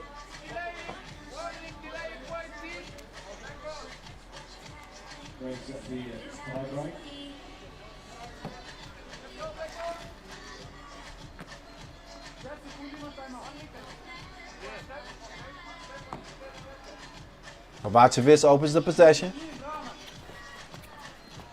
Here's Slaughter. They don't want to give him any space beyond that 2-point arc that opens up the paint. So Juice is able to slip through and get an easy lay-in. When you got deadly 2-point shooters, it really opens up the court for you. As Ivosev got his short-range shot to go down. Actually, that was Milosevic, excuse me. Nice exchange.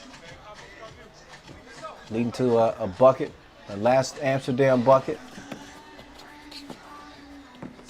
Kovacevic being harassed.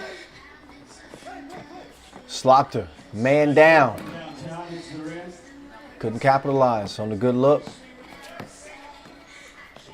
So Duchan with Royer defending. Duchan forces one up. He's trying to draw the attention of the refs and maybe get a foul. Instead, possession will stay with his squad, and the one-legged fadeaway from Evo Set. 2-point cushion right now for Novi Sad. And it ain't very cushy at all. 2 points. It's a one-possession game. Make that a 3-point game. And now a 2-possession game as Novi Sad extends their lead a little bit.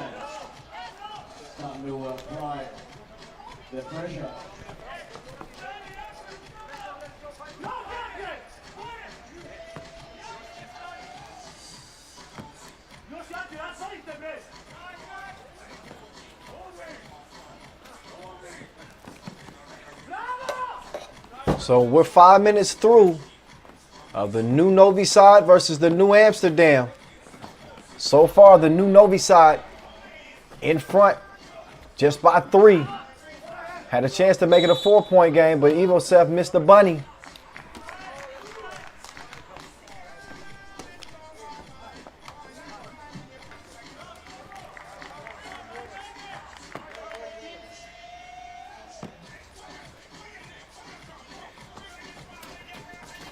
Royer, knife into the cup and getting Amsterdam back within 2.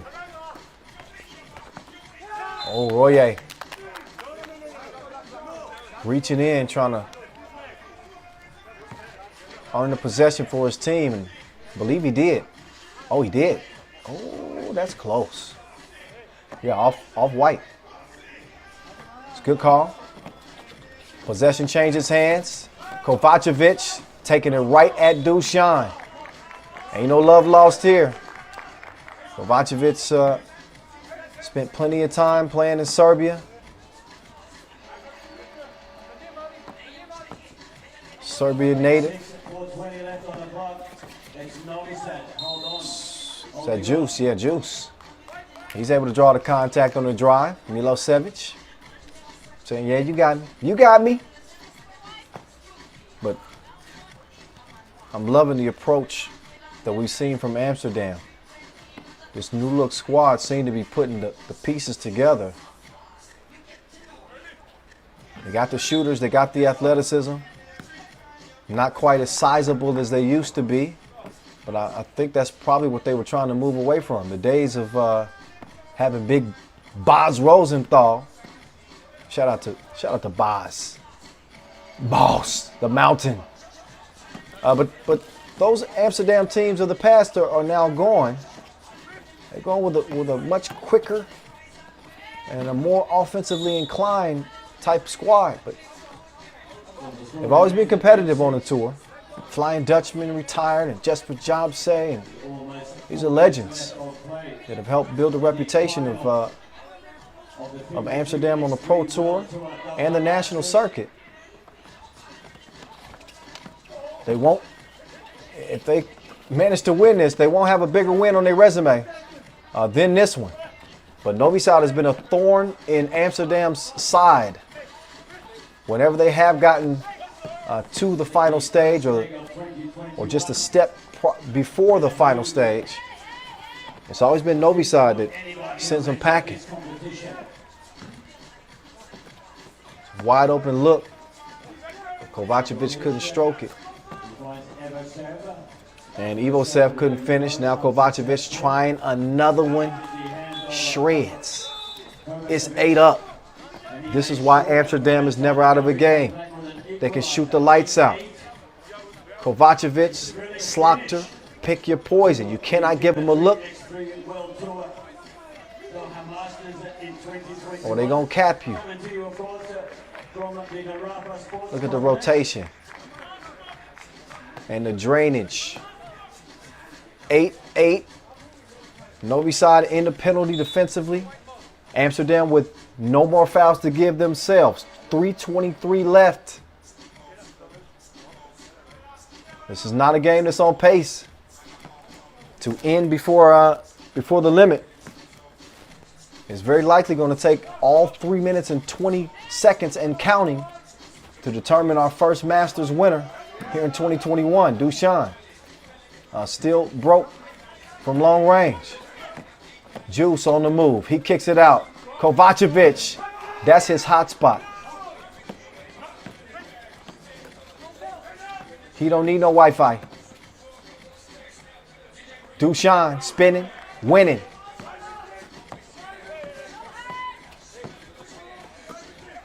Oh, Royer, he had a step there. They didn't get him to rock. Instead, they get it over to Juice. Juice steps into the 2.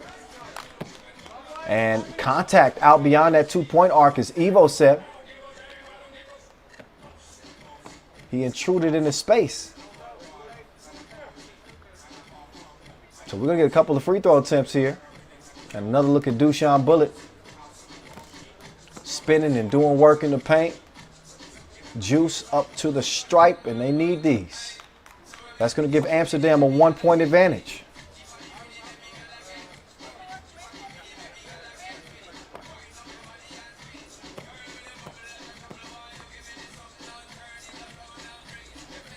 Second free throw is a miss. Stays a 1-point game, and Slokter, point blank. I still believe the margin of error when you're playing this Novi Sad team is still very slim.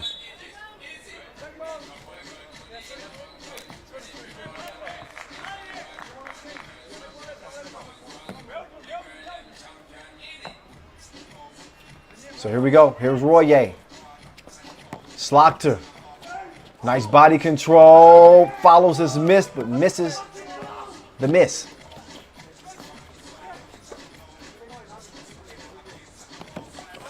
Dushan, up fake.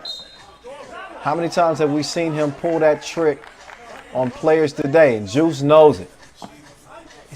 You've seen him do it 100 times.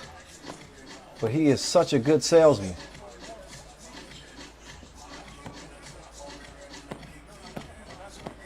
They took the bait. And now Dushan try to make him pay at the stripe. He misses the first. Got another attempt here to tie things up.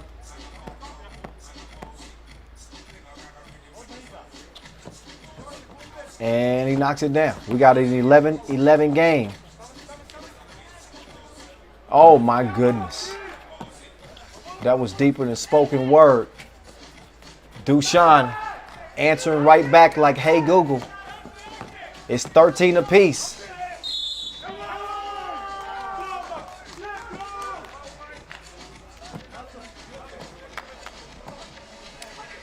So while Amsterdam has traditionally struggled with Novi Sad, they can claim victory over them in the pools phase of the Debrecen Masters. If you remember, that was just last season in our abbreviated 2020 campaign due to the COVID pandemic. Kovacevic knocking down the first of 2 free throws. Novi Sad with a 10th foul will be in the double penalty. They're sitting at 9 right now.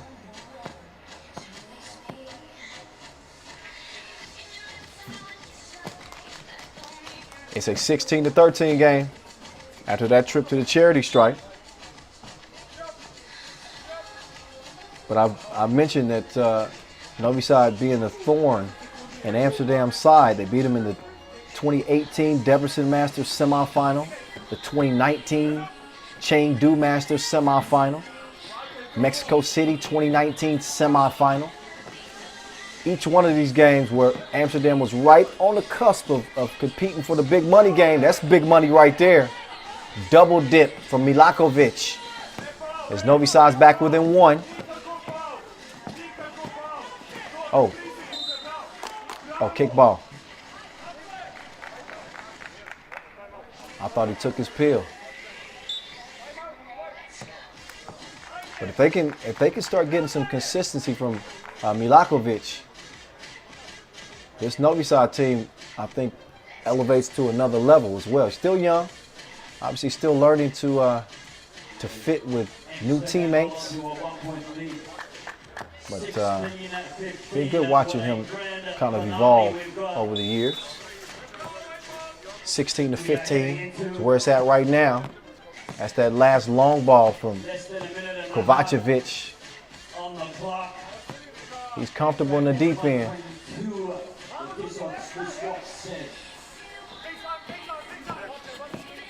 So the Dutch nursing that 1-point advantage. A near steal there. Dusan fading, missing. Oh, but Ivosev. Oh, that was Milosevic actually. He and Ivosev, they just look alike. Ivosev getting down and dirty, trying to get that loose ball, 16 all. And just over a minute to play here. Landed all on the line. $40,000 is at stake.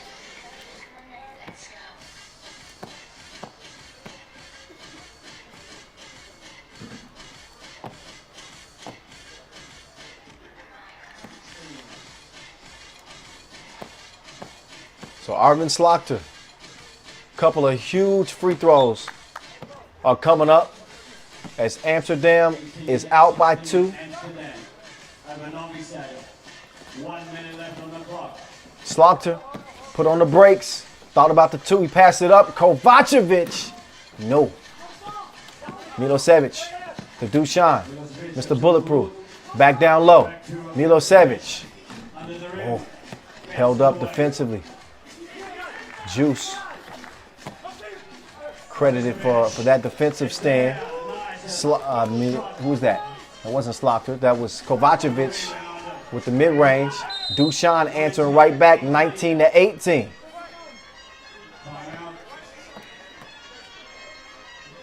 A little bit of a back and forth here. Dusan trying to dig deep and seize the moment. Novi Sad's foul troubles, though, could very likely end up costing them this game. 11 fouls.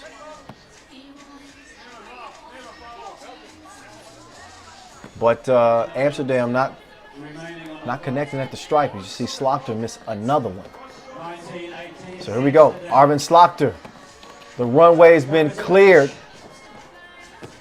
And he's unable to make the layup. Here's Dusan. He got the step. Great recovery, D.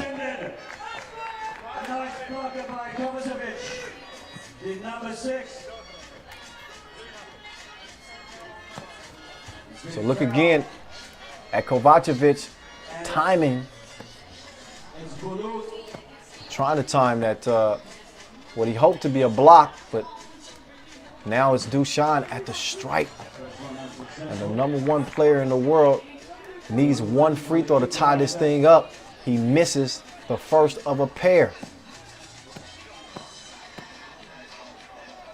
Second free throw, good. Shot clock and game clock all even. It's coming down to another nail biter. Kovacevic! Who is this man? T-Sun buzzer beater. Like clockwork, he's right on time. Yet again, wearing a different jersey, still playing hero. This time it's with Amsterdam. They win it in dramatic fashion. He hits it from the Ilio logo. How many times do you have to see this man do this before you just wrap him up? You cannot give him a glimmer of hope or he is going to bury you. Money in the grave. It's over with. Maxim Kovacevic, have your curtain call. The show is yours. Amsterdam picking up their first ever Masters win to start this 2021 campaign. It has been well earned. Congratulations.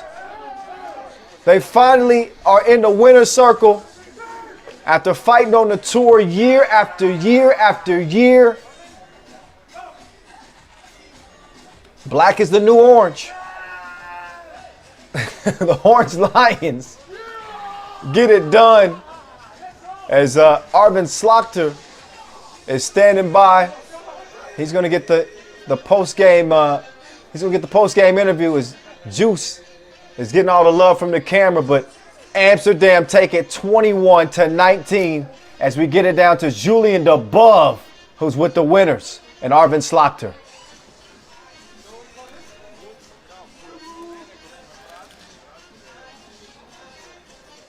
This is it, Arvin. This is it. Amsterdam win a FIBA 3x3 World Tour Masters. How do you feel? Awesome. Amazing. Amazing. So it's hard to describe in words. We're working hard for it. It's amazing feeling to get it. It must feel special that it comes against Team Novi Sad that has prevented the Netherlands and Amsterdam from so many trophies. Yeah. I think, it's been a long-time rival. I think there's a lot of rivalries in 3x3, which is very nice to see. But it's awesome to win the first one, win it here. We did an awesome job. It's been, a 7-8 year process with Jesper Jopse, Sjoerd van Wilsteren. Who are the people you're thinking of right now? Yeah, I mean, they are the founders, Jesper and Sjoerd, they're the founders of 3x3 basketball. I think our coach Brian did an amazing job putting in a great program. Di Meo, he was been in the program for so long, who's unfortunately injured and couldn't be with us here right now. The Dutch Basketball Federation and the IOC, the Dutch IOC, they helped us financially, Talented Pro Sports. So that's, awesome. Without them, we can't be on this stage. We cannot be prepared the way we are prepared right now. For it to come so early this season was maybe unexpected for everybody. Of course, you want to have a good result. But winning was maybe exceeding a little bit expectations. But it's great, the expectation will be high for the rest of the season. But we're looking forward to it. Congratulations again, man. Thank you.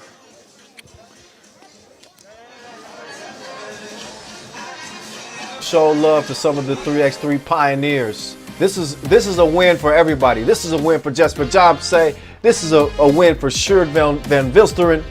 This is a win for Bas Rosenthal. This is a win for the Netherlands Federation, Coach Brian Martin. What a win. They spent a lot of time trying to find the right collective of players, the right mix of players to bring the results that they wanted.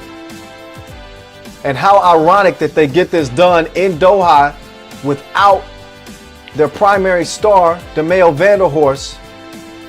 The addition of Maxim Kovacevic, who asked to be a part of this team, has completely changed the complexion of Amsterdam's offensive attack. They are lights out. Arvin Slaughter, welcome to the party. He's now trying to stake claim to as one of 3x3's elite shooters. And he's still young in the game, but he put on an absolute show out here in Doha and definitely deserves MVP honors. It could be a toss-up between he and Maxim Kovacevic. Kovacevic, with the shots that he made here on day 2, Tissot buzzer beater in the semifinal, big shots in the quarterfinals as well. I mean, split the trophy right down the middle. Both of these guys are well deserving. We'll get the official announcement on MVP here in a moment, but you look back at the highlights in this game, it was hot and heavy, furious pace. The dagger. Kill shot. Maxim Kovacevic. We saw him do it in Debrecen. Well, he was wearing a Lehman jersey. That was 2 years ago. Now he's got Amsterdam across his chest. And he may have found a new home, a perfect fit. 21-19, Amsterdam over Novi Sad. Matchup of two new teams. And Amsterdam was able to get it done. $40,000. They take home the big bag. Novi Sad would have to settle for 30 G's. And a lot to look forward to as we have set the tone for what is going to be an absolutely insane 2021 pro season. Even in the midst of preparing for the Olympics, man, it is going to be wild. What a tournament. I'm not going to have a voice for a couple of days, so no interviews. I'm just playing. Hit me up. But as we get set up for the award ceremony, I want to show love and give some credit to all of the participating teams that were able to play out here in our first Masters. Get through all the COVID protocols and the travel restrictions and everything else that you have to go through these days in order to put a tournament like this on. So credit to our players, credit to the staff, the referees, everybody. Such an amazing job, our technical staff, producers, directors. A lot of love to go around. Ain't nobody getting more love than that man right there, though. Arvin Slagter. He is joining the party in a big way. MVP out here in Doha. Well deserved. The FIBA 3x3 World Tour MVP 2021. He had the jumper falling like autumn. Game in and game out. His first of what he hopes will be many MVPs. So he'll get his moment in the spotlight, his time to shine. And then he'll be joined by his teammates here, so they can collectively receive love for their accomplishment out here in Doha. The third edition goes to Amsterdam. Yeah, it was Dutch domination. Amsterdam crashed the party in a major way. And the dark horse rides into championship glory here in Doha, Qatar, as they win $40,000. Aaron Royer, Maxim Kovacevic, Arvin Slagter, and Julian Jaring. The quartet that get it done. And a big congratulations once again if you're watching from the Netherlands. Y'all know how long of a road it has been to finally get on the podium here at a Masters. So it's going to be some celebrating tonight.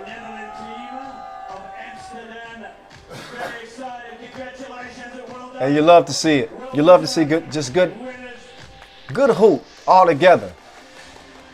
But this is one of the best day twos that we've had in quite some time.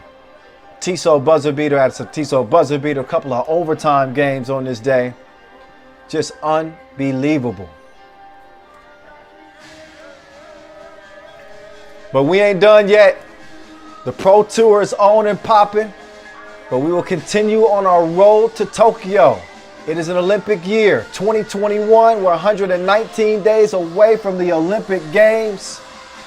The Netherlands will be trying to earn a spot to represent themselves in Tokyo. And I'd say they got off to a good start. Arvin Slagter, show me the money! Is that what he's saying? He was money all tournament long. So here's the road to the Tokyo Olympics. We got several events coming up. We got our first Olympic qualifier coming up in Graz, Austria, May 26th through the 30th. June 4th through 6th, our last qualifier. That's the Universality qualifier. That'll be going down in Debrecen, Hungary. And then, of course, July 24th through the 28th, 3x3 will make its debut for the first time ever on the world's biggest sporting stage. It's going to be a hell of a year, y'all. Thank you for sticking and staying with us for the past couple of days. We hope you enjoyed the action. Appreciate you guys participating. All love to everybody. Stay safe out there. Once again, congratulations to our first champs of 2021, Amsterdam. Got it done here in Doha. For our entire staff, I'm Kyle Montgomery, a.k.a. The Voice, saying peace out from Doha. We'll see you soon with the Olympic qualifier coming up.